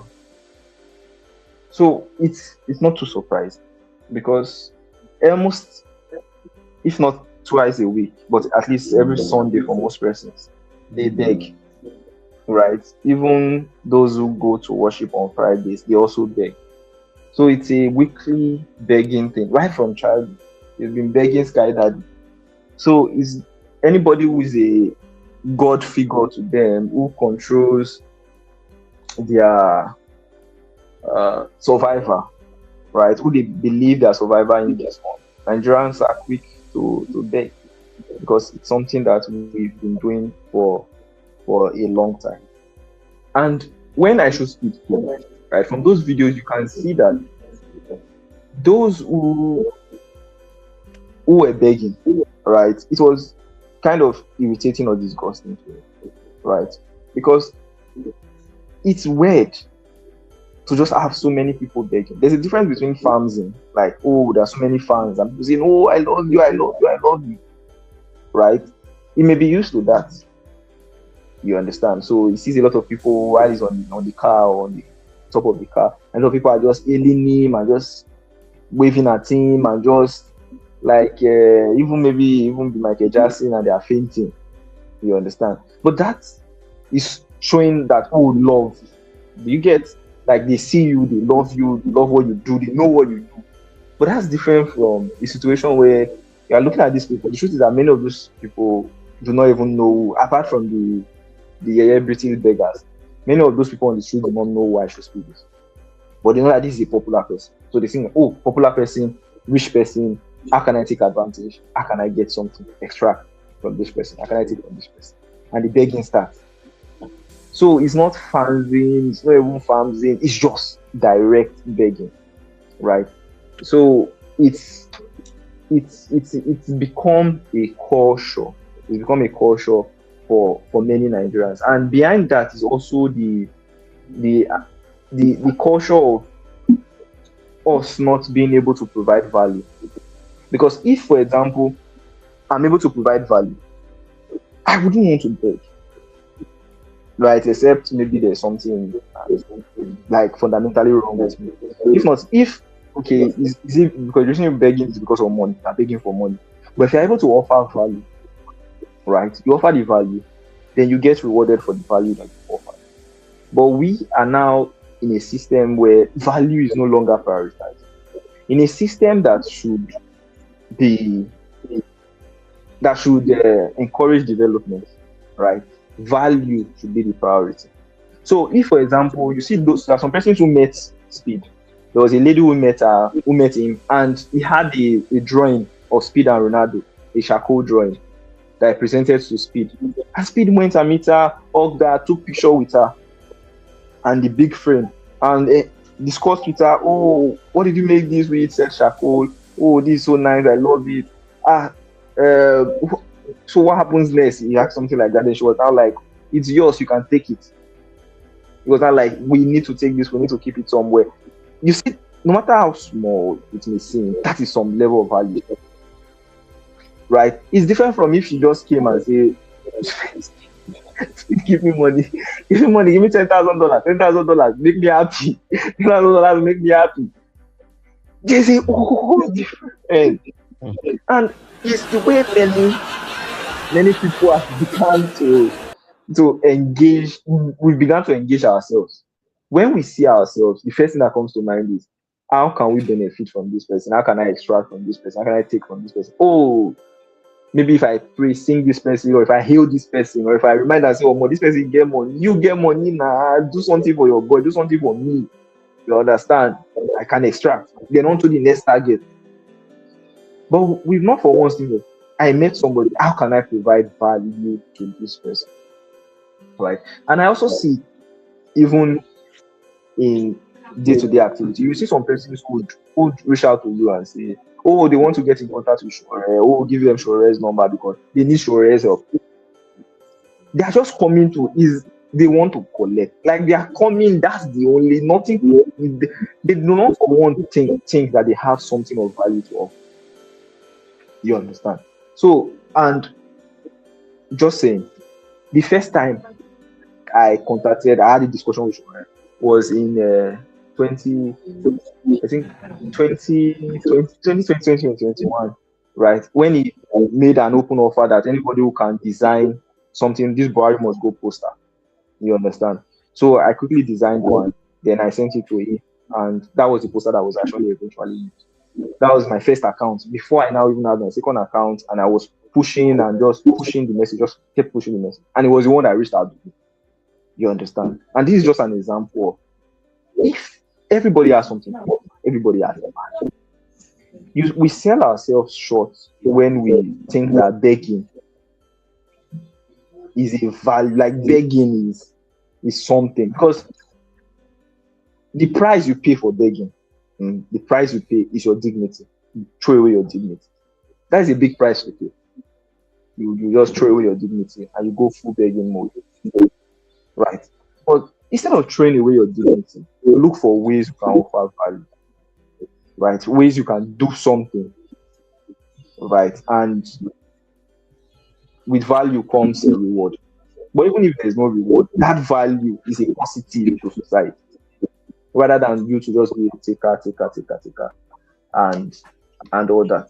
So now imagine with regards to this data problem. Now imagine Comrade Fresh, right? That there's someone who is supposed to be bigger than speed in Nigeria. Someone who has passion for streaming, for this lifestyle context, who has a passion of what he does. Or let's even reverse it. Just imagine speed was in Nigeria. You know the cost of data to take him to stream. Let's say when he's coming up, because he's 21. So let's say he's been doing this for years now. When he was 16, 17, or even younger when he started. Imagine the amount. How would he afford that data? Do you know how many persons who could have been bigger than speed in this country? But they could not, because they could not keep up with affording data. They could not. And it's getting worse. For example, typically before I did data for two datas, MTN and Airtel, right? Total of about just a little above 10,000. But the amount I need to pay for data is now going to 20,000. And what I spend for around 10,000, right? It lasted me a month comfortably. I didn't need to guide so much before. But since this whole thing, they reduced the amount, right? The service, the quality of the service was reduced. Then also, aside the cost increased. So what the negative indexes, they were just ticking. Oh, let's increase the cost. Yes. Let's reduce the quality. Yes. Let's reduce the quantity. Yes. Do you understand? So we are the receiving end. And me, I'm able to maybe adjust and keep up. Even though I'm complaining, I complain because we're having that discussion, right? But I can still afford it. Now imagine there are lots of persons who cannot even afford it. So they are just cut off, not by choice. They are just limited, not by choice, right? And it also extends to other products, right? Which day I got a bathing soap, and I just consciously, I looked at the soap, I was like, this soap got reduced. Nothing anybody wanted me. This soap not be, before when I did buy this soap, heavy, like it was big. But now it's looking like hotel soap, right? So I was now like, let me check the gram, because at least even though I don't know the gram before, but at least I can know the gram now, right? And compare it with grams in future, right? I look, I check, I turn, I don't see gram again. Before things like this, there's gram. They should write the gram, even though we may say, okay, sometimes maybe if you write wrong gram. But now they don't even care anymore, because they know outrightly that they have changed the size, so they no longer put the grams. Quality of everything has dropped. Even drugs, the quality of everything has dropped. And to also talk about cost of health. When my mom was not fine, when she was on oxygen. And the cost of oxygen, right? Just guess the cost of oxygen in a private hospital. This is not in Lagos. That was when. How long ago was this? This was towards the end of 2024, December 2024 / January 2025, last year. So the beginning of last year. Around 30K to 40K per cylinder. Okay, yeah, close. But yeah, it's not actually. Is it per cylinder? It's charged per hour. So It's per hour. So it's 5,000 per hour, right? And what 5,000 per hour means, she has to be on it for a long time because she was on admission for a while, right? What 5,000 per hour means is that if you go at that, her receiving it for a day, 24 hours, is about 140,000. My math, is it 140 or 120? Yeah, 120,000. Right. So now, now, if she has to be on it for a week, that's almost 1 million. Oxygen alone, right? For a week, that's about 1 million, right? Every day you are spending over 100,000 on only oxygen, right? And we now got to a point where we just had to buy an oxygen concentrator for her because oxygen offers 100% oxygen, pure oxygen, right? But oxygen concentrator offers about 93, 94, 95% oxygen, but it also does it through. So just imagine if in a hospital, right, the private hospital we went to later, that's when they got the oxygen concentrator. But just imagine in our government hospital, right? Because even in the government hospital, maybe it will be a bit cheaper, maybe, but even if it's 3,000, even if it's 2,000 per hour, even if it's 3,000 per hour, that's a lot. That's over 50,000 in a day. Now, imagine if you have an oxygen concentrator. What the oxygen concentrator does is that it takes the air and concentrates the oxygen in it and delivers just the oxygen. So it does the same impact. But the challenge is that you need light. So it uses light to function. So you don't have to have these plenty cylinders and using cylinders. So it's way more affordable. Right. Now imagine for our government hospital, they have these oxygen concentrators. But you know what would also be needed? There would also be need for constant light. So you see why the problem is so much that people try to fix the problem. Yes, it's interwoven. If you try to fix the problem in one end, you find the problem somewhere else. And that's why when we keep saying that the revolution is needed, the revolution is needed, because you can't say, okay, let me focus on this sector. The moment you start focusing on that sector, you may die and nothing will be done in that sector. Right? You would really see anything foundational, any foundational improvement and things like that. Right? Now, for the video you played, what makes it even sad, right? My mom, for example, she had cancer, she was terminally ill. Now, what makes this sad is that this is a physiological event. This person is not sick. This person is giving birth. This is a natural, when I say physiological, it's a natural event. It's not a sickness. Right. So why should a natural event now seem like it seems like a luxury for something that is so basic?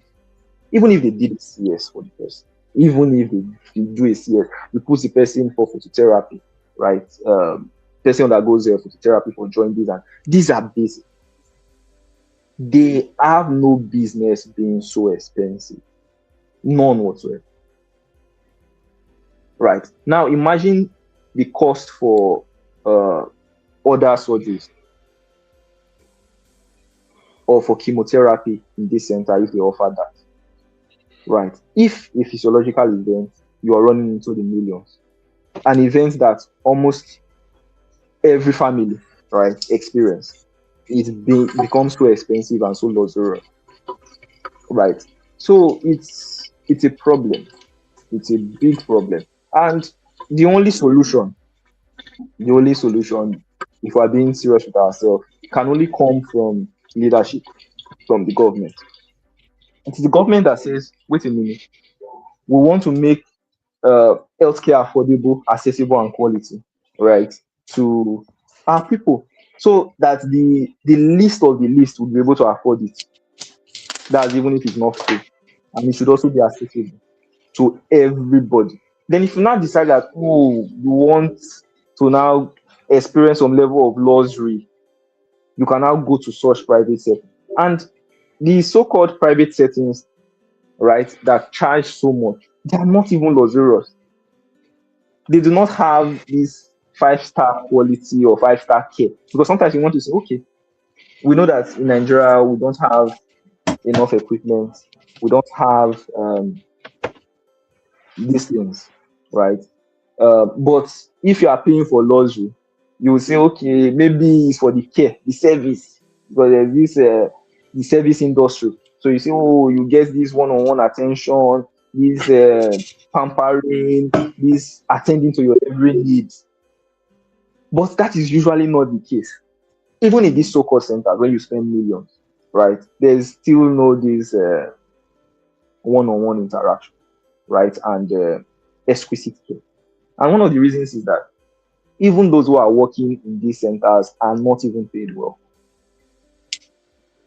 right? So sometimes you even go to these centers and you think, oh, the the lab scientists, the nurses, the doctors, they must be making so much because you are paying so much for this.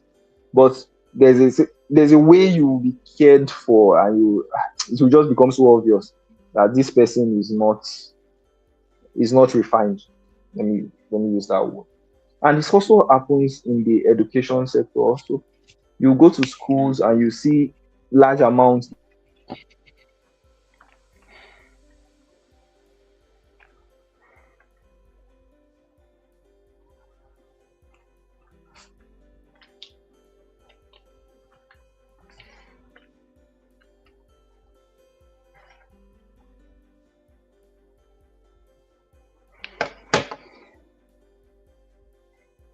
Is just for status.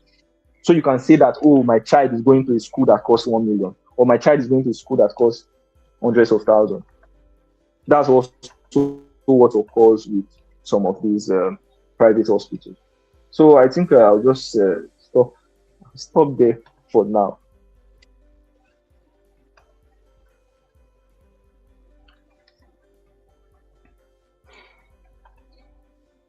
Mr. Swaz, you've clearly highlighted Mr. Fresh. the real. You've clearly, can you hear me, Mr. Swaz? Yeah, go ahead. I said you clearly highlighted the reality of the Nigerian people.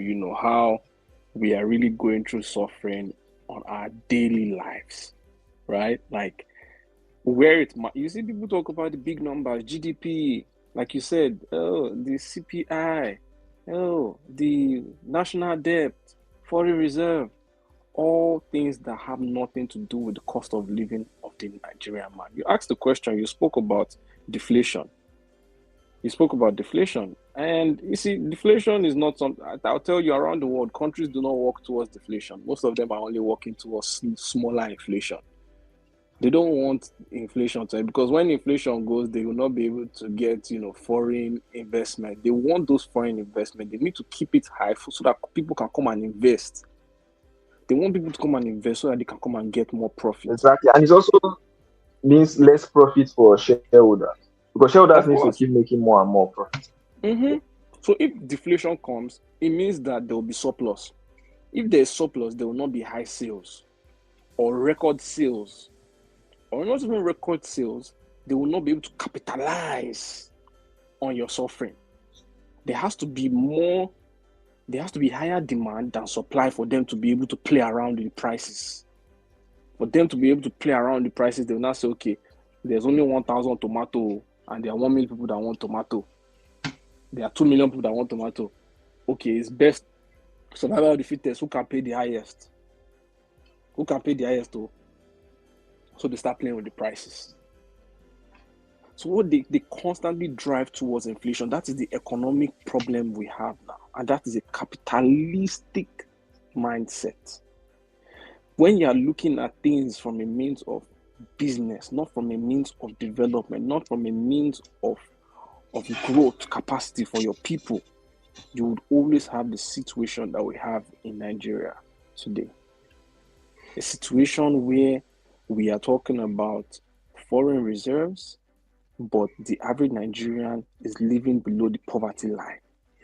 A situation where you are saying that inflation has reduced, but people cannot afford 3 square meal. Education is not accessible. Healthcare is not accessible. So what is the point of a GDP that has increased? And what is the point of an inflation that has reduced? What are all these numbers that you're putting out if they don't reflect in the day-to-day lives of the Nigerian people? Why are you governing? You govern for the people. You are not governing so that you can do economics and you can teach the people economics. Nobody really cares about the economics. What we care about is what we can eat, if our children can go to school, if we can get health care, if there's light. Those are the things we care about. But the Nigerian government will never invest in development and productivity. They will never do that, because they know the moment we're able to produce, the moment we become a producing company, the moment we become a group of people who are churning out their products into the international market, they will not be able to capitalize on us. They will not be able to subdue us. They will not be able to control us any further. This is a control mechanism. This is a control mechanism. They need the Nigerian people to be in an abject state of poverty and subjugation in order for them to continue to perpetuate their theft, in order for them to continue to enshrine their oppression. Then they disadvantage you economically, then they now proceed to take you out mentally and psychologically by using every single tool in their arsenal to psychologically engineer you towards a mentality of a beggar. And that's the situation we have in Nigeria today. It's quite unfortunate. Look at Nigerian people. In a country, these people are standing on a land that has enough crude oil for us to extract for exportation. We have enough crude oil that has lasted us from the 70s till date. And these people do not have access to petroleum.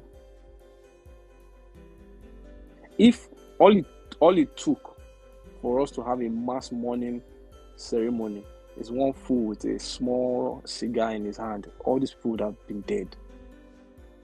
If somebody just walks past this place with a lighter or a matches, we would have seen a national horror. Just look at what we have on the screen.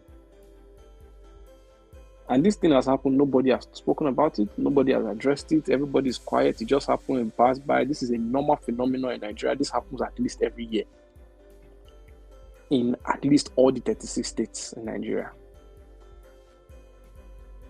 A situation of abject poverty. I can imagine all these people smelling. They'll be smelling petrol all to their house. How many petrol? How long will this petrol last?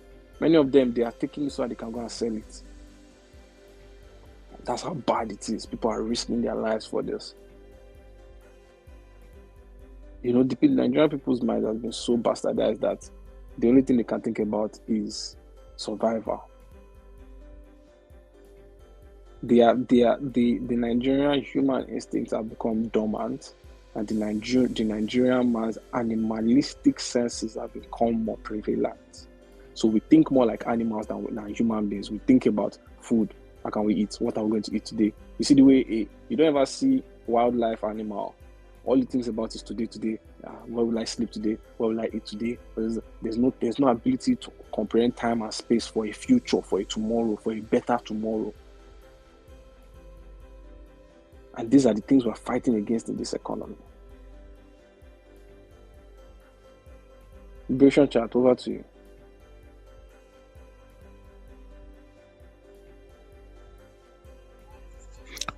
Thank you so very much, everybody, including Komeda Dege, Dr. Swaz, African Wahala. Thank you, everybody. You've said, what has been the reality of the Nigerian people. But let's play this sound bite one more time by Dele Farotimi. The Nigerian. But how do you speak to the Nigerian's abandonment of his own right to fight for what he owns? It is easy to speak to the victimization of the Nigerian. You can't hear what I'm playing. I think my audio is bad. I'll have to go and come back again. Can you not still hear now? Speak to the Nigerian's abandonment of his own right. It's easy to speak to the victimization of the Nigerian. But how do you speak to the Nigerian's abandonment of his own right to fight for what he owns? You have governments who are meant to be trustees of your commonwealth, who have turned themselves into owners of the Commonwealth. Yoruba says ohun tó dilẹ̀ léwúrẹ́ ń gbé, which means that it is what you ignore that the goat eats. Go read the history of the Magna Carta. Some people stood against the King of England and he was forced to cede rights. It is your own readiness to denigrate yourselves that has taught our ruiners how to treat you. If you are accepting of oppression, why should they not oppress you?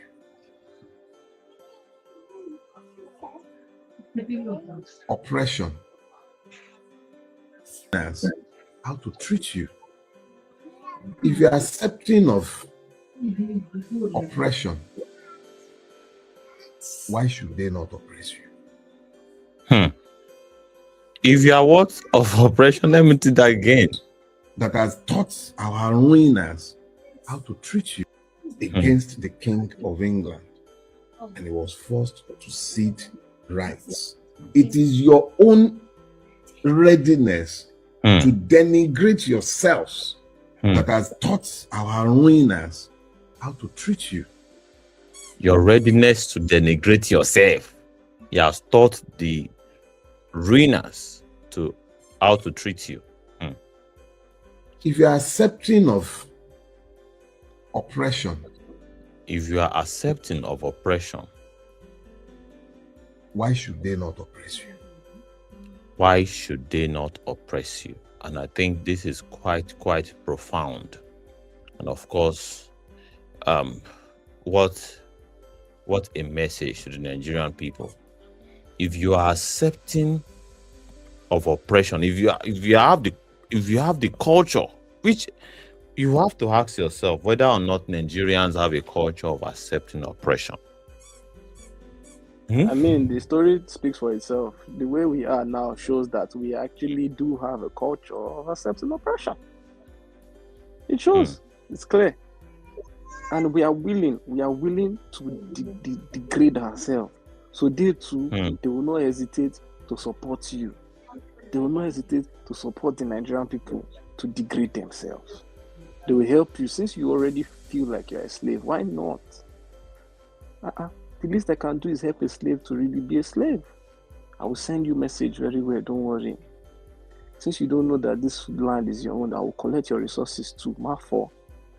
Oh, so since you don't know that the resources of this, the proceeds of this crude oil sales should come to you, then there's no problem. Since you don't know that this housing that we have, this full estate that I've carried for me and my children should be affordable housing for you people, then we'll take it. Don't worry yourself. Don't worry yourself. Nigerian people, they don't know what is theirs. That's the problem. They don't know what belongs to them. They are not aware, and it's right in front of them. This is one of the biggest dilemmas of human beings. You know, it's easy for us to say, oh, you know, the black people in America, they might not be aware, but you are in your own father's land. You are literally seeing these people in your day-to-day life, driving the best cars, eating the best food, wearing the best clothes in your kuro eye. But that one, you know, deserve it. Not be you. It's not for you. It's too good for you. But you go to church every day to ask for the best things in life. It's a shame what is happening to Nigeria, what has happened to Nigeria, and what is still happening to Nigerian people. My comrade.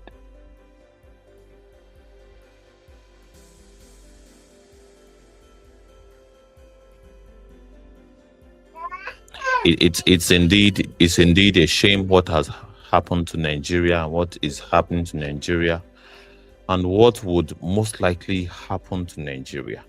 And I would like to check if indeed there are agenda spaces going on that really highlights the level of conquered mentality of the Nigerian people. They're and of course their willingness their willingness to basically submit, not just permit it, but submit and support the oppression of their people. And of course, it is something that we have to keep close tabs on. Yeah, as it turned out, there are many of such agenda spaces going on. One of it says Liberation. Sorry. ADC. It seems like you can't. Okay. Oh, sorry. No, it seems like you can't open Twitter Spaces while you are in the studio. Not live now, like Spaces. I can, but since we have not included Liberation chats into the destination of the multiple streaming, we'll have to choose one. We have to choose either to, as we are now, Liberation chat is basically live on video right now. Yes. So we cannot do space alongside streaming, even if we have a different device to do so. So we have to choose either of the two. So that is why we are not having a space. But perhaps any other comrade can have a space. And I believe I think I saw a space going on where I think some of our comrades, I saw comrade OIA here. Oh, it's another space entirely talking about Trump. Okay, it's a Trump space. That's and comrade OIA is a speaker. Again. So yeah, so that is a space, and of course, it shows that many people still prefer spaces. But of course, our data really indicates that we are able to reach out to more people with live stream, than spaces. And of course, our agenda is to reach out to more people. And it seems as though our spaces are just singing to the choir, kind of. So that's why we have to embrace this opportunity when someone reaches out to us that he has the platform that he has paid for pretty much for the whole year. So we just have to take it up. So let's take a listen to what the Nigerian people have to say, just to So you're welcome back, comrade. I was trying to go and check the Twitter, so I mistakenly entered the space. Now in my browser off, I come back again. Yeah, well, that's one disadvantage of this particular. Unless you have multiple devices, you cannot really. Unless me now, I feel minimized because I'm using system. But if you are using a normal device, you cannot minimize. There's no way you can quickly go to the other. If you are here, you have to be here. If you are using, if you have one part, and that's one of the disadvantages, really. But if you are on the space, you can really live and still be on the space to do other things, and that's one of the turn off, so to speak, for many of our speakers that should have been here. Myself and OIA have had that conversation. And he said he would have preferred to be able to do other things, but because of this platform, he's not able to do that. But well, we have to weigh the cons and pros. But with the look of things now, we are now being heard and seen by 162 people from the Movement Radio platform and from the Liberation Chat. Liberation Chat, we have 144 persons tuned live to this to this live stream. I think that's good because I've noticed that we have more reach on the live stream. Yes, we have more. We have more reach on Indeed, and there's potential to even have more reach. Even on YouTube, we have those watching us on YouTube. So this is a multiple streaming platform, so that we can. So this is the pro that outweigh, in my own opinion. Yes, no, I agree. I agree. We have to change tactics, and this is a tactic that is working. This is the thing about being scientific, right? We're using Twitter Space. I don't remember the last time we had over 100 people on our Twitter Space, except when. But since we've been here, I've been observing the numbers myself on my end, and I see that we are doing an average of 200, 150 plus, which is good. If the message is able to reach more people, that is the most important thing. That the message is able to go out and people are able to react to the message on a larger scale. And this one has a possibility of giving us even more reach. So I think it is way beneficial now than just sticking to X alone. And there's so much we can do in terms of even visualization. We're not just talking. People, sometimes when you talk, people just assume that you're talking. But here they are facts, visual facts. Yes. You can show you. You can see the people talking as well, that these people are real Nigerians, like be said, they're not be ghosts. They're not paid actors. These are real Nigerians like you as well. So It's a good one. I like this one. Yeah, yeah. By and large, this live streaming, it's a very powerful tool that we can really scale and optimize very well. And of course, the algorithm have a way of rewarding consistency, as we understand. So we want to do this at least for a month and see how it goes. And of course, it's important that we explore every means necessary, to reach out to the Nigerian people. And of course, the feedback has been nice. So let's take a listen to. People don't have sense, and I hope people don't follow them and go and fall into. You say you already know the right thing.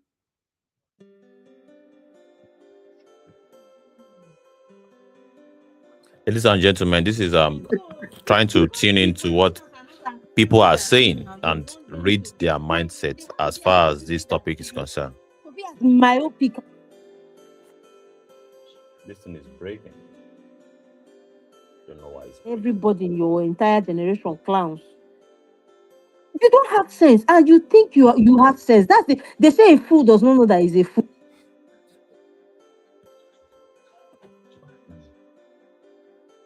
See, Nigerian people always angry. We never even start. They don't talk. Say a fool is a fool. They call themselves fool. People are so much emotions running. I think it's important that we would really listen to them, because some of the things that they say, if we have not listened to it, we will find it unbelievable. See, I was on the space 2 days ago, and the useless people that they are defending do not call themselves fool. Atiku, Tinubu, Obi, they do not call themselves fool. But it's all respect from them, and they respect each other so much. Brother, my able leader. Now the chins then they deceive themselves. You see, this is infantile disorder. Disorder. There's a problem with Nigerian adults that constitutes the fact that they refuse to grow up and take responsibility into their own hands. I was on a space 3 days ago, and I used to, like, when I'm just going through, I used to hear that, they are data boys. I've actually never encountered data boys before in my life. Like, as in people that actually support Tinubu in this regime. I didn't know they existed until I mistakenly fell into one space and I actually saw people trying to defend this economy on this current presidency. I almost ran mad. I said, wow, Nigerians actually exist who speak highly of Tinubu. I was flabbergasted. I said, no. The Nigerian problem is a peculiar problem. A very peculiar problem. Do you have access to the space now? Or? Yes, it's been breaking, but by and large, I'm trying to get a stable connection with the space, but I don't know why it's breaking. Maybe perhaps it's my device, but I'm trying to reconnect. But by and large, what you have said, if you had not tuned in, you would not have believed. And of course, it's also, this is a lesson for the so-called opposition, or perhaps those that want to remove Tinubu. I used to remind them this every single time. But, I believe you can bear me witness. Whenever I have they give me the chance to reason with them, or perhaps be on their speaker section, I tell them, do not feel that your principals, the conglomerates of Atiku, Obi, Rufai, and the rest, you think you are the ones that have cult followership. You delude yourself. You are wasting your time. I have enough empirical data to show that as bad, as terrible as this economy is, even those that are suffering this suffer. There are those that really, really pledge their allegiance to the administration of Tinubu. They really want him to remain there. All right? They love him, and it doesn't even have to pay them anything for it. That is how obsessed and how conquered their mindset is. I've seen retired accountant. I know a retired accountant who is basically collecting pensions All right. It's not as though he's doing well, but it's not as though he's doing bad either. He has about 3 graduate children. He's an elderly, around in his late 60s. But this man would defend Tinubu to the grave. and of course, when we have our personal discussion, he will complain about the economy. But I'm talking about somebody I know, like one-on-one with a C. As a dry cleaner, in fact, now me teach him dry cleaner job that is using that to augment as now that he's retired, he does not go to anywhere and he has free time. Now him even work to me that he has so much free time that I should really teach him a few things that he needs to know about dry cleaning. I took him through the whole crash course without receiving a penny. So now me blend them, all right? And of course, he literally watched as the cost of starch per sachet moved from 30 naira to now 70 naira for one sachet of cold water starch that we at some point we were buying it at 20 naira. As at the time I was teaching him the job, it was around 30 naira per sachet. All right. So now it's now 70 naira, 18 naira in some places for one sachet of starch. And of course, you have to, at that time that I was teaching him the job, we were taking shirts for 300 naira for one. Sir? I say go soon touch 100. 100 they go. He go touch 100 before this year runs out. It's not I'm not being a doomsday prophet, but trajectory matters. And of course, the economy is tanking right now. And of course, the quality has also reduced. The quantity that we used to see in the sachet have also so meaning one thing, that even the companies that are producing the starch, they have to downsize or perhaps reduce their quality. So if you're supposed to use one starch before, and there's a particular unique way I used to do it, so that I will use one starch to starch about 3, 4, 5 shirts. And it's very simple, all right? It's my own trade secret. So instead of submerging the whole cloth inside the starch, I basically inject the starch on the item. So I utilize more and I'm able to get the same result, essentially. So I have just reviewed my trade secret to you, but if you don't know how to do it, you can still not get the result. So there's no point. So I don't regret revealing. But this is the whole idea. So I thought you are not a capitalist. You are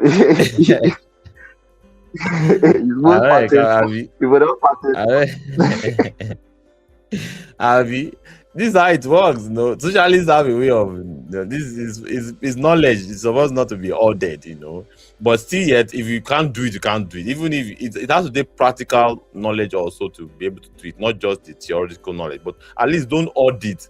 Let people that can gain from it, let them gain from it. People that, as I'm explaining this in live now, people that will be able to learn from it will be able to learn from it and they will use it. But I doubt if most people will be able to do it on an industrial scale, or at least to the scale that I'm able to do it. So, but at least I will not still hold the knowledge. But the thing is that this man, an APC man to the core, all right, would still remain APC to tomorrow.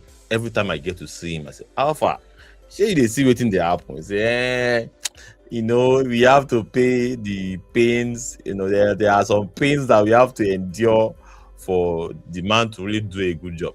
Meanwhile, Tinubu is not enjoying any pain, no. I remind him this every single time. I remind him hope Tinubu is not enjoying with us. He bought a Cadillac, a brand new vehicle. Since he came to power now, he has bought a brand new, perhaps supposedly, private jets that gives him enough, more conveniences. Vice President Lodge, or perhaps the harbor of the VP has been upgraded. Now they are going off grid in terms of electricity. As we don't get like that, now we don't get like too. I don't go off my gen. Now this thing I be my light source, softbox, and I also have to be ingenious. Normally, this softbox is not supposed to be able to be used without electricity, like AC power. I had to go buy, a DC lighting device, and I can't go shook am inside the softbox for it to provide me light. So So Nigeria, you go if you don't get sense, You're in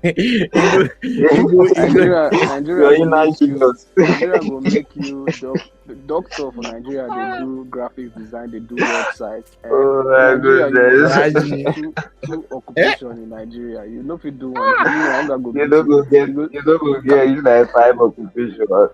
For abroad now, Lawyer na person event. wey be say dey do wetin you dey do, he go come go call professional. The professional go call and say, I spent $1,000 on this. I wan show the boss. Well, I say lawyer na event planner now for Nigeria. I get one girl from my uni that year. She go very fine girl. She do law. She did law school. Law school that time far from my own campus. Fine girl like this. Recently I just see her for Instagram. What did they do? Event planning. I say okay. After 5 years of law school in the second best private university in Nigeria, or in the first she go Babcock. Babcock, at the point in time, her law school fees was 2.5 million tuition. Wow. Tuition. We never talk say you dey pay accommodation, you dey pay booking, you dey pay for feeding and all that. And all those things are compulsory because the school fees you. So she was paying at least 2.5 million. She paid that for 5 years because she did law. And she went to law school. So 2.5 million times 5 years, that's over 10 million for education, plus law school, plus the other. We've never added the other ones. Let's just put it on the base level. Over 10 million for education, university education. We're not talking about secondary school because I know that girl would have gone to one of the best secondary schools in Nigeria as well. And that girl is a event planner as we speak today. She could not practice. You want practice? You want practice? What do you want to practice? You want to practice poverty? She can't afford to practice poverty now. She couldn't practice. She's doing event planning. I had another guy who was in my class, computer science. What's the guy today? He's a DJ. I have another one. He was in my department. What was he doing today? He's an influencer. Now look the things when they be saying these people where are they your friends or colleague, they had to now look towards to. There are things that do not really, sorry to say, but they really provide development. Yes, nah, you're correct. It's not sorry if to say, you that are they correct. practice law, there will be justice, or at least if you deliver the value and justice. But event planning, marriage and baby burials and things like that, they don't really contribute development. Or DJ, it's not really development. And the thing they said, there are many youths like that. If you can't do entertainment in Nigeria, you are screwed. If you have to, entertainment is now the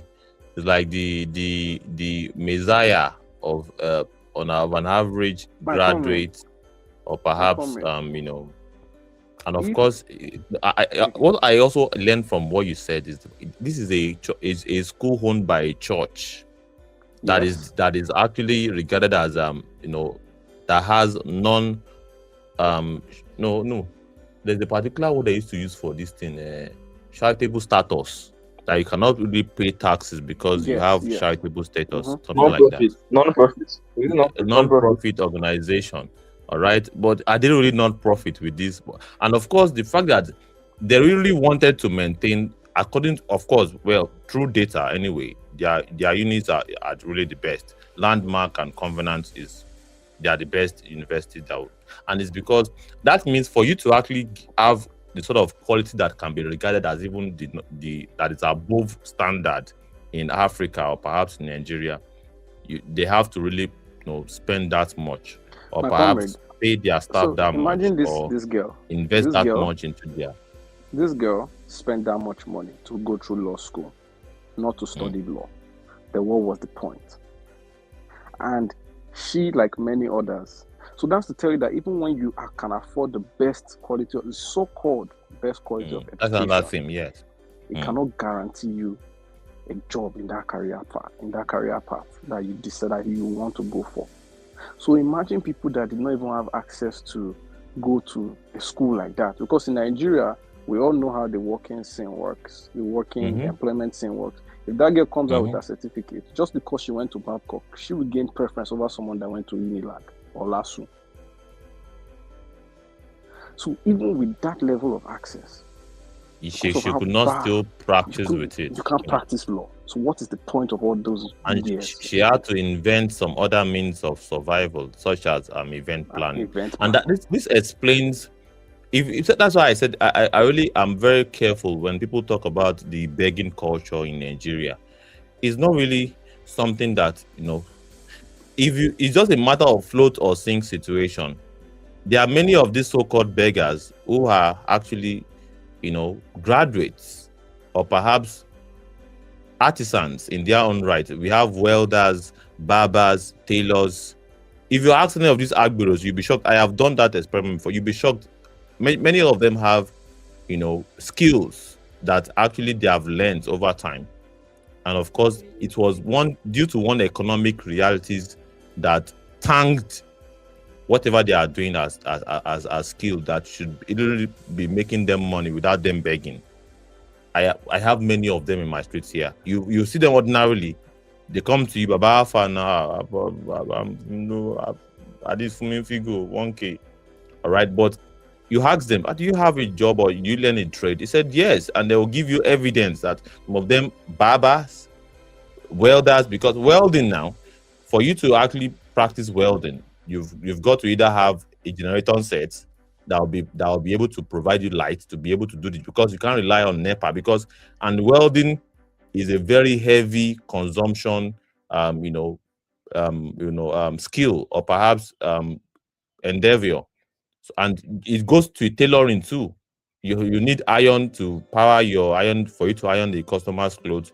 You need in these days now, people don't use manual sewing machines. You need industrial machines and all of these things. So they have been economically conquered, so rendering them useless just by the nature of the economic realities. So, and it speaks volume. So when you now see them, you think they don't have job or they cannot provide value. If you'll be shocked if you give any of them, like, okay, help me go and sew. I don't give one of this agbero, make you help me sew my cloth before. Get shop, but he go do for another shop just to prove it to me that he can sew. And he did a good job. So a lot of these guys, they have a value they can offer, but the economy has basically, rendered them useless. So hence, they have to beg. So you can imagine someone that used over 10 million, all right, to acquire a law degree, and she had to be ingenious and invent something that can really, because events, don't get it twisted. Event planning or perhaps events or anything around entertainment is what really sells in Nigeria, or can you stand a chance of you having some level of income?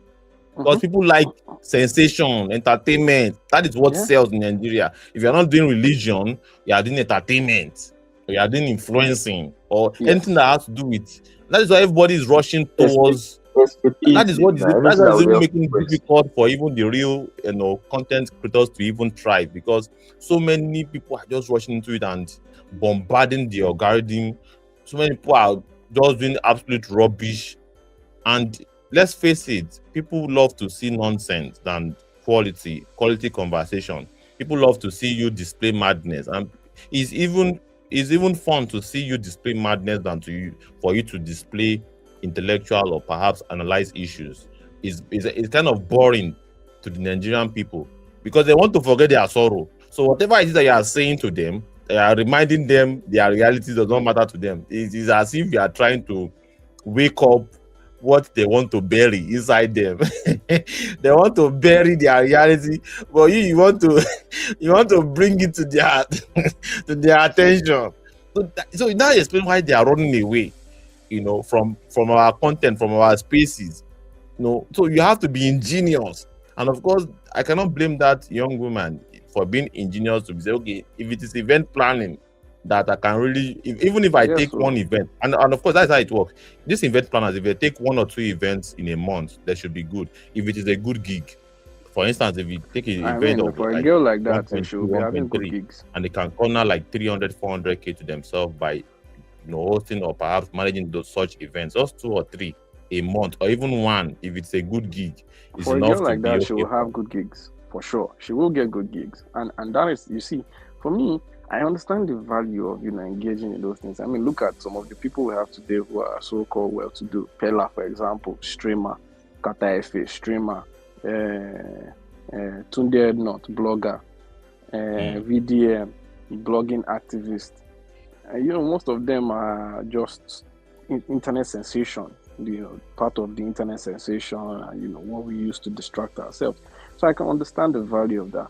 However, what I cannot put together vis-a-vis is that this is the norm, even in the so-called upper circles, where you go to school and you cannot. When people say, "Oh, people go to school, they come and they don't have jobs," you assume that okay, it is just people who cannot really afford the best of the best. But this is a situation that is happening both up and down.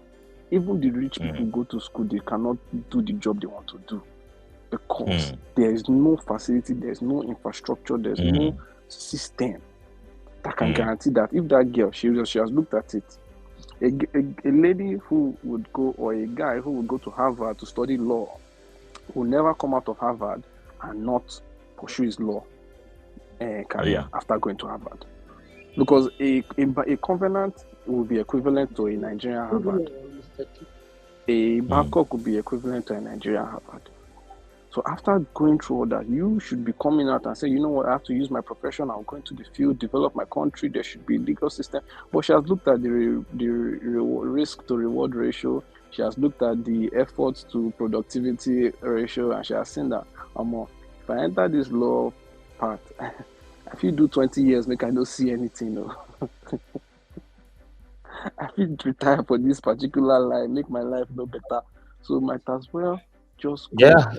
In fact, she will even see many people that will give her the reality that so if you can't say our senior colleagues, our senior learned colleague, maybe say after 15 years, you never see buy Tokumbo car, you say you know the thing I want terrorism with the law. If say it was if they like wasabi they use them do content. Like the content of like wasabi be that now don't be the law. I mean continue so. My lord. Lasisi said they make that thing, they make from that kind of content. If they use lawyer, they just use lawyer anyhow. When you look at this guy's content, you just shake your head for lawyers. And these are the reality of lawyers. The last time we went for a protest of Shore, we were in the Lagos State High Court in Ikeja. I look at lawyers, I shake my head. I say, the struggle is real. They have it bad. They have it bad. They could drag wig. They could approach you like this. You have a case? You have a case? They could approach you as if they won't buy pepper and tomato.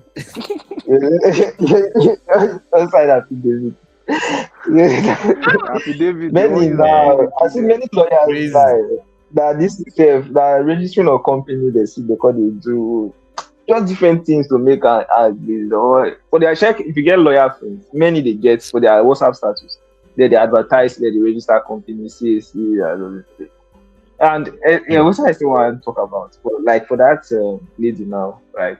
If they say not be slavery now, say not be slave would be because we are enslaved. Okay, we are not.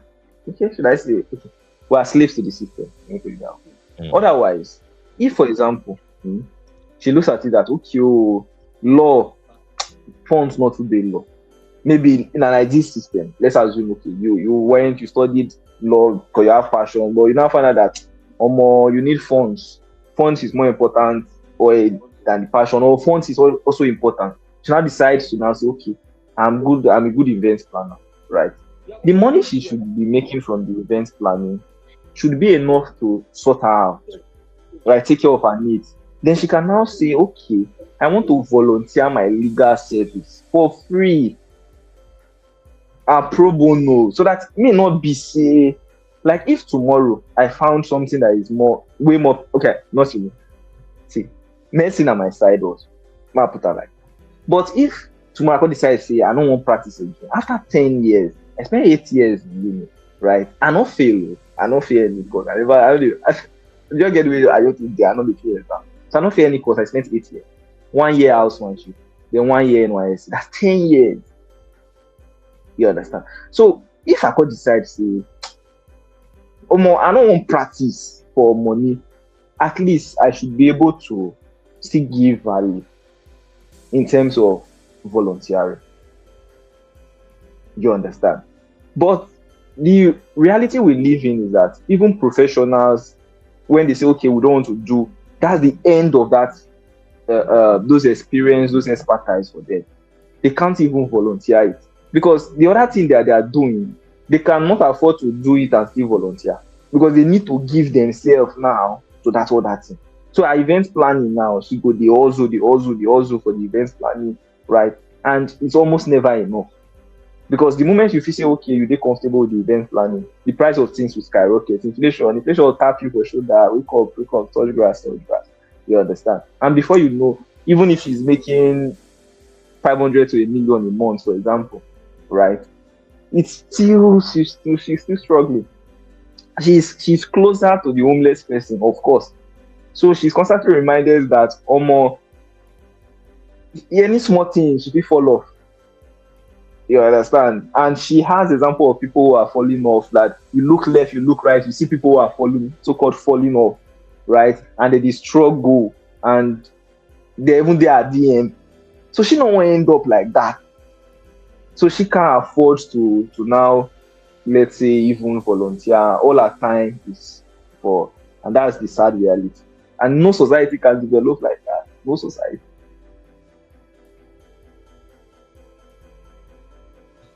It's crazy. It's crazy that people cannot really, really practice what they study hard for 4 years. It's crazy. And of course, these are the indications of a failed society, a failed country. A failed country. Do we really have enough graduates? But they want to paint the illusion. Of course, you see that illusion, right? You see the illusion of too much. They say, they are pumping too much graduate. That is why, for our population, I think we don't have enough graduates. And of course, the information getting to me now is that some private universities that we are talking about don't pay their lecturers so well. Some pay as little as 100K per month. Of course. They are Yes. capitalists to the core, Yes. But they extract so much payment from their students, but pay their staff far less. That is crazy. And of course, I'm very careful about stuff because if you look at the cost of running stuff, for instance, if you factor in how much they take buy the land, where they get the university on safe, how much they take build the house, how much, and they will also factor in the return on their investments. And of course, the reason why I could go hard on schools like Landmark or perhaps Covenant, because it's actually a school that is owned by so-called charity organization that is a church now in Ketam. So why should it be that expensive when these institutions were built through the collective contribution of everybody? Members contributed money to build that institution. It is owned by a church. So why should it be that expensive? But they will make the argument that the cost of running the school, they have to ensure 24 hours light for the students. They have to run on generator 24/7. They even have an hybrid of solar power. They have to recruit the best of the best university lecturers and even import some intellectual minds to be able to impact. They will give all of the reasons why they are charging that much. Right. I think it's all about business. It's all about business and investment for them as well. They are capitalists as well. That's just it. Yeah. We just have to be honest. I remember I see school fees was crazy. The cost of school fees is crazy, and the teachers were not. I say in that same school, teachers still collect bribe. Teachers still collect bribe for that same school. They still sort teacher for that same school. So you would assume that in a school where averagely the average student is paying nothing less than $1 million per term. Nothing less than $1 million per term. The average student pays nothing less than $1 million per term. one would assume that the teachers will be compensated properly, but the teachers there are also not compensated properly. They're not, because they need to make sure that that money is going back to the head of the church. The head of the church must be the one to benefit the most. Who is the lecturer? Lecturer from where? What do you contribute to the school? You come, take your 100K and go home. The lecturers there are still living in abject poverty. They are still living under subjugation. So it's not as though, all these systems, Nigerians are used to perpetual poverty. And you see, the only thing is that, the only difference, the only way the lecturer in a covenant is probably better than a lecturer in a Unibed or one of these other schools, that the one in Babcock or Covenant will be able to collect more higher bribe than the one in Unilag. That is the only difference. But all of them are suffering one and the same. All of them are going through the same level of exploitation, equally. So the conditions are not better for anybody. Everybody, I read an article today that everyone in Nigeria is begging in one form or another, whether it's the one that is going to beg for contract or whether it's the one that is going to beg for opportunity somewhere. Everybody is begging one way or another in that Nigerian context.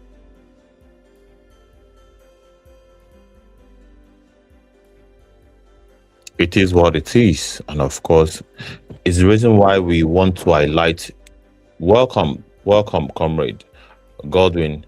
It's nice to see you one more time. The last time we saw was in Oworoshoki, if I'm not mistaken, when we went to the Oworoshoki community. It's nice to see you one. Of course, yeah. With the look of things, you say no get light.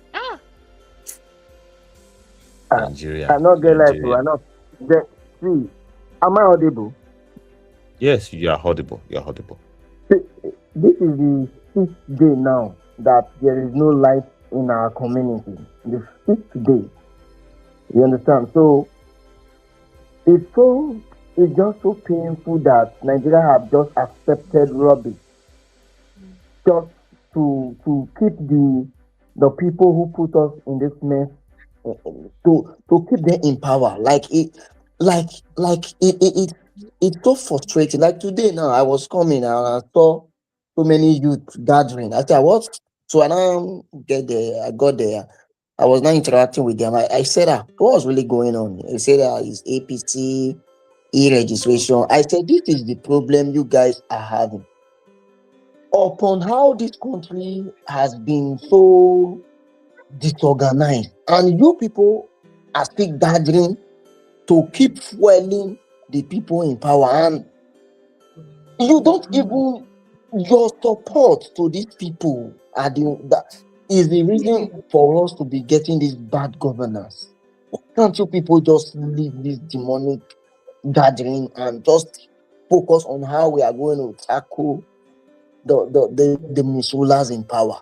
And you are complaining that the country is not good, but yet you are still gathering in an organization that doesn't even have an ideological backing, that doesn't even have anything called social welfareism for the people.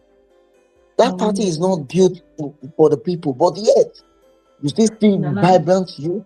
They are still gathering to these groups. So it's really painful. This is the 5th day now. Tomorrow now making one good week that there is no single light.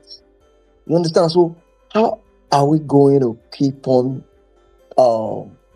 managing ourselves, navigating ourselves through this pain? How are we going to escape? How do we even think that we can escape from this matrix of confusion if we really don't find a common ground and said, enough is enough. We have to fix our country. Nobody is coming. No sky god is coming, because they have so brainwashed majority of Nigerians that what good governance supposed to give them, that fasting and prayers will we provide it for them, and it's a joke. And we keep joking with ourselves on a daily basis. You see Christian, you see Muslim praying, fasting in church, in mosque. What good governance supposed to have given to you? You will even see some people tomorrow, they will even go and be praying that we pray that there should be constant electricity in Nigeria. How will there be constant electricity in Nigeria when you are still supporting the people who gave you darkness?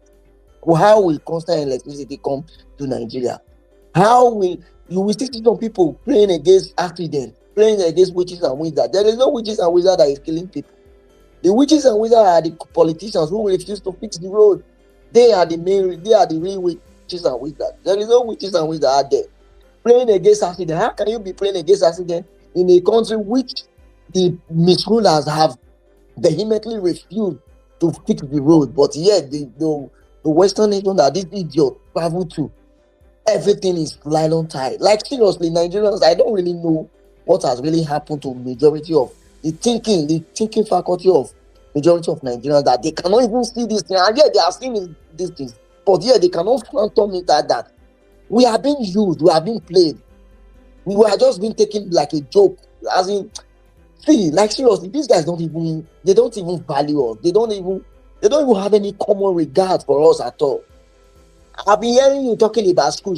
Look at the school that you see this religious institution set up, but yet even the common man cannot even afford the school fees. My elder sister is a founding member of Winners. When Winners started in Kano, they are the founding members. But yet, when our daughter wanted to go to school, our daughter couldn't afford the school fees. Despite the father of that girl was a retired CSP, they couldn't afford it because it's too much. Our daughter have to come down to Edo State to come and school here in AAU. I now speak her and ask her one day, "Here now, now carry these Winners for head. And so why you come be say your own daughter not come fit go to school?" He say, "My brother, you know." I say, "You see, so not until we all decide to sit down and say enough is enough, fuck those bullshit." These guys don't even tell us, even the church that people go to on a daily basis, they don't even tell people the truth. The truth is not even in the pulpit anymore. Even in the mosque, the truth is not there anymore. Because when we are saying these things, they will say that we are atheists, we are unbelievers. Like seriously, what is really going on? Why can't Nigeria just see that we are being played, we are being used? They don't take us serious. Let me not just interrupt you. Please just go on. Maybe I'm still around. We still have to speak more. Thanks. I have been following this program since the day it started, but I've not really been able to come to just speak. But this night I said no. I will not keep quiet. I will speak my own mind so that let other Nigerians also feel what I am feeling. Because we are all feeling the pains together. So why can't we all just come together as one and air out our views like the way it is? This is not time to push propaganda. We are not propaganda pushers. We have to say things the way it is so that people will see what we are really feeling. Thank you. I hear the mic. Thank you so much. And here you have it, your people, the Nigerian people, praying fervently, and this is today is Friday, right? This is the sort of activity that you see our people engage in, most likely overnight. They'll pray all through the night. What are they even saying? Senior Willis! Let's go! Ataka!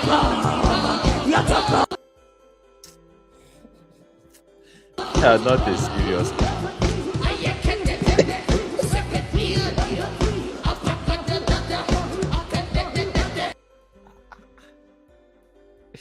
You might be wondering, what kind of, because go talk reach how many minutes now? People go talk say we are not taking in cognizance of people's. Wait, sorry. Is this a skit or is sorry? Is this a skit or is a live playing session? I just want to really know if I don't want to believe it's true.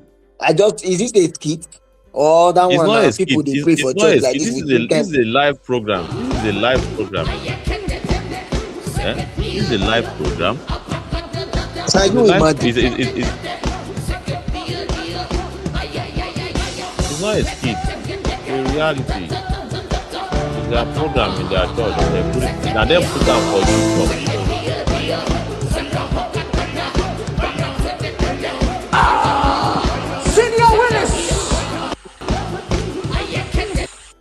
It is what it is, ladies and gentlemen. It is what it is, and of course, today is Friday. You most likely have. I think today is was it not third Friday? I believe. Well, we also heard that the Lagos Ibadan Expressway is on lockdown at the moment, and I trust it must have been as a result of one of these churches along Lagos Ibadan Expressway having their so-called Holy Ghost night. I know that is responsible, but I think I saw the news. I was sent the news that Lagos Ibadan Expressway is on lockdown at the moment, and as today is Friday, the best, my best guess. Oh, we speak. Is somebody speaking, please? Is any of my speakers speaking? Comrade Godwin, are you speaking, or perhaps Swaz? No. I was just laughing. I just laughed. Yeah. Okay. So yeah, it's most likely any of these. We heard that the Lagos Ibadan Expressway is on lockdown. That is, the traffic is crazy, and sometimes it stretched all the way from Mowe Bafo to Bega. All right, and of course, it's all thanks to people that want to go and perform activities such as the one you are looking at your screen. And of course, you now be wondering, if you observe very well, this is where they channel their energy. All right, obviously they cannot. There's no way you can beat nature. All right, there's a build up of hunger, of course, and they have to. This is where they are able to pour and express and let out that anger. You can see from the screen, they are letting out. It is psychological than just physical. All right, you see people doing all of these things, you think it's just the activity. So instead of them to do what I'm about to put on the screen now, all right, while others are doing this, I'm coming. It will pop up now. While others are, so now, can you see any difference between what you are looking at on the screen now and what you saw before? All right, let me play it again. What you are looking at on the screen now, why people are basically is this display of hunger, all right, on this on the street, and compare it with this, all right, it's somewhat similar, and that is to tell you the reason. It explains everything that you need to know about human psychology and why and how religion has contributed by and large to the realities that we face. Because when people have other means of expressing their hunger, it takes away where they should actually express that hunger. It's like anger management therapy or anger transfer. Instead of them to really transfer that energy to those responsible for their ordeal, they would rather want to spend that energy in some other places like churches and mosques. And you can see how fervently how they are expressing themselves and their frustration. But well, that is it is what it is.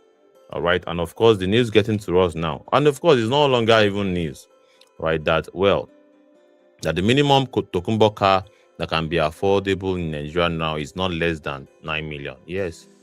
Anyone who doesn't earn up to 1 million per month can afford a Tokumbo car after saving 500k per month for after 2 years. Else, the don't overtake situation will happen to them. Now that no Tokumbo is allowed from June, make all of us just forget buying cars in this generation. That is just it.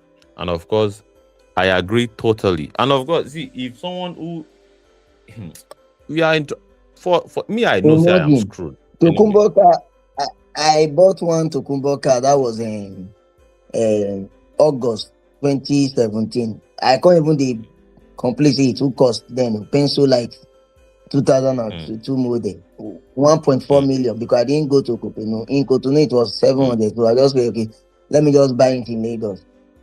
That car now, if you want to buy it now, if you hold 4 million, you're not going to see and buy it again. That car now is up to 6 million, 6 point something million. Car of 25 years ago now, that's 24 years, 25 years ago, 24 years ago. We are still Nigerians are still struggling to buy it up to 5-6 million. Imagine. So we can all see how everything has just feel. Ah man, we are in a street. We are in a street hole. Seriously. Country of a particular concern. We are truly a pathetic concern. And the most thing about is that these pulpit bandits are still brainwashing their members that it is prayers that we take us from this rubbish. Instead of us to use our effort to use our anger to channel our anger in tackling this misruler, they will rather choose to depart of prayers, and we have been praying for decades. The country never even instead of us to be progressing, we are retrogressing drastically on a daily basis. Every day, waiting good today, tomorrow we go spoil for Nigeria. As they break, one thing we very good, we will enjoy today, tomorrow it go spoil. I probably never wanted to on Gen to come online. It's not that I know, because if I have put on Gen now, maybe people see me with light now, they will say I will get. No, we not get. Look at it. There's no light. I'm in a dark place. This is me. You see? So this is the situation. This is the situation we are in currently in Nigeria. But yet people are still today is Friday now. Many of our fellow youths today now, some of them are partying themselves. They say enjoy when you are young. If you see very well, this is my source of light. If I off it, it is pure darkness. Can you see? So this is just the current situation. So, but people will not know. We are all fixing. So it's and I'm going to go on the generator now because the system is telling me that it's 24% more. So I will have to on the system. I have to on the gen for like 30-40 minutes to boost till like so that 70% or so I can continue the live stream. Of course, I want to keep it on because we still want to tune into what these ADC people are saying. I think it is 11:30 and they are still very much up. If I'm not mistaken, they are still very much running their agenda space. They are still running their agenda space. If I'm not, the agenda spaces are still running. So we want to tune in, and of course, please. Okay, I think I can't see any more agenda spaces. Okay, there's still there. There's still the 2-door space still is going on. I want to really tune in and debunk whatever it is they are saying in real time, and related to the topic that we are talking about. So I still want but the reality is very, very clear, with respect to Nigerian people, and this is not cooking agenda or propaganda hub. National grid is currently down, and even before the national grid is down, I've been not be only me. Nigerians have been basically looking for alternative solution, such as generator, solar. Even those that have joined to solar, they are crying because they have figured out that solar cannot be reliable. Of course, they thought they can escape or perhaps mock the fuel buyers, but at the end of the day, it's still back to square one, really, because they have to change batteries. They will have to they will have to be at the mercy of weather. If there is no sun, they are in trouble. All of those, solar panel angles, they have to buy more solar panels. All of this trouble will still there. So, and they will still be forced. They thought they can escape the reality, and it's not true, right? Even the federal government, they say they want to upgrade whatever it is that they did last year with respect to their solar energy bypassing of the national grid. See, it's a terrible situation that cannot be escaped. We cannot escape it, And of course, when we see people now complain about these realities, we just look at them and smile. Let's take a look. Let's listen to this soundbite while I quickly go and fix or can you compare Nigeria with Sokoto my State? That is not be lighting correct. issue and go You and compare on to Nigeria them with now. Ghana, you compare Nigeria with United Arab Emirates, and you compare Nigeria with Argentina. So when you are comparing, which currency do you use? You use the dollar. Now, when you look at our GDP 2 years ago, it was $500 billion. Billion. What is it? $1 billion. What Billion. is it today? 199. We are now $199 billion. Are we better off or worse off? We are living in our worst days. Pre-Jonathan regime, before we rebase the economy. Before rebasing the economy, we're larger than this. So everybody per capita income in Nigeria now is nearly above $1, $1,000. What used to be $3,000? $10,000. So are we better off or worse off? How can subsidy removal and with flotation be better? The question you should ask is, what should we have done differently? And there are options which were made available, written and in discussion to authority. But the cheapest way is for government revenue to boost, hoping President Tinubu hoped that governors will invest in the economy. Was that done? Was that done? But for a few states that actually reinvested this back into the economy, it's important for people to know the truth. After all, your station is about as it is. Yes. You need to say the truth. Yes, as it is. This economy is not as strong as it should be. This economy used to be the largest in the whole Africa. Today, the last time I spoke with your correspondent, we were number 4. Today, we are now number 5.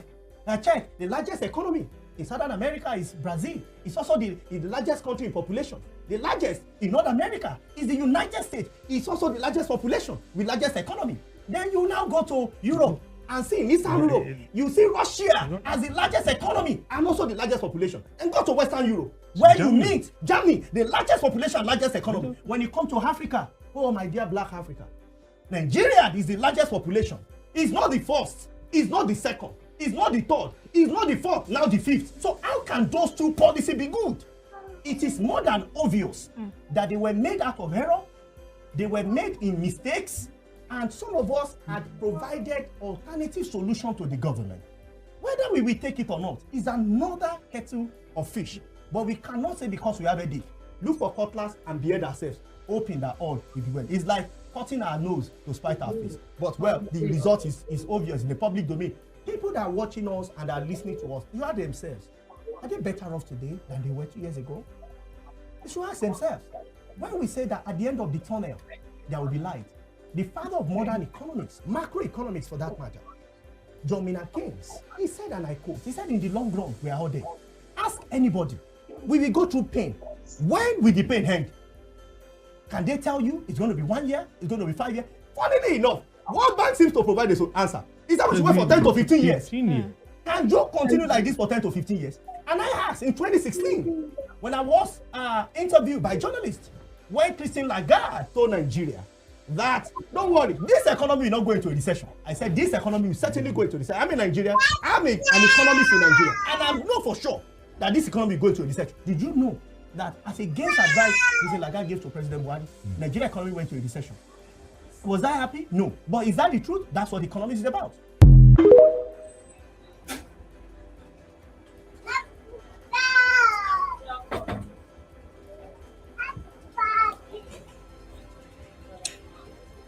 Hope I wasn't that late.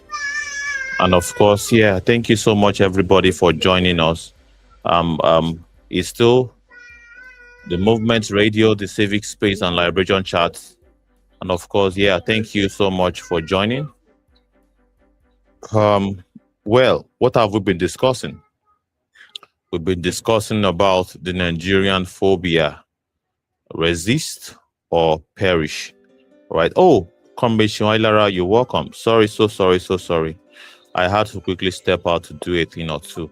So sorry about that. Please, yeah, it's nice to have you, ladies and gentlemen, or perhaps gentlemen in the studio here. And of course, to the 180 people watching us this evening, we salute the fact that you are with us. Thank you so much for joining us. And of course, we were about to, switch to a different engagement of listening to our fellow Nigerians. But well, we would be more than willing to pass the mic to African Wala and Comrade Shinwa Ilara. Are you there, comrades? Yes, sir, my comrade. Comrades, Yes. are you there? Please proceed. Please proceed. Yeah. No, if African Wala wants to, let no, I don't mind Wala if comrade Ilara wants to proceed. I think you should go first, my brother. Let me learn from you. African Wala. Because comrade. Great work, great work. We are still on this matter that the Nigerian phobia will not stop them from being afraid of, from approaching death from the perspective of not afraid of death. But something will have been tweaked to think that the usage of that non-phobia is not for resistance, and that will perish, just like we are, trapped in right now. And just I was just looking at the comment, and I saw the Edo Pikin comment that you can't tell me, paraphrasing what he said or what he typed, that you can't tell me that Nigerians are afraid of death by choosing to go through the Mediterranean Sea to escape the land.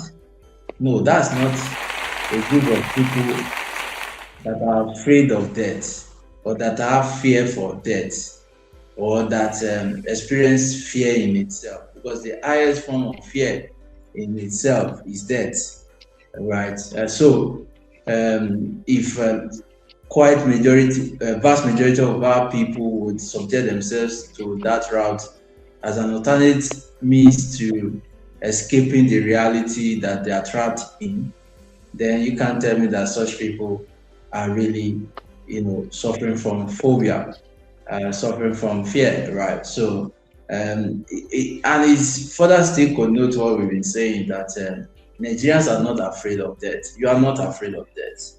You aren't afraid to die. What has happened now is that we have been rechanneled. Our anger have been rechanneled. And the person that is rechanneling it, or the institutions that are rechanneling it, is not doing it for the sake or for the purpose of our benefit. It's not doing it with our interests at heart. So this is where we begin to question some of the things and some of the institutions that we have subjected ourselves to, because peradventure that they have rechanneled our anger, just like Civic Space Liberation Chat said the other time, that even in the way we pray today, we could tell that we are angry. It is now in Nigerian churches and mosques that they take, they bring weapons to churches. We have seen countless number of times that pastors, taking weapon to churches so as to kill the enemy. They claim he's an invisible enemy, but he's almost getting to the point where, these people will begin to attack some of the people they call the enemy, because they are now coming in with, sharp new cutlass, to come and deal with the invisible enemy. They are now carrying gun into the church, right, into the mosque. So we are seeing the high level of desperation, to begin to high level of violence unleashed, even in the prayer points. A friend of mine once told me of an encounter that he experienced while he was on the mountain to pray, and he said he was just hearing the so-called man or the prophet saying, "Oluwa ja okun emi e, Oluwa ja okun emi e." What that means in English is God caught his life fire, caught his life fire, caught his life fire. So he was like, he became disturbed. Like, how can somebody just be, recycling Oluwa ja okun emi e, Oluwa ja okun emi e, Oluwa ja okun emi e? What has this person done to you? If it was even channeled towards the so-called polymeters, it would have been better. But So I guess my guy was inquisitive. So he started looking for who can explain the prayer that guy is praying. Because he doesn't even understand. He can't see any reason why someone will come to such places and to be demanding the death of another man. Until it was now further exposed to him that a so-called rich person in quote came to the mountain and paid the man of dog, some few money so that he can help him address a wicked boss that he had in office. So it is the wicked boss. They are praying that he should die because of work. Now, because of work, because of job that you can even resign. You can go and look for another job. If the current place where you are doing the work is not, interesting, you can protest, you can strike. They won't join the NLC. They won't join the union in their work. They won't protest. They won't agitate. They can't look into the so-called idiotic person that is their boss that looks like them and address the issue. I started addressing my boss when I was just barely a teenager. I can't forget the day I walked straight into his office and I told him never to talk to me that way ever in his life. As a teenager, why would I want to relegate my responsibility to an invisible idiot to come and help me do what I can do to a man on earth? I can treat the motherfucker. When I have a policy. Every time I resume a job, I tell them the time I'm resigning. So when I took the job, I told the guy I was resigning 6 months after. That was exactly what I did. But because we don't give merit, that's why we are not. You are a service provider. It's not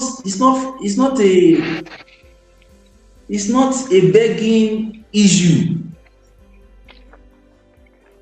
If you deliver quality and superior service, the person should be the one begging you. The reverse should be the case, or a mutual understanding of the fact that you are both providing service. You need my service, I'm committed to the service, and to deliver the premium of the service I can deliver. Why it's your responsibility to pay me?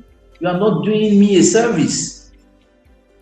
Of course, he tried as they call it the business sense in Nigeria and Lagos. He tried to want to capture me, think he can capture me. So at the moment of it, in between that 6 months, he actually fired me. But I barely spent 1 month before he came to beg. Then eventually when I resigned, 2 weeks after I resigned, I started collecting my salary in 2 weeks at the luxury of doing the work at my own free time, because I was doing the work. I was effective on the work. All these ones that you are looking for favor, that's why you are looking for favor instead of the time that you are supposed to be developing your skill, mastering your skill. Is it not your religious leader that said that seeth a man who is diligent in this work, that he will sit before kings, and not before an idiot that you will now have to relegate your life to go and be saying it was the final straw. How can such adult you have to employ another useless adult on the mountain to come and be chanting, God take cut off the lifeline, cut off his lifeline, cut off his lifeline, because of work that you can resign, you can protest, you can go and meet the motherfucker and tell him to his face or her face that this is what you will not take on this job.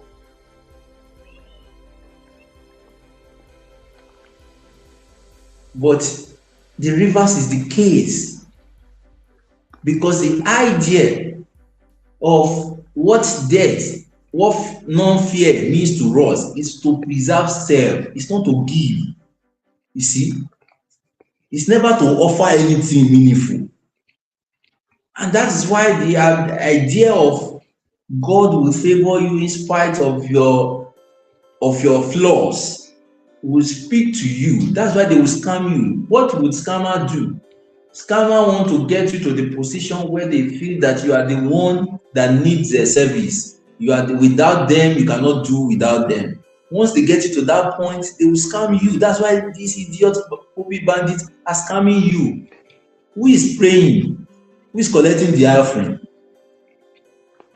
When the pastor needs money, he come and tell you that God needs money.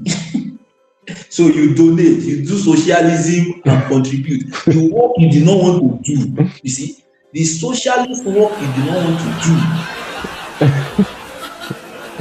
That they claim that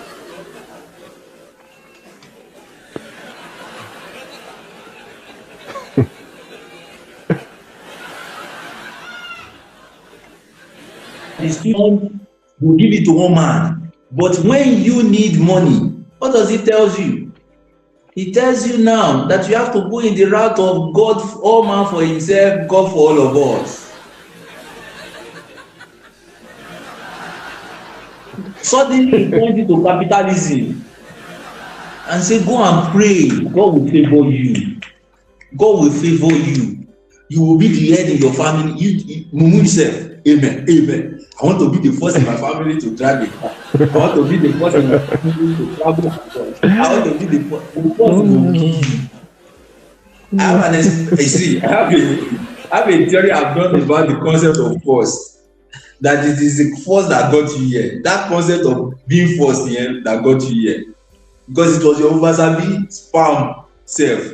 Out of billions of cells of sperm that was released, that went to fast forward and fast track the journey so that you were the first to meet the egg and fertilize the egg. Now, see where you are. See where we see this. You have not learned from that concept of force. You are still, now that you are already a benefactor. I heard one joke around that this whole concept of being the first to fertilize the egg, that this survival of the fastest kind of thing, the whole conception theory that you are a winner. The joke was that why would I be the winner and my body no rest one place? Why I no lose that kind of battle? For me to land myself in this kind of situation where I have to struggle for my life. For being an adult is a struggle, being a child is a struggle. Every till compared to other people that actually was lucky enough to be in other well packaged, a sane, progressive government. Please proceed, Commission. As the oversabi force. Now that you have been the force, instead of you to calm down, see where you are forced now. Instead of you to learn that there's nothing wrong about being forced to this individualistic force. There's something wrong about it. There's something wrong about it. That's why the twins, the twins must be angry at each other. I think it's first candidate that first come now observe. Taye. Is who? Is Taye. To come now. Then one will now lie to the other. I say, this Nigeria is sweet too. Then he will not come. Then after he come, he say, you want only me to be to end the consequence of this life. We will end it together. So this idea of at least those ones who have companionship, at least they would have companionship. It means that they are not force individualistic. But this idea of the concept of force, we need to have reduced it. Now, scammers, they tell us in an obvious environment where we still need to come together and collaborate and build, they are telling you be the first. And you too, you are buying it. And it is that race that you are fighting. Instead of you to look at, wait a minute, they say all of us do not have a house to sleep as a family. No be to gather money, rent house so that we can provide house for ourselves as a family. But you want to be the first to have a house. Now your beginning of your downfall, now you don't orchestrate. Be that. Na scam. That's why the religious folks are subject to scam, very vulnerable to scam, very vulnerable to the political scams. Vulnerable to the political scammers. Check the since inception now, from one scammer to the other, from one scammer to the other. As we dey leave Obasanjo, we dey get to another scammer of Buhari. As we dey leave Buhari, we dey get to another scammer of IBB. As we dey leave IBB, we dey get to another scammer of Abacha. As we dey leave Abacha, we dey get to another scammer of Obasanjo again. They say once beaten, twice shy. But this scammer wey no get this. See, this ote wey no get sense, wey still dey trapped. As you dey live, what God cannot do. If today is the Holy Ghost, tomorrow morning they are going to what God cannot know. They are going to power must change hands. As they dey leave power must change hands, they dey resume at what God cannot do. They just dey transport them, they pass them as leather ball. Idiots. Pass them as leather ball. Say ẹ̀yin ti gba ti àwọn ti gba tèmi lánàá ẹ jẹ́ fún yín wọ́n ti gbà lọ́wọ́. That's why somebody can come and say, if you think it's your money that is building this place, stop giving and go. You see that is the height of scammer. A scammer that is prideful is the height of scammer. He has collected your money, collected your time, collected your energy, and still telling you to your face that if you think it's your money, stop giving. At what time? So now reverse psychology. Yes, now it's to get the OT trapped, and the OT are trapped. In fact, you are now passing your children to them now. I say one time like that, I've never been angry. There was an only anger that jumped at me. I think I just left secondary school, barely in SS3, one time like that. Very long time. I was in the bedroom having my bath, and then I was hearing my children, what I do not have to, what I do not have to attain. My children would attain it. My children would attain it. I'm praying. They started praying. So I looked from the window. In my mind, I wanted to see older people. Maybe it was older people, very old people, retired people that pray such prayer. I saw young guys carrying babies.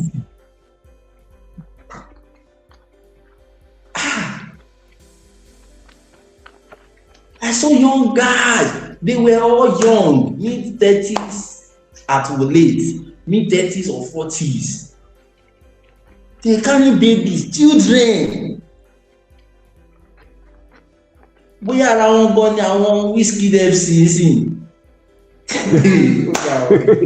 Hey God. Oh God. What a good man. See, I don't think I've been more angrier that day, like I was that day. I don't think I have been. What a uselessness. See how they were praying. It was in the morning, it was not in the night. On a normal day, I knew that they were nuisance. They causes nuisance. Wait this dog.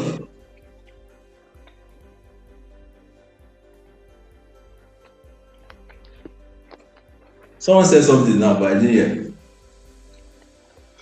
No, I don't think so. Anybody.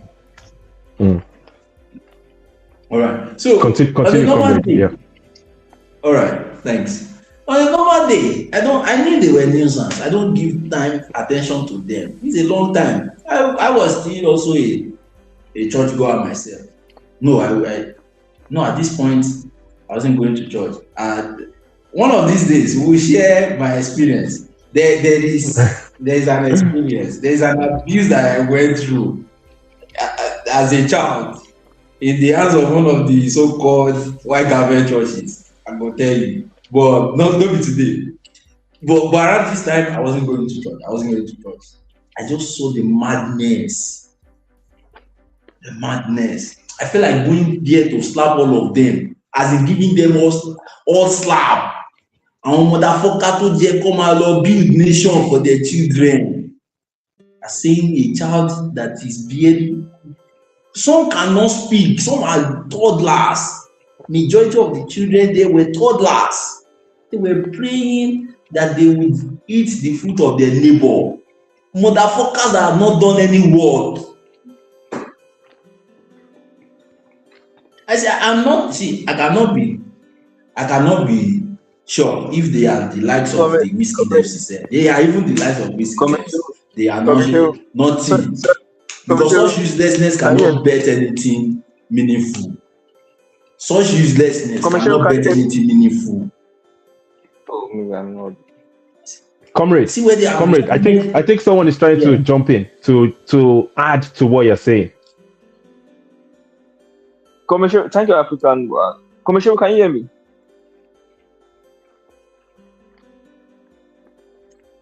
Please help me ask Commissioner, like, the prayer point.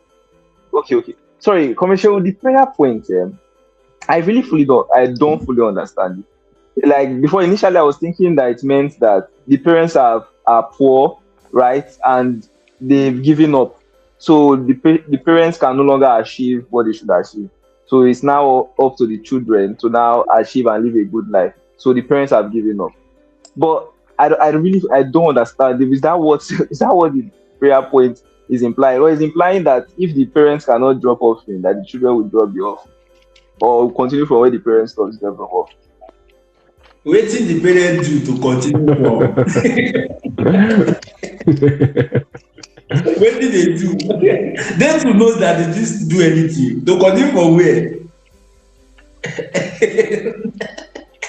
It's to order the time of event now. What did they do? Maybe that person when they do something will say, I wish that my child will come in and continue from where I stopped. That one person when they do something now. What did this one do? They don't do anything. They practically have thrown in the tower. That was the prayer. They have thrown in the tower and they are hoping that while in their existence, these children that they were holding, they carried to the idiotic shrine, are going to come and sort them in life. It's not an uncommon for religious folks. They would understand. They can relate with some of these things now. It's not an uncommon prayer point. It's not just in that place that they pray it.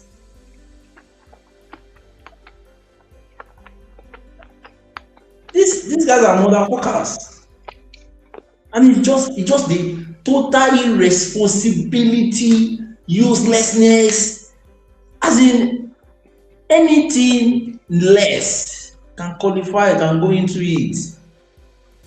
That was displayed that day.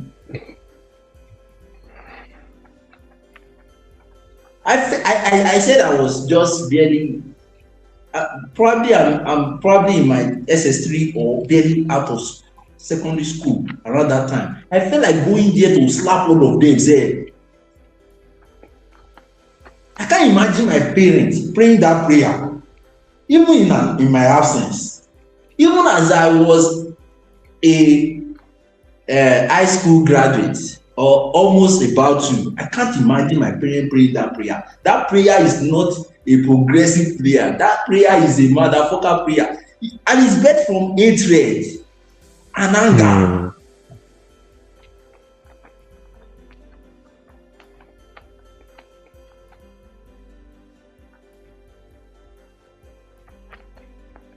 So, when you have such institutions surrounding us, check check the prayer point. One day I was interacting with one person and I said, what does it mean to go to power must change hands?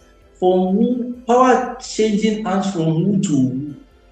And the guy was perplexed and he was looking at me. I said, no, you can't be perplexed. You can't be, you know what I'm talking about. Of course, they suspect the motherfucker me that I want it's a trap. So you cannot tell me from devil to God. Because that will bet another conversation. In fact, he has lost. Because is that not what they said the Messiah came to do?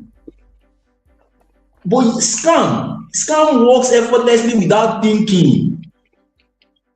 That guy is scamming them. But motherfucker scammer ni wetin be the idiot's name now? The MFM idiot. MFM. Olukoya.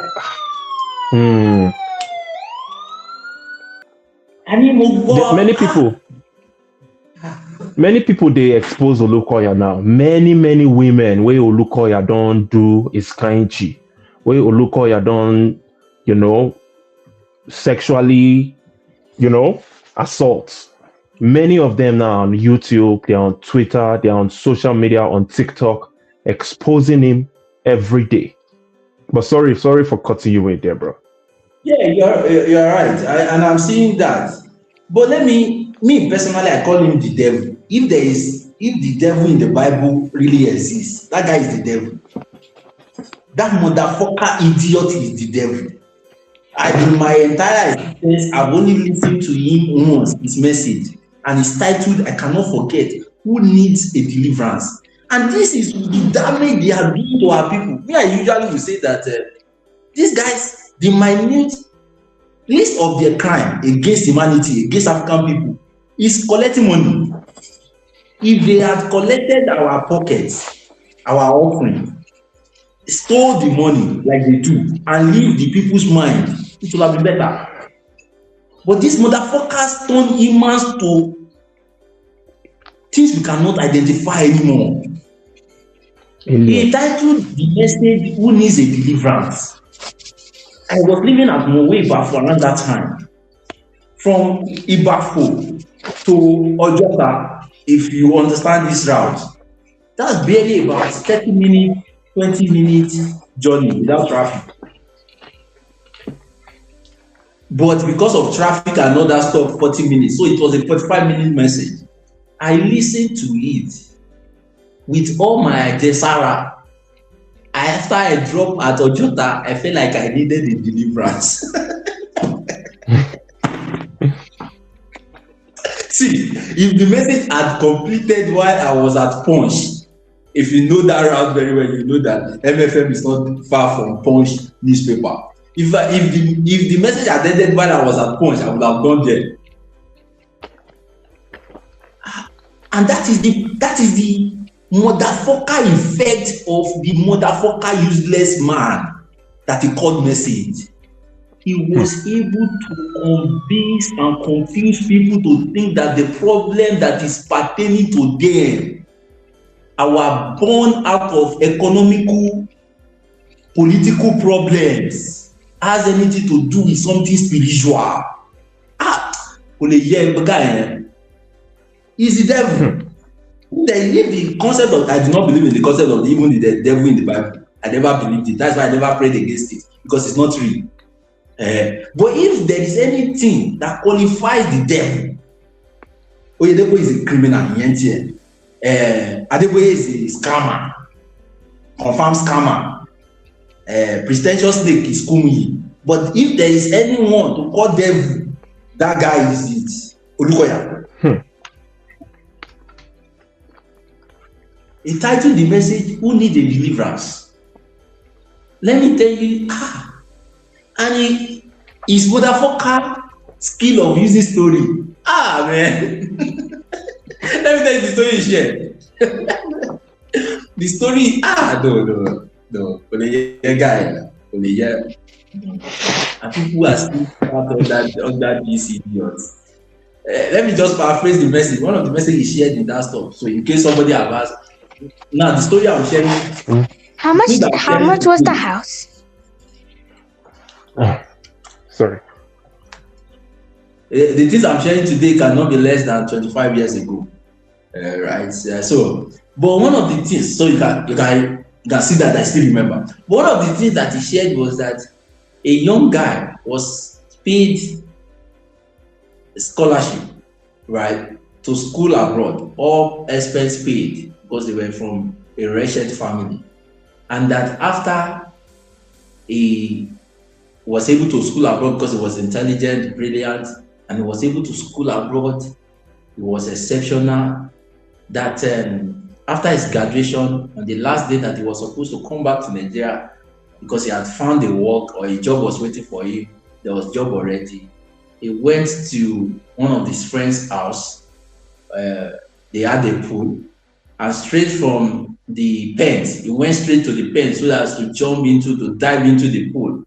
But knowing to him, the pool was under renovation, so the water had been extracted from it. So the pool was blank. So the guy jumped into the pool while it was blank, and he landed with his head on the final day that he was coming to them. So what it traced everything to is that there must be witchcraft doing him. No. This guy is a motherfucker. He is a motherfucker.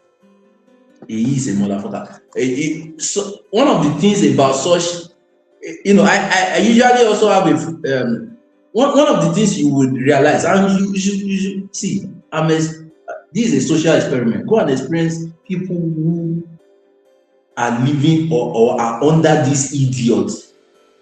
They are the devil. Go and look at the characteristics of what they call the devil in the Bible. Put it down. They are paranoias. They are destructive in thinking. They are really paranoid.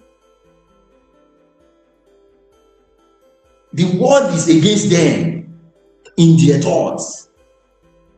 They are against nature. Everything to them is against them.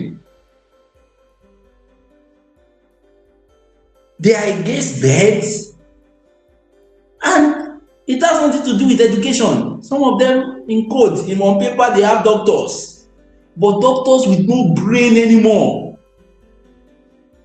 There was one that was saying that he saw a bird coming to steal his wedding ring on the day of his wedding. And they are mad people, really.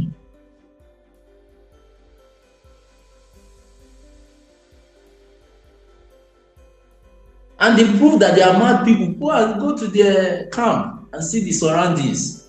They have an entry gate and exit gate.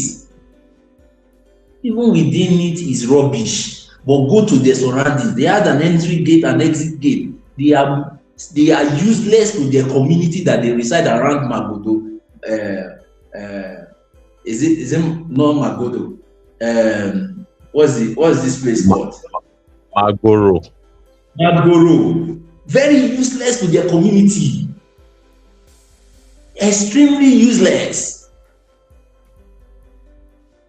To see the community, you would have to use the exit gate on the other end, not the one at the express. Use the exit gate on the other end and look at the communities there. Poverty surrounded, stricken. And they don't care. Why should they care?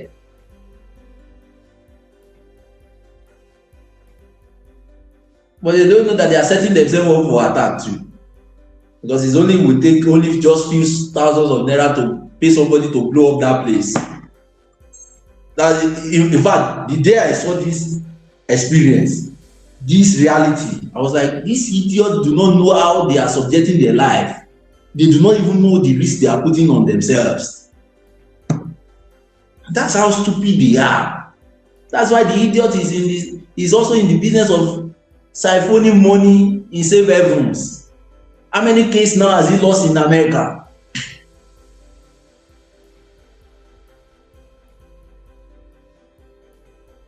My bad motherfucker.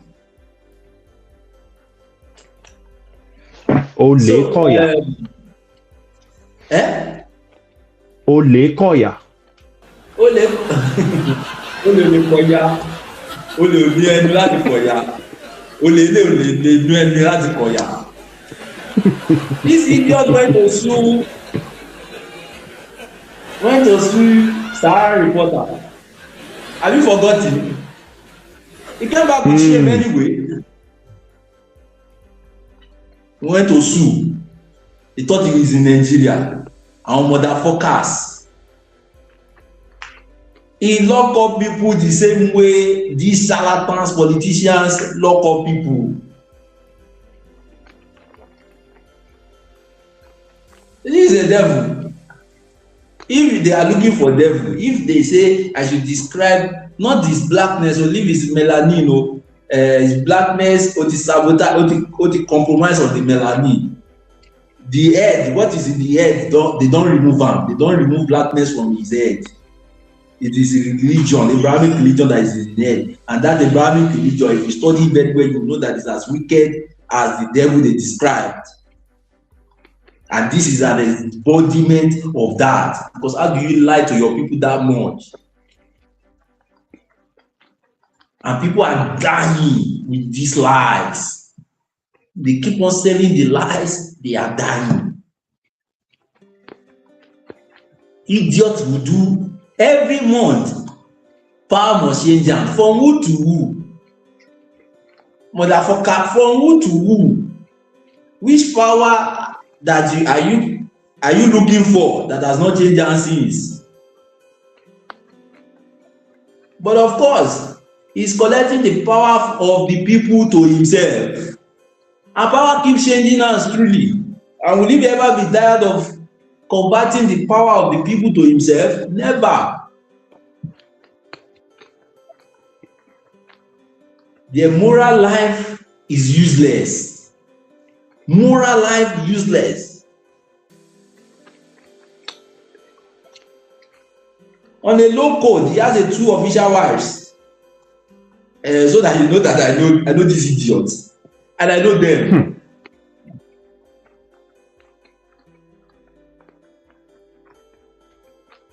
No moral life, only propaganda. 2 official what? 2 official what do you say? Yeah, 2 official wives. Official wives? Ìyàwó. What do you call legal wife? Wow, really? Because I understand that the lawsuit that he sued Sahara reporters, he lost, and in fact, he was asked to pay $7,000 according to the information that's available to us here. So he lost that case very terribly, and of course, he had been very careful to sue since that time. So, but these 2 official wives is quite strange to me. You know, I thought they have this strict code of just one man, one wife. You know, the Pentecostal Christian, because there are so many variants of Christians. The Kerubo and Seraphu guys still believe that. Well, as far as the Old Testament is concerned, it is allowed, and of course, their own God has not changed. But in terms of the Pentecostal pastors, they are one man, one wife kind of doctrine. But well, it is what it is. You know, I don't have all of the information, but if you do, let's have it. Well, I will look for it. Well, officially, we know that charlatans like Ole Koya, they have one wife, and all the choir mistress are potential girlfriends, and all the other fine females in the church are potential girlfriends. So they might not officially be married to multiple women, but we know that they sleep with the women after brainwashing them. So it's nothing surprising. Yeah, that is not far from the truth. That is not far from the truth. These things is like a pattern that is you can most likely predict with all of these guys. You know, there was a time there was an accusation on the head of Chris Oyakhilome also including even TB Joshua. In fact, there's a documented BBC News documentary on TB Joshua of the sexual molestation and indoctrination, hypnosis, sexual harassment, all of these things. In fact, there was this white woman that said that TB Joshua actually had sex with her after psyching her, including some other South African lady like that. It's a well detailed documentary. The audience can actually verify all of these things, because many people may be wondering that what is wrong with these guys? These guys, that why are you guys throwing aspersion on the men of God? Is this what you as a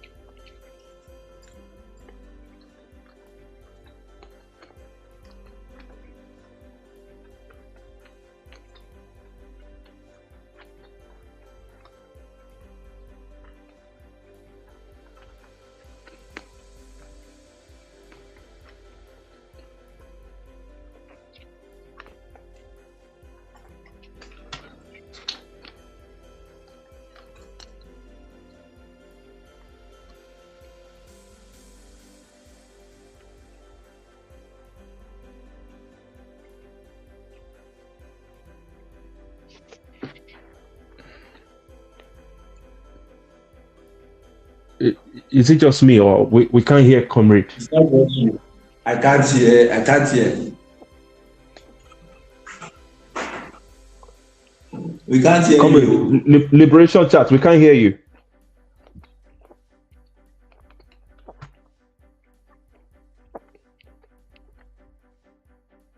What happened? Can you hear us? Oh, you can't hear us.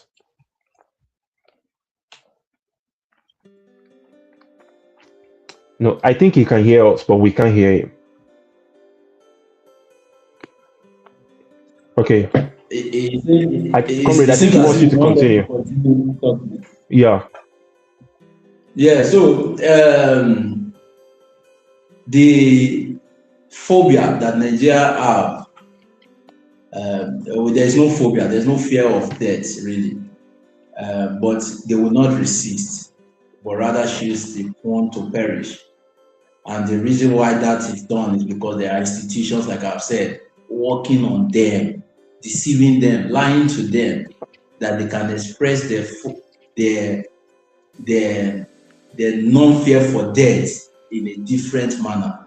One of the promises of Abrahamic religion that is also trapping our people is heaven, the promise of heaven, that there is a better life after this man. Imagine if that is the option, that there is an option already on the table of a better life. Africans don't want to miss that better life, and I blame them for not wanting to miss the better life, really, without the experience of this. But there is no better life. The proof that there is no better life is the person. They say one idiot in Ghana claimed that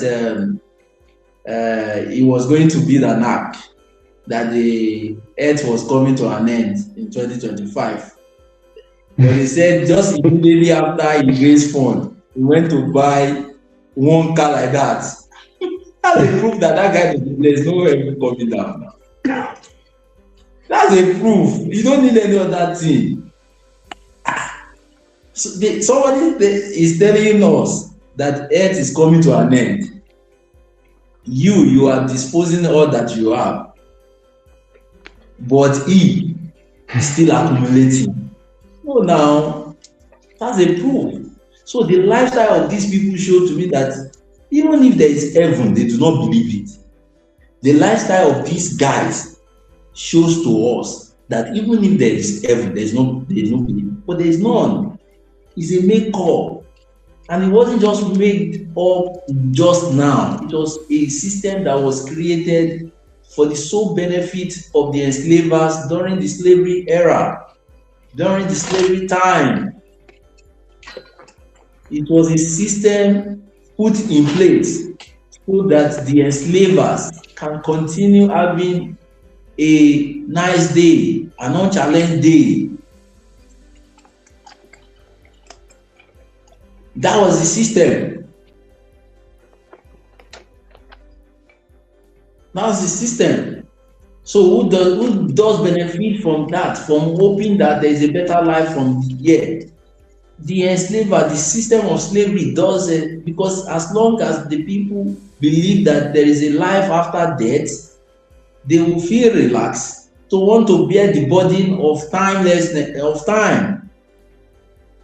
They would rather not fight it, but just imagine that you yourself, just imagine that we do not have to believe that there is a life after earth, and you know that you only have a minimum period of time to spend, and somebody has wasted our lives, and you only have years to go. See, the way we are thinking of building this nation is not the same way we would act.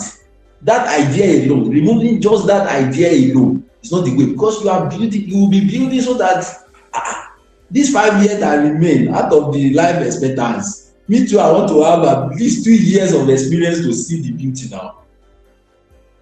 But you have an option, and the enemy of destination is not obstacles along the way. The enemies, like many have said, is option, alternatives, alternative destination. So what they give us is an alternative destination, so as to go and then to bed and sleep and fail to do the work that we must do to move from point A to point B that we are expected to be. And that is where we are. And that is what this alternate destination does. They once asked Alexandra,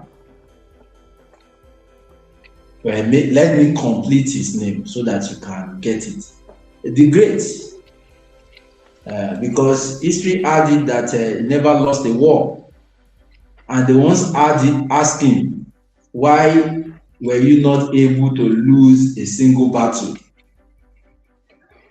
And the tactics that he shared surprised many. And what was the simple tactics? He said that they ensure that immediately they get to the shores of the enemy, that is to the pathway of the enemy, is that they ensure that they burn the boats down, and every soldier is seeing that there is no alternative route leaving the exit from the back door, or leaving from the back door.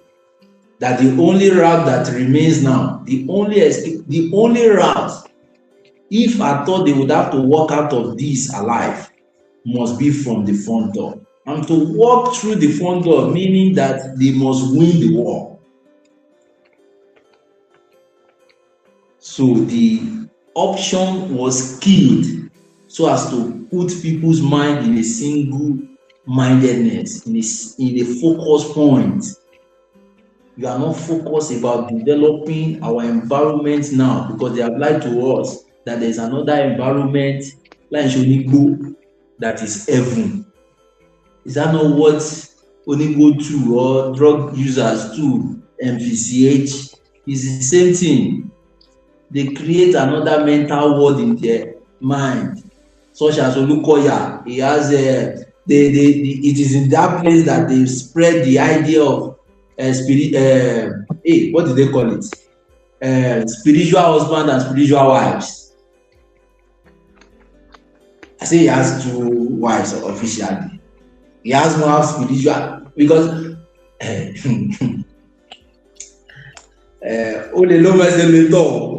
if somebody can come and introduce to Nigerians that they have spiritual husband and spiritual wives, he has spiritual wives.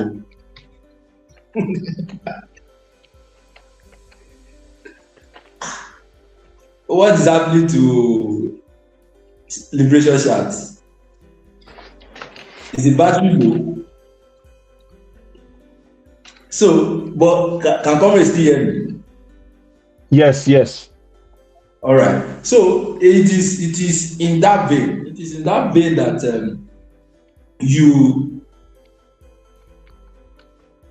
we understand that the idea of alternatives is to distract us from chasing what is important. The idea of escapism, of fantasy world, is to distract us from our reality. And once we lose sense of reality, what happened? What happened is that nothing is get done. Nothing will be done in reality. Nothing will be done in reality. Once we lose focus of what we are supposed to pay attention to. And these are the reasons, the distractions. It's not longer a news that the people who sold religion to us were the same people who enslaved us. It is no longer a news that religion was the distraction. The religion is the building you see.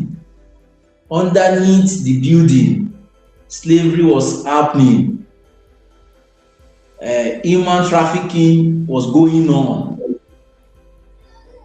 The human business was on.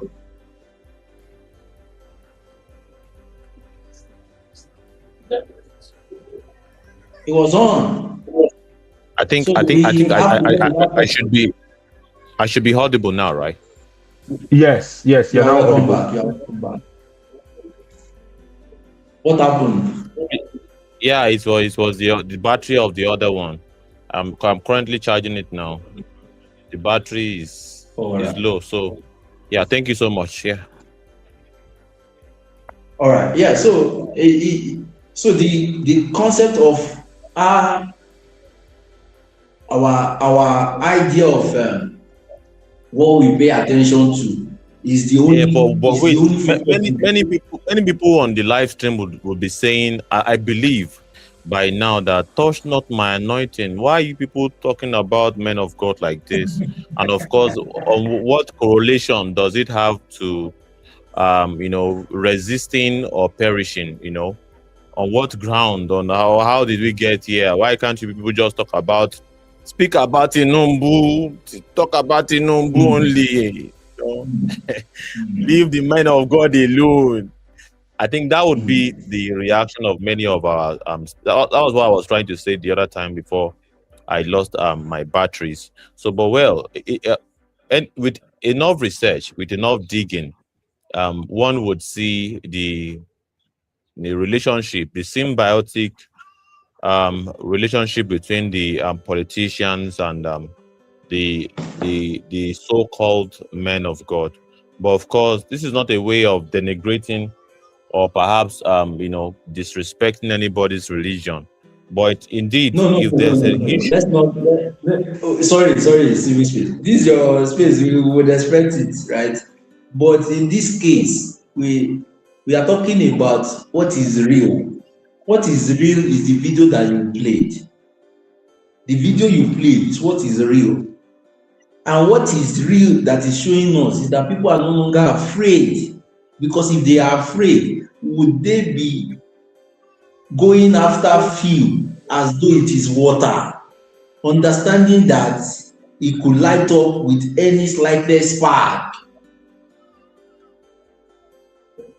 That's what is real. This is not what is. So are we going to be deceiving what is real? So if they are not afraid, or are you telling me that they know that does not come with great danger?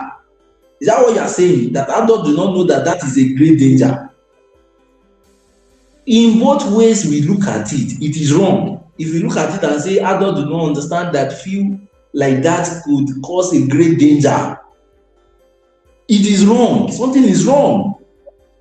If we also look at it from the part that they would then be consequence regardless, that they understand the risk involved, but they just bear the consequence because of their reality, that is also problematic.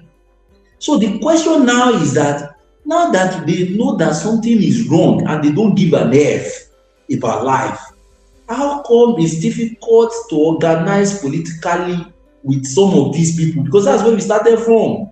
How come some of our people are not organizing politically? That is where we now lead to what are the things interacting with the brain of our people. Because if anything can capture the mind of the people, it will capture their actions. They will be scoring on go against self. Statistics have it that over 90% in this population belongs to one Abrahamic religion or the other. Is that a lie? And what do you think happens in some of these shrines, Islamic and Christianic shrines? What do you think happened there? People's minds are interacted with. Have you not had people say to you before that my man of God said? You are discussing something with them and they suddenly just switch to the point that a man of God said. It means that at that point, the mind that you are interacting with is the man of God. So when I say that vast majority of those people belongs to one Abrahamic religion or the other, that is a fact. How come they are not thinking well? Then the people or the things or the institution they have went to submit their mind must answer to these things. They must answer, what have you been doing with the people's minds? What have you been telling them? Because if you have been lying to them that their problem is spiritual, that explains why they will show no fear in going after what could actually kill them. But cannot sustain them systematically. No matter the or any one of them still that day, they cannot make money enough to sustain them. But we can begin to build institutions. The thing they wanted to use money for, let's assume that one of them is sick and he needed money for paracetamol that day. That's why he did that. We can begin to address institutions that address systems.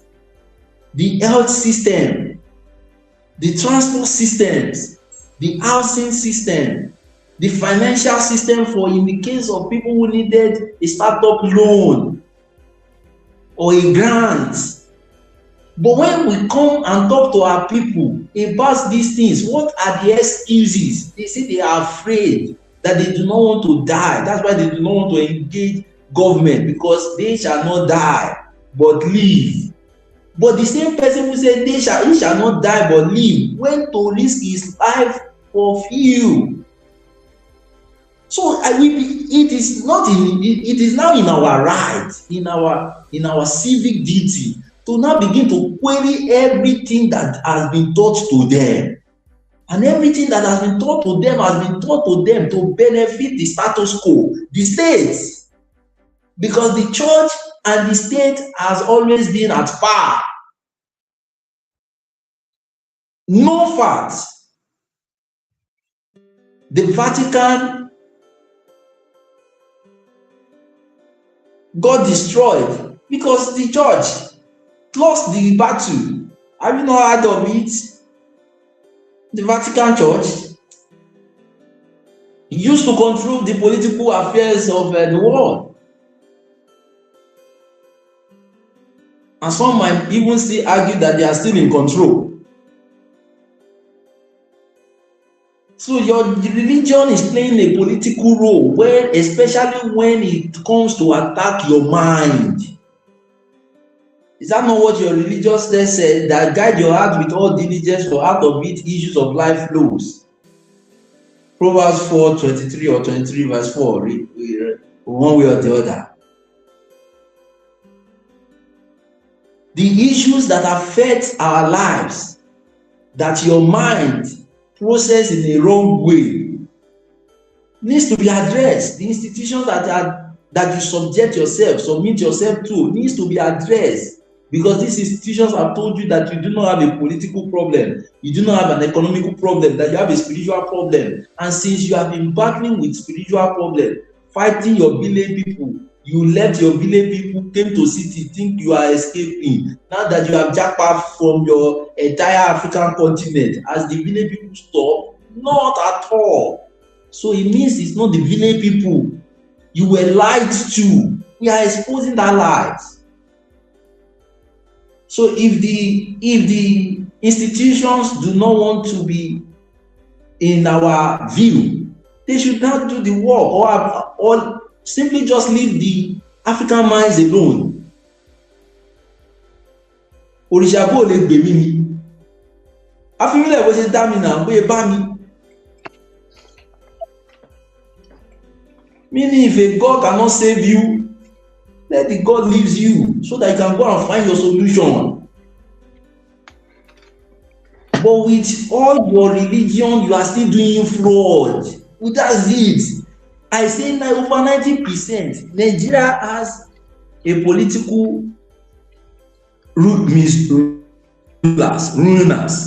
that is sworn in either by any one of these two Abrahamic religion book. Or when last did you hear that somebody was sworn in with Ifa? This is a typical Abrahamic state, a captured Abrahamic state. And we are seeing the political affairs of our lives going down the drain. And you are still saying that religion should be left out of the conversation. This is why we have to discuss it. Because that thing is obviously out to kill you. If care is not taken, it's going to kill some of us too. By your own help. So this is the reason why we have to address it. We have to address the things playing out in our environment. Except if we say we should leave the status quo. But we are not leaving the status quo. This is not the ideal situation. The ideal situation is not for us running out of our continent and country. It's not. The Omonilu must take back their country. And all the aliens, alien Abrahamic religion, all the aliens must find their back and back out if they cannot help. If they want to help, fine and good. The conversation is how can we develop our space? How can we develop our state? How can African children have a chance to live and not go and be miserable like this? This is miserable. Even looking at this picture is misery.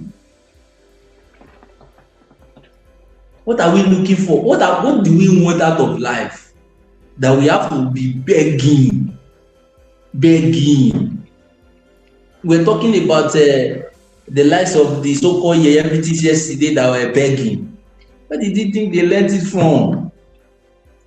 You beg spiritually, you beg physically. It's always interesting to me, really, that this whole idea of trying to really impress a celestial entity, for that celestial entity to be able to basically do goodness in the lives of us. Let me put it in a way that you understand that we need to really, impress, or perhaps hacks without ceasing, or hacks every single time, or even perhaps even inflict ourselves with pains for us to get the attention of a divine being before that divine being can even consider to really do something. Of course, it's either this divine being is all powerful or really does not really care, or perhaps not that powerful as they claim he is, or perhaps is a very narcissistic, powerful being. Because, for instance, take a look at Nigerian situation. Take a look at what Nigerians have been going through for years. Of course, well, you have to take a look. If you have reasoned or read the Bible cover to cover, like some of us have done severally, the fact that this divine entity actually literally folded his hands and watched Israelites, at some point in their history, according to the Bible, suffer for 400 years before he just thought us, well, I think it's time for these guys to leave the slavery land that they have. I think I have had enough fun with their suffering. Or perhaps, how did they even get there in the first place?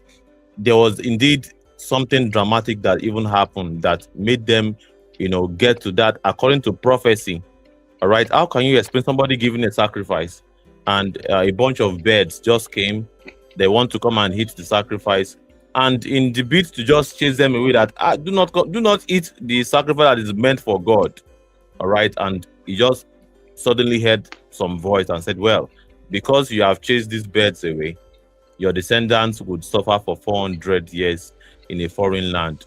How do you justify that sort of narcissistic? And if you observe, if you pay attention to scale of 400 years of suffering in a foreign land is no joke.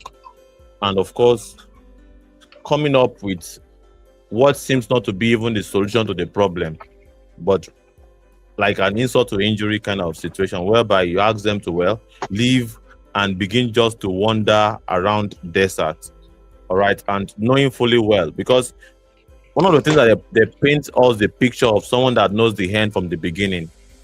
That means at the point where they were living, the so-called, where they were enslaved, he knew that only 3 of them or 2 of them would make it. I think Joshua and Caleb, I believe, were the only ones that made it to so-called promised land, the land that is flowing with milk and honey, in quote. But that is thousands of people that perished in the desert. Many people would also argue that, based on archaeological facts, there's been so much digging around the deserts around those regions, and they had not found any, because if you look at the scale of people that must have died across the desert as a result of them wandering about for 40 years, according to the historical record. So let me just go into the details of what my own reservations are. But I just want to paint the picture of a God who gets angry very easily, or perhaps does whatever pleases him. And of course, maybe perhaps what we are going through in Nigeria, if we are to go through or perhaps follow the narrative of the Bible, maybe perhaps this is exactly going along line with the plan of this deity. Maybe perhaps we have to suffer for a certain period of time for him to eventually intervene, because the level of prayer that have gone down the drain, the level of commitment, the level of prophecies. In fact, it seems as though the Nigerian situation is defying every prophecy by his so-called, appointed servants, because like 2 years in a row now that Adeboye has come out to say, my daddy revealed to me that this year will be better. Nigeria will have so much economic, progress or turn around. The dollar, the naira will, with one day, become equivalent to a naira. It seems as though, as every year goes by, it keeps basically disappointing or disgracing his servant, because things have been going from bad to worse to worse to worse to worse. I now begin to wonder whether or not these guys that parade themselves, because it's very important. Of course, I have seen as I have related it to politics, because these guys, whenever it's political seasons like we are now, we are in 2026, where it is a year leading to 2027, the election year, basically, you begin to see politicians going to these churches, and these men of God, we offer them their pulpits, like literally, and they are basically going to use their pulpits to market themselves. Basically, they are handing over their platform for these men of God to use for political reasons. And they will also come and say, no, they just came for prayers. Well, I think the facts does not really agree with that. It seems as though the politicians, they've got a mission, and as so-called men of God, you do not give your platform or perhaps relegate, use your members to farm political favors, because by and large, the whole idea of them they shouldn't have been given politicians if there's no way I will stand a chance, despite being a Christian or perhaps being a technical member of RCCG, and they will just give me a microphone for me to come and speak and address millions of people. It's not possible. Even for a pastor that is basically the pastor of a local church that is in RCCG, would basically have to wait for like 20 years before he even stand a chance of being given the microphone to address millions of people in a major event. But these politicians will just come out of the blues and you just hand over the microphone to them to address. And of course, we know what that means politically. So this gives this, for logical thinkers, for critical thinkers, some of us can dot the I's and cross the T's, put two and two together and say, well, these guys are really having a pari passu, hand in hand, rub my back, I rub your back kind of situation. Hence the need for us to discuss it. And of course, I'm just taking my time to address this to shed the light to as many of our listeners or our viewers, about 175 of them now, to clear the air that it's not as though we are all out attacking men of God, all right? We are out to set the record straight.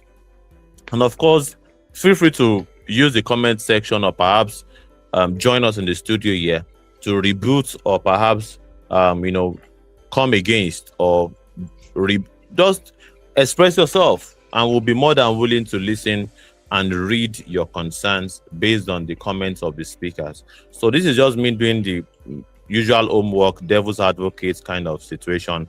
I'll pass the mic back to, I think Comrade African Wala wants to say something before Comrade Shinwailara. Is it true? Am I right? Or no. Comrade Ilaya is doing a great job. Yes. All right. Thank you so much. Please, Comrade Shon, you have the mic.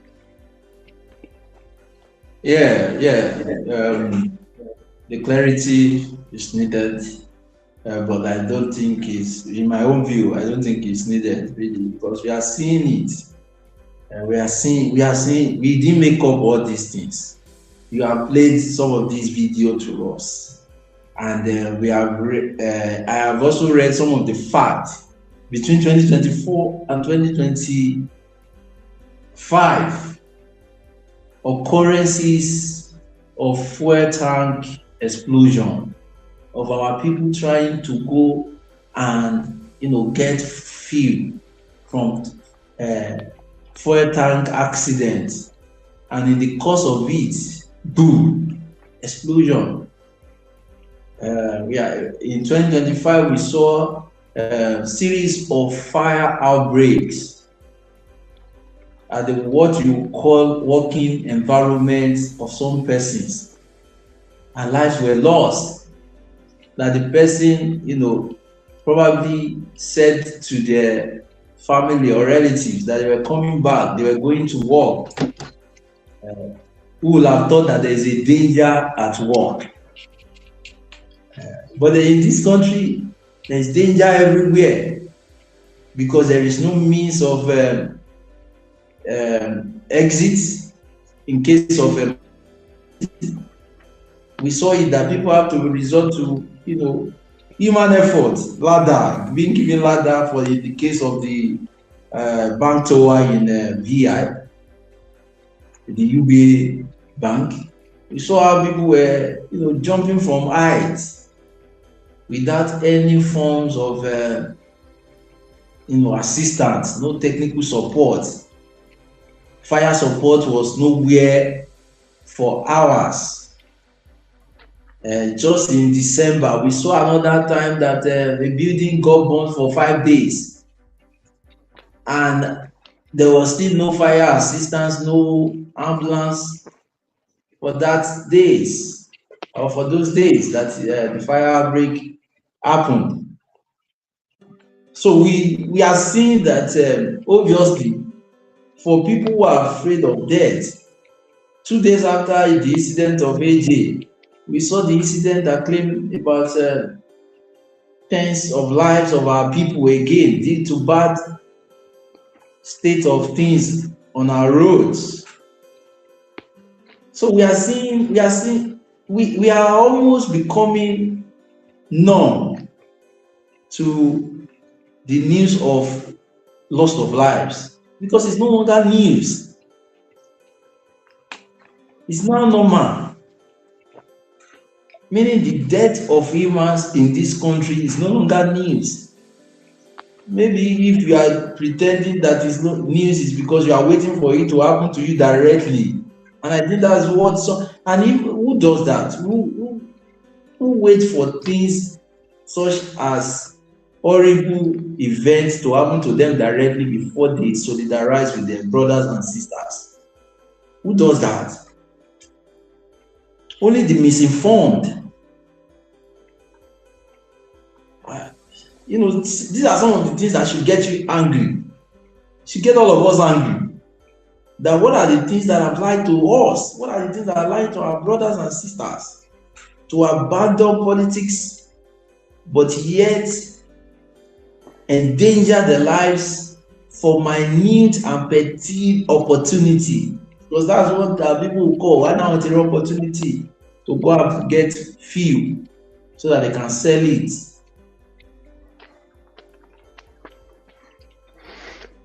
The danger of that thing is massive. None of them can escape it. None of them around there can escape. And even if you escape, you wish you have not even escaped it, because there's no way you will be remaining the same. What they do, they call off the glove. They then no consequence. You must be, it's the state that our people are in. That state is desperation. And if that state is desperation, and there are obvious things that we need to be addressing, that can address our problem at a systemic level, not at a charity level, at a systemic level together. What are the things? It's the same way. That is where I started from. Like that, my point earlier was that we should look at the institutions around us, and that we should look at the institution of capitalism to start with, the economic institution around us. That the economic institution around us, forbids us to work in partnership, to complement each other. That we are designed to be put against one another. That the school forbids that we have two first. That one must be first, one must be the last. One must be first, one must be the last. It literally just put us to compete against self. That idea, these are the things that bred the idea that it is now almost difficult for us to work together to bet about changes, real life changes, sustainable changes.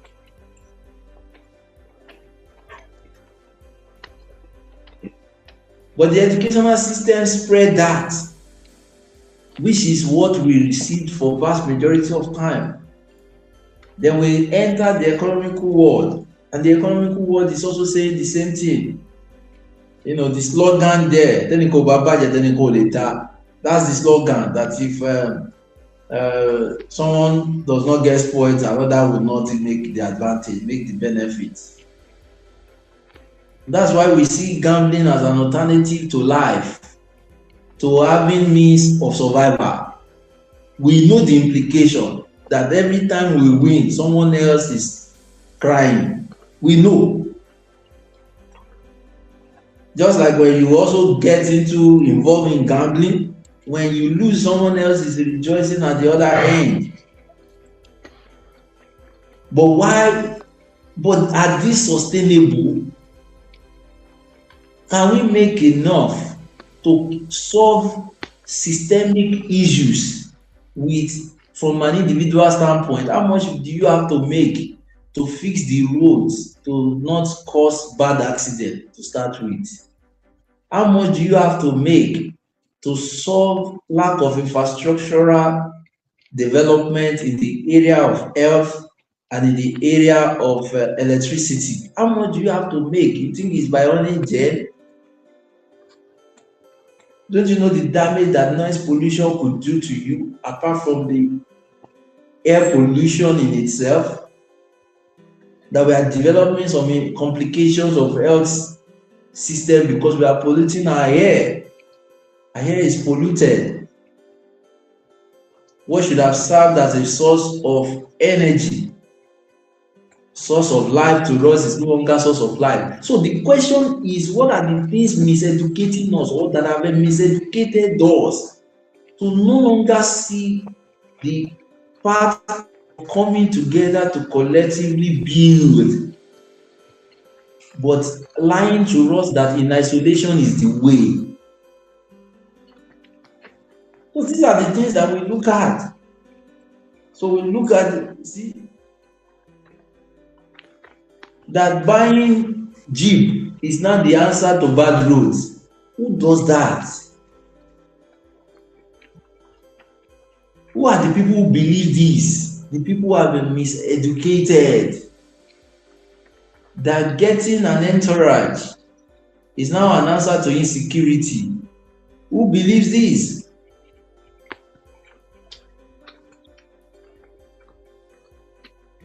So these are some of the things that you should be angry. I am angry. I'm angry with all these institutions miseducating my people. Because if you are not miseducated, it will only take us half a day for us to get these idiots out of office. Anyways, this is Lagos Ogbomoso Express Road. This is currently, No, it's not the road. This is Lagos Ogbomoso death trap. Thank you so much. So for many of our listeners or viewers that are just wondering, where is this? Where is this? Is it an old video? No, this is not an old video. It's a recent video. Go verify. This is the kind of road that people ply every day. And well, in 2026, this is the nature, of course, where you can see that some of these lorries carries goods, food items going into Lagos. Some of them may not even make it to Lagos before having accidents, just because of these terrible roads. But of course, our people would not call out all of this. They would rather go and pray. Well, we just have to highlight it, right? Or perhaps beg the government to do something about it. So this is Lagos Ogbomoso death trap that is called road. And of course, if you talk about it well enough, or perhaps, as we are doing now, we are putting ourselves in danger of being arrested by DSS, because quite frankly, the government of the day don't like stuff like this. They want all of these things to remain in the secret. All right? They don't want things like this to be exposed. They want it to be as coded as possible. And Nigerians, by and large, just like Delifaro to me has said, if you have given the oppressors the allowance to oppress you, why won't you do that? You are giving him the allowance. You are giving him the go-ahead, basically, to keep on doing what he has to do. So yeah, you have it. I'll keep playing this for quite a while for our new viewers, while Commissioner Ilara keeps speaking. Please proceed, sir. Yeah, comrade, thank you for also bringing these things. It helps, because we act as if we are living in a la land, but while we have the reality of of a death land. It's a death trap. It's not a road, it's a death trap.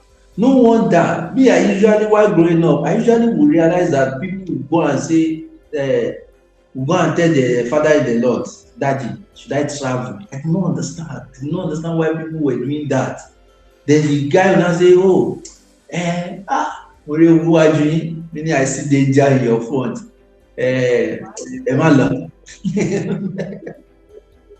If me, I'm the prophet, who am I going to be allowing to travel? Can you see that bus? Look at that bus. That bus cannot make it again. It don't stop for road. And of course, look at how the kind of heavy load with the carry pull for this. When you talk about all of these things, is this how public transport is done all over the world? Even in some African countries, where after loading the vehicle and parking people like sardine inside the vehicle, people are so uncomfortable. In fact, the last time I used bus like this, these guys are also smuggling rice that you now find difficult. They will smuggle rice under the seat, so it adds to your discomfort.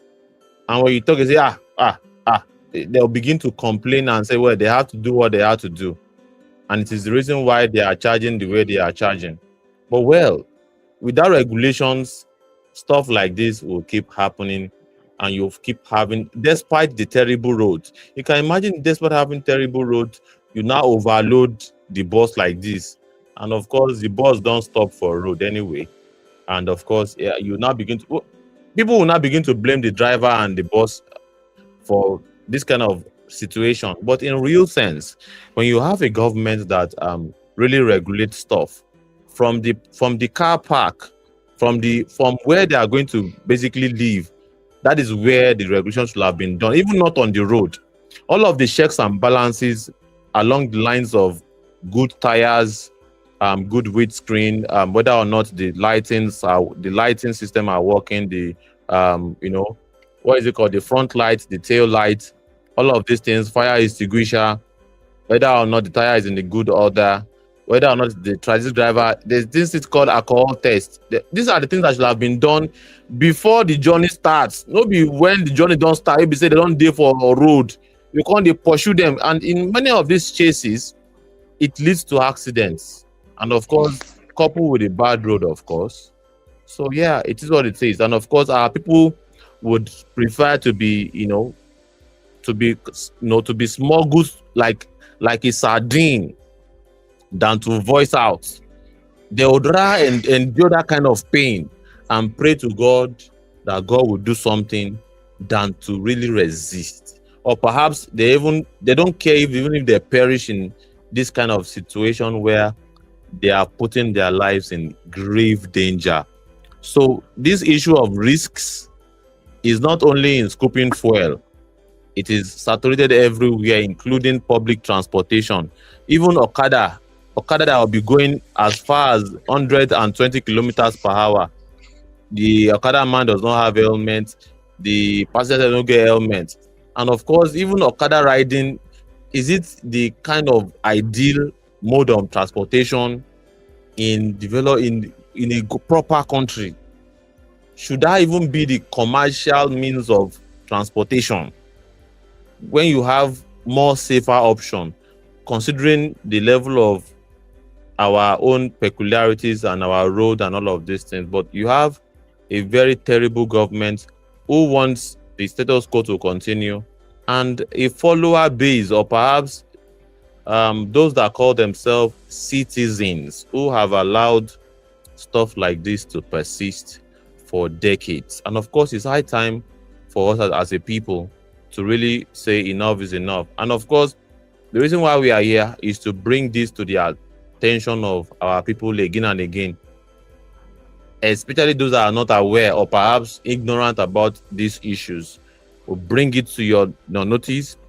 Of course, we recommend solution and how to bring an end to this sort of madness, because in 2026, there should be no road in this kind of terrible, condition.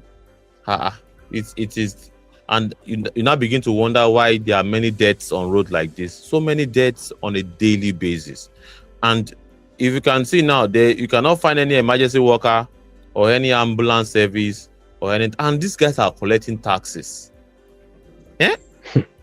What are they using the taxes to do?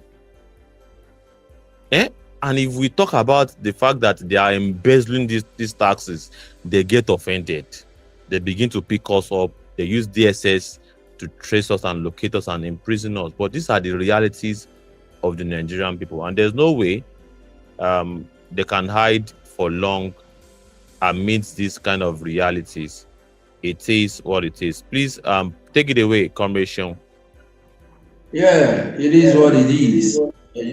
As good as signing off on, you should not be plying this road without not having life insurance. In fact, I'm sure that after plying this road, if you have an accident and you die, insurance will not pay you in this country, because they will ask you that this is like a suicide, because you saw this road and you still went to. This is not a road, this is a death trap. That you committed suicide, that they can't pay. Because this is this a road? It's not a road. This is a pathway. This is a pathway that cars have to force themselves on. But people would, and you will see that people would drive on this way with tension. People know that there is problem, that's why they would have to use all the gimmicks that they have to use. People will be compromised even in these states. That's why somebody will be leading a prayer and people have to force to pray it because they know that they are almost going to the death trap. So they are looking for every luck that they can get to survive out of death trap. That's exploitation. That's not you believing anything. Anything you believe in this is duress. It's Stockholm syndrome. It's for the sake of survival that you believed. This is not life. So it is. How can people use this road and still not resist? Sorry. How can people ply this death trap and still not resist? How can people be subjected to being trapped and still not resist? One day, I was in a similar commercial bus like that. What the guy used to tie brake, in fact, the first bus broke down, stopped, stranded for 2 hours along the Lagos-Ibadan Express Road.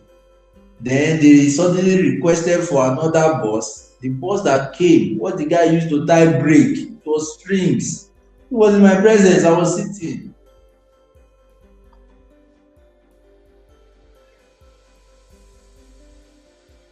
I was sitting beside it. It was string.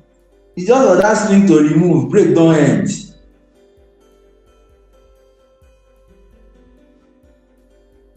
Me, I will now come out of that such experience. I will now think that nothing is wrong. Nothing is wrong. But me, I cannot come out of such experience and think that nothing is wrong because my interaction with my brain is still intact. Because when I look at the problem, somebody might say, oh, the individual also is at fault. I don't think, on a normal sense, I don't think the person who should be protective of life, I don't think it's the passenger that should be more protective of life than the driver. So if the driver is not protective of his life more than the passenger, the first contact of accident, then that means something is wrong with the way also he's being taught. So I see a systemic error. What system have trained this guy not to value his life to the point that he would use a string to tie brake together? What system? And let's even say your own is like, oh, I'm in my car, I do not use that, I service my car. And then you ply road with such people. What amount of force do you think you would have to encounter for you to lose touch of your control, of your car control? Especially the cars that is being designed that for bad roads like this. What level of impact do you think you would need to have for an accident to occur?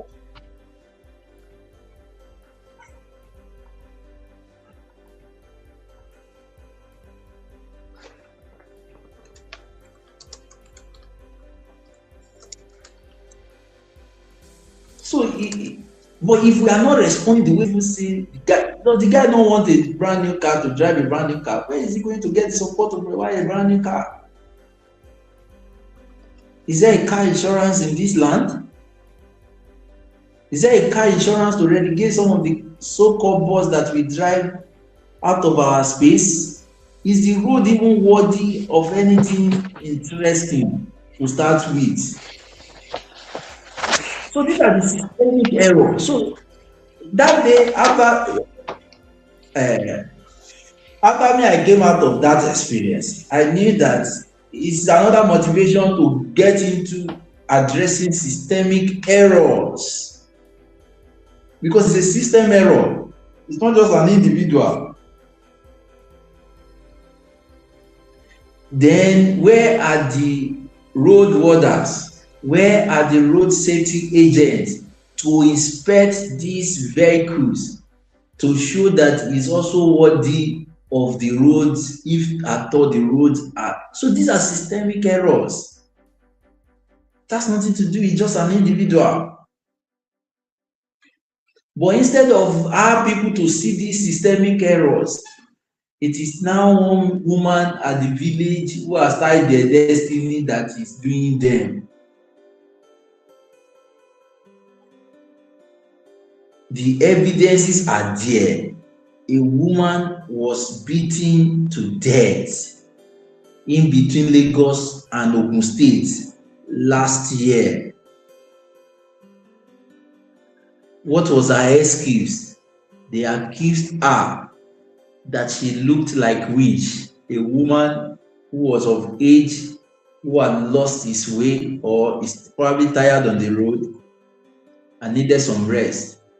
And while she was resting, instead of them to assist her, they flogged her to death. It was in the morning they find her in the pit that she is already dead. They recorded it. It was a church that recorded it. What kind of belief system, what kind of people believe such? That the problem is not the people, they will still come. The president was talking about that the fact that we are soon getting into the election cycle. We are soon getting into the election cycle, and that before you know it now, some of these politicians will start becoming your church membership again after 4 years. Now for 4 years they resume. They start coming again. They start preaching that your pastor or your imam. Why are they giving them audience? I thought the church said it's neutral. They are not.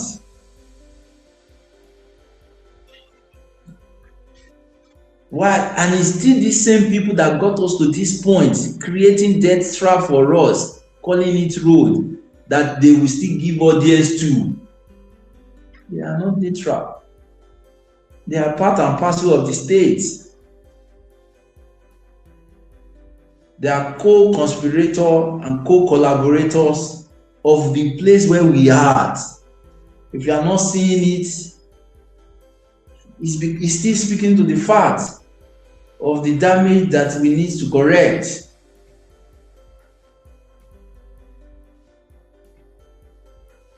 But guess what? Immediately after they have done that, in the next 1 year or and a half, after they are in the office, suddenly your church resume back to non-partisan. They now claim that they are non-political, that they cannot discuss politics here, but they allow them to come and market you. But they cannot invite them for you to come and query them, for your feedback to be queried. That's no coincidence to me at all. That's still what slavery is, precisely. But it is madness for anybody to think that they want to apply this road and say that they would wish that is one supreme being that will save them from having an accident on this road. It is madness. Because one of the shock absorber, one of the shock cultural shock that affect some of our brothers, especially those ones who have, because for the sake of survival, people are religious. It's for the sake of survival in this country. People are religious. I do not blame you if you are religious, but I'm saying that you must understand why you are doing this, so that when they need to look for an alternative medicine to solve our problem once and for all, because we can therefore now abandon what has not worked, because this hasn't worked. But for some of our brothers who have jackpot, one of the cultural shock that's happened is with their prayer life. They just suddenly realize that they are not praying as they were in Nigeria. one of the basic points that you will stop praying for is electricity. Basic point, entry point. If we imagine the prayer we are in silence and the one we say for electricity, one day a friend of mine in Nigeria said that she didn't say she's not going, she said she's not going to a particular BG anymore. And I was asking her that, why are you not going? She said, I can't imagine, I didn't want to go, but eventually I went. Immediately I got there around 11. By 12, the generator stopped working. You can't imagine that we prayed for gen to work from 12 to 3 a.m.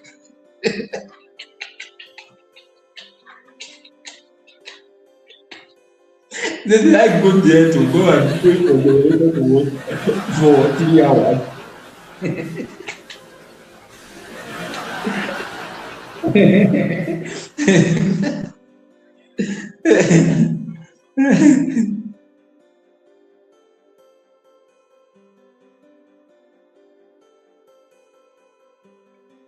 It is crazy, and of course, there was this news that also broke. I don't know if It's not Commission is this still madness. connected.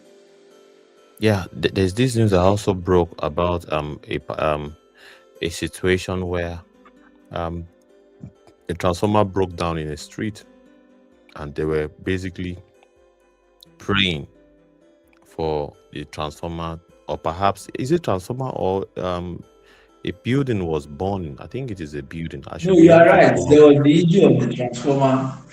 There was the issue of a burning house. I Two think it separate is two. issues. I think I'm right. And so we thought So you are it's two right. separate issue that actually an historical is a very into historical event,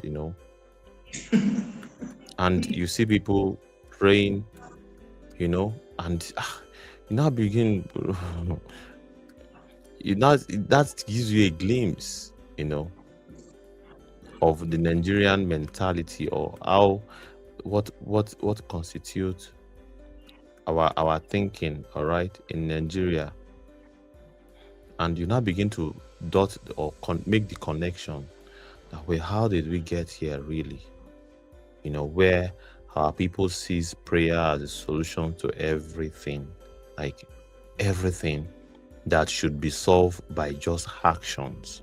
But how long do we continue to just put everything in the hands of prayer, or perhaps, what will not really solve what is not practical? So you now begin to ask yourself whether it is the standard practice all over the world that whenever a country or a people are going through something, all they have to do is just to raise up a hand and pray. And it is indeed what we are talking about on this platform, to bring about the reality of the situation and highlight it for us to learn and relearn. And to the 180 of us that have joined this live, I say thank you to you. We have been streaming for the past 7 hours, 22 minutes. And I think it's, according to my own time here, it's 23 minutes gone past the hour of 1 a.m. 23 minutes gone past the hour of 1 a.m. So, and I believe that is the same for Commission. I would like you to give your final closing remarks before we draw the curtain today. Commission Ailara. I'm still here, Shao. I'm still here. No. Oh, Adege, please proceed. I'm not in a hurry. Just take your time. Proceed and give your submission, and let's have it.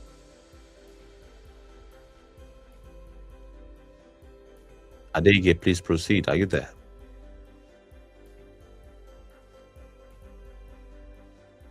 No, not Adege, Godwin saying. I'm still here, Sha. I said once. Godwin saying. So sorry. That. I'm not looking at my screen. I was doing some other things behind the closed door. So please, Godwin, please come in. Godwin, please proceed. No verse. Okay, just like what we're saying, that we cannot play our way out to get the solution we need right now, because we've been praying for decades. Even before my forefather, we we are being given birth to, they were praying. Even my dad, our parents, they have been praying. So we can all see that prayers cannot change what we really want currently, because, and that is what these that the GOs have done to the minds of the majority, that it is prayer that will fix their problem instead of taking action. It is action. Imagine the strength that these vibrant Nigerians are wasting on this ground, and they channel those strengths on the real action, on the barricades. Imagine where we should have supposed to be as a nation by now. And the most painful aspect of it is that these guys now that are wasting their time, energy, strength, praying to change, you will never see them on the barricade. Once it's the call for the barricade, you will never see these jobless Nigerians that are wasting their time. Because I call them jobless, because I cannot imagine myself at this moment, at this time, doing this. For me, this is rubbish, because instead of us to be taking action on how we are going to fix our chaotic situation, they will rather choose this is the easiest route for them. They will rather choose the easiest route than channel their energy on meaningless things that we never use to any possible solution. And this is where we have been for decades, for years, and it has been what we have been doing same thing, and we still expecting a same result. And it's so unfortunate that so many Nigerians, they are not still saying what they are not getting the real message that we are speaking about here. Nobody is talking down on prayers, fine, but you cannot tell me that prayers is what is going to fix a chaotic nation, a chaotic nation like Nigeria. Because Singapore never believed, they never channeled their energy in praying. Even China, the Western world that most of our misrulers are running to today, those nations, they are not fixed by prayer. But I don't see how. I want to see how this our jobless Nigerians we fix this country with prayers instead of us to take the right drastic action. Imagine we were able to, I told you for the past 6 days now there is no light in my community. And why is there no light? Is it not the effect of bad government? So who is going to question them that there is no light? And if we have a competent government in place, is there supposed to be a black hat? And these guys are not answerable to us. So it's so unfortunate that many Nigerians, they have not still come to the realization that prayers, that you that is still praying so that Nigeria is going to change, you are just wasting your time. Pray till now, till centuries to come, it will not fix anything. And upon all the prayers that they have been praying, look at the current situation of this nation. It's on a retrogression. We are going back on a retrogression, on a per second billing.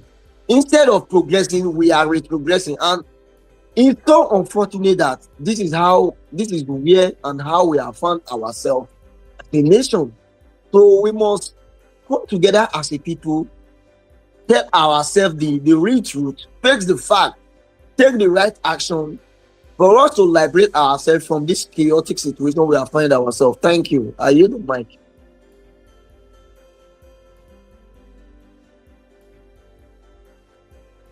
Thank you so much. Thank you very much indeed. And of course, I will pass the mic to the African Wala. I think he's ready to address us now. Please take it away, the Yes. African Wala. Yeah, thank you. Thank you so much. Thank you so much, Comrade Godwin, for putting your voice to this dialogue. Thank you so much. And thank you all the time, Comrade Ayilara, always delivering so much knowledge. You've explained so much, and I really hope people just understand in the liberation chat conversation, we're trying to liberate ourselves. We are not saying we are the smartest people or the ones that have all the answers to our problems. But we know one thing for sure, that we can't continue doing what we have been doing and expecting a change in our society. At this point, we are on our knees, we are crawling, and we just have to do something else. So we have to address it from different areas that contribute to the mess that Nigeria is. From the religious angle, mostly from the psychological angle, and religion plays a very strong role. From the political angle, and our general cultural disposition, the way we behave as a people, we need to change. And it's very, very important that we stop being defensive, stop trying to defend your pastor, stop being emotional, stop looking for reasons to push back on messages that are trying to contribute to our collective liberation. Because I know a lot of you would have many Bible verses or Quran verses to push back on a lot of the talking points. Talking about pastors, you're going to bring out a Bible verse to protect your pastor. Talking about using your logical reasoning, you're going to find a Bible verse to defend not being logical. You're going to say something like, oh, a carnal mind, you're going to find something to say. We understand. But you need to open your window, look outside, look at the environment. This is not the kind of life that we deserve. We deserve better. And in order for us to accomplish a better society, we need to change what we are doing. And that's the essence of this conversation. Thank you so much, Liberation Chat, for always bringing us together. Salute to you, my dear comrade. Thank you so much, and regards to you, brother. Thank you so very much indeed. And of course, it's been a pleasure to always have us discuss about this issue. And as you've rightly said, many people would talk about, now things say now smart pass, now sabi pass. I too know. Of course, now only una sabi waiting they happen for Nigeria. And of course, your ideas are not popular among the people. The fact that you want people to actually fight for their liberation is not popular. People have to keep, if your idea is popular, people would have embraced it. They will have, jumped on it, and, it must have been the popular rhetoric in the mouths of people. So you have to do something about that ideology. You have to change the ideology. You have to, repackage it in a way that, it will be more fascinating to the people and to gain public acceptance. This whole resistance, rhetoric, or perhaps resistance as a solution to our problem is the Luther unionism ways that has not been working and will never work. That has been the satirical or perhaps cynical mockery of what had been our solution. And it seems as though as they are trying to mock an obvious solution, what seems to be the popular solution has also turned out to be what has been popularly rendering people into suffering and poverty, starvation, repression, oppression, inequality, justice everywhere, just because people have chosen the popular route. All right, the popular route of following politicians, establishment politicians, up and down. All right, the popular route of following and going after, supporting, pledging allegiance to popular politicians. And of course, to many people, this is the way to go. This is how we are. We just have to keep supporting these people, and of course, just simply hope that they will become merciful, they will become mild, that their lion will somehow turn to vegetarian, somehow, by sheer miracle. All right? Well, we will always be here. Here we are. We have always been telling you about the pathway to our liberation. And you hear them complain from place to place about this very issue of bad governance, terrible roads.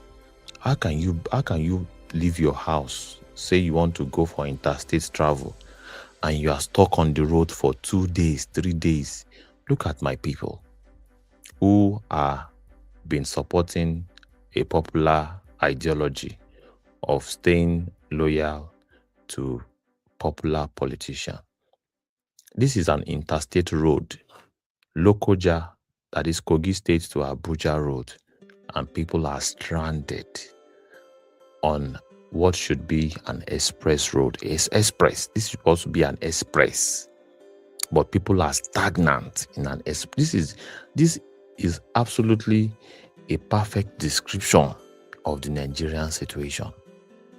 Nigerian situation is supposed to be an express, no delay kind of situation, but we are stuck for decades.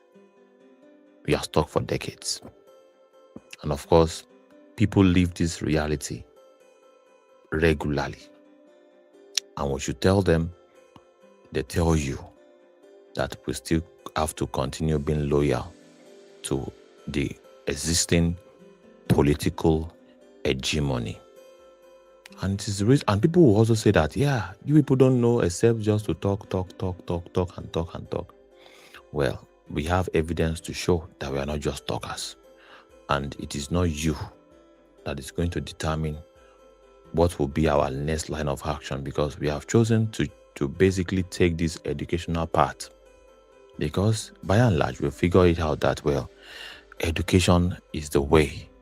All right, there's no way you conscientize or prime a people to resist oppression without you educating them.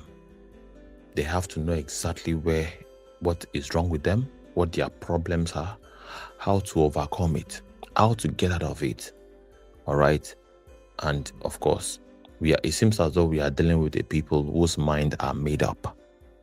But well, we still have to keep up bringing on board honest-hearted minds, even if it's the new generations, even if it's to pass to the new generation after some of us must have grown old, a solid infrastructure of resistance, such as what we are doing now. We are basically, resisting oppression, even if it's what we have to do in our own generation, despite our own parents not able to do this for us, for the most part. All right? Even if what we have to pass on is, a solid resistance foundation, I think we have done our bit. Now we have done our own best. We have done our bit. And history would be kind to us to remember what we have been able to do. All of these things are on record, and they will always be on record. Let's pass the mic to Comrade Shunwa Hilara as he gives us his closing remark. It is 39 minutes gone past the hour of 1 a.m. from my side of things, and from the side of things of Comrade Shunwa Hilara. I think it's time for us to take a recess. Then tomorrow we'll go again. Your closing remark, Comrade Shunwa Hilara. Yeah, great work, comrades. Good job, big job for the work that we have to do. It was a so-called popular philosopher, I'm withholding his name for a reason, that says that we learn to do something by doing it. We either learn to practice persistence by doing it, or we learn to perish by doing it, by perishing. The question will be that the actions that we have done consistently for the last decades, where has that landed us as a state? Is it one that is helping us build resistance, or one that is languishing us in the land of perishing? It is also stated in the religious text that a people led by an half-blinded or a blurred-eye leader, that the people eventually land in a pit. Is that not similar to where we are? So the advice, I would say you should take the advice of that popular philosopher who says that we learn to do things by doing it. So if this is not a proof of the fact that we have built resistance as a mass number, then we need to begin to learn to resist. And how do we learn to resist? Is by doing it. It's by joining organizations that are helping us to resist at a systemic level, not at individual level. That is what we did, but that is only ending us in our perishment, or that has landed us where we are in a pit right now. We cannot dispute the facts. The facts are there. What you are seeing on your screen is the fact. You cannot dispute it. This is the average result. You have to insist on locking your gates and your doors, because you cannot afford to misguide yourself, because that's the fact. We are not secure, right? So let's leave the things that we have been doing over the years that is ending us in perishment, and let's begin to turn to resistance. Ẹ jẹ́ ká jáwọ́ lápọ̀ tí ó yọ, ká tètè lọ gbómi lákaná before time go. Let's abandon what we have done that has not worked, not produce any meaningful result for us as people, and let's begin to do the things that we ought to do. Two political parties that I can recommend will be that of MOP, Movement of the People. Is an organization helping us to build resistance as a system, building resistance. And the other will be AAC, African Action Congress, one that is also helping building resistance. We need to start learning how to build resistance. The interesting part is that you can learn it, you can pick it up, you can learn to do it, and you can begin to do it well. I promise us that if we build resistance in large numbers, mass number, like we have built towards perishment of ourselves, in 10 years, in a decade, we'll see meaningful products, meaningful results. The same way we have channeled our energy in mass to things that we have done for the last decade. If you do that, so building resistance, no. Meaningful results, meaningful results. We'll look back at our environment and ask ourselves in the next 10 years. I'm not saying the problem will be solved, but I'm saying we'll look back at our life in the next 10 years and say, just 10 years, yes, that is how powerful it could be when we start building resistance. Thank you once again, Liberation Chat. Back to you.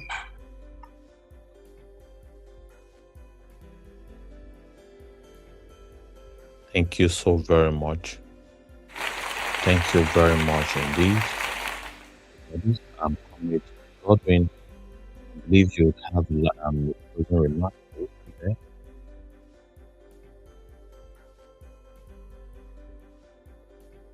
Okay, thank you so much, Comrade Shiwa Hilara, and everybody, Comrade Godwin, Comrade African Wahala, Comrade Adege, and of course Adekunle, as many as those that have joined us in this live broadcast. Thank you so very much. Indeed, we appreciate that you've come, and we look forward to having you tomorrow. Same channel, same time, 6 p.m. West African time, to discuss some other very interesting discussion and action point. We are 182 from all the platforms that are streaming live. Of course, we are live. Thank you so much. We'll do this again tomorrow. All right, and stay glued to us. If you are yet to subscribe to our channel, please do that. The Movement Radio on YouTube, please subscribe. Civic Space channel on YouTube, please kindly subscribe if you have not done that already. Like, share, comment. On X, we are also very much active on X. Liberation Chats is active. The Movement Radio is very much active. And of course, thank you so much, comrade engineer Sani. Thank you so much. Thank you, Civic Space. So it's nice having everybody join us. Please do not forget to subscribe if you have not done so. Engineer Sani, please kindly subscribe to that channel if you have not done so already. Okay, I think Comrade Godwin is back to engage us, and of course Engineer Sani is also back. Okay, wow. Okay, Engineer Sani is back, so let's have him. We are not in a hurry, but we just felt that, well, we have done justice to the topic of the day. So everybody should join us, or perhaps subscribe in every of our channels. If you have not followed us, follow us. Let's grow this community. It is very, very important that we grow the community of conscious Nigerians that will be able to constitute a force that will resist all oppression in Nigeria. Comrade Engineer Sani, please proceed. Are you there? I'm here. I'm here with you. Yeah, please Good morning, proceed with everyone. your submission. What part of the discussion interests you today? Or perhaps you would like to address us and point our attention to? All right. Thank you, Civic Space. Hello. Yeah, I can hear you. I can hear you loud and clear, Engineer Sani. Have you subscribed to that channel, that Movement Radio channel? The radio movement? Yes, have you subscribed? Yes. Now our home Okay, now. thank you so much. So please proceed with your submission, Engineer Sani. Resist or what? Resist or perish. The Nigerian phobia. Okay. Nigerian phobia means fear. Phobia means fear. And of course, the topic is, are Nigerians afraid to resist, or they are afraid to perish, or they are afraid of death? What is the Nigerian phobia? Based on your own perception of what you think. What do you think Nigerians are afraid of? Are they afraid to die, or they are afraid to confront and resist oppression or their oppressors?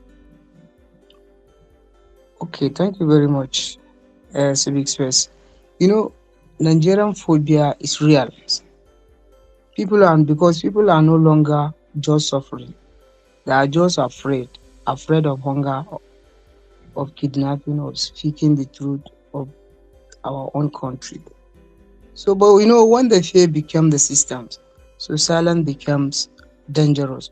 So at that point, it is simple. We either resist what is destroying our dignity, or we quietly perish under it. So history shows that no society survives or prolonged fear without resistance. That is my own solution. Thank you so very much, Engineer Sani, for tuning into today's discussion, despite the circumstances surrounding your locality or your location. You still find the time to join us today. Thank you so very much, Engineer Sani. And it tells you the reality. Okay, would you like to continue? Are you there? No. Now like this, I'm not at home. We went out for the intervention for one college of education and legal studies already. Wow. So What is the situation of things there? What happened? What intervention, if you'd like to gist us a little bit? But it's just between the lecturer and the young lady. So I think she graduated. She's supposed to be graduated since around 2023, which reached today she's still in the schools, and because of that man. So there are some things that the man who have been asking of her, and the girl didn't cooperate.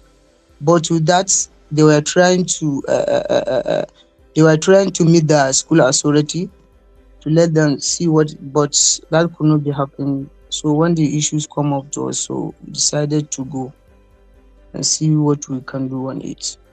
And before we go, we discuss with the national coordinator, which is Comrade John, and he gave us go ahead, said that we should go.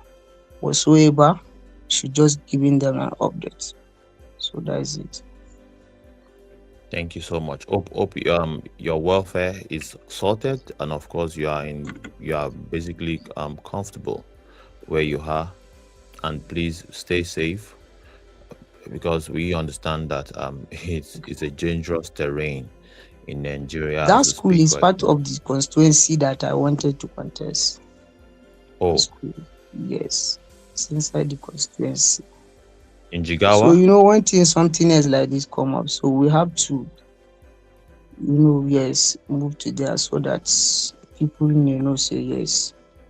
There are some still people that are still there. So that is an hope.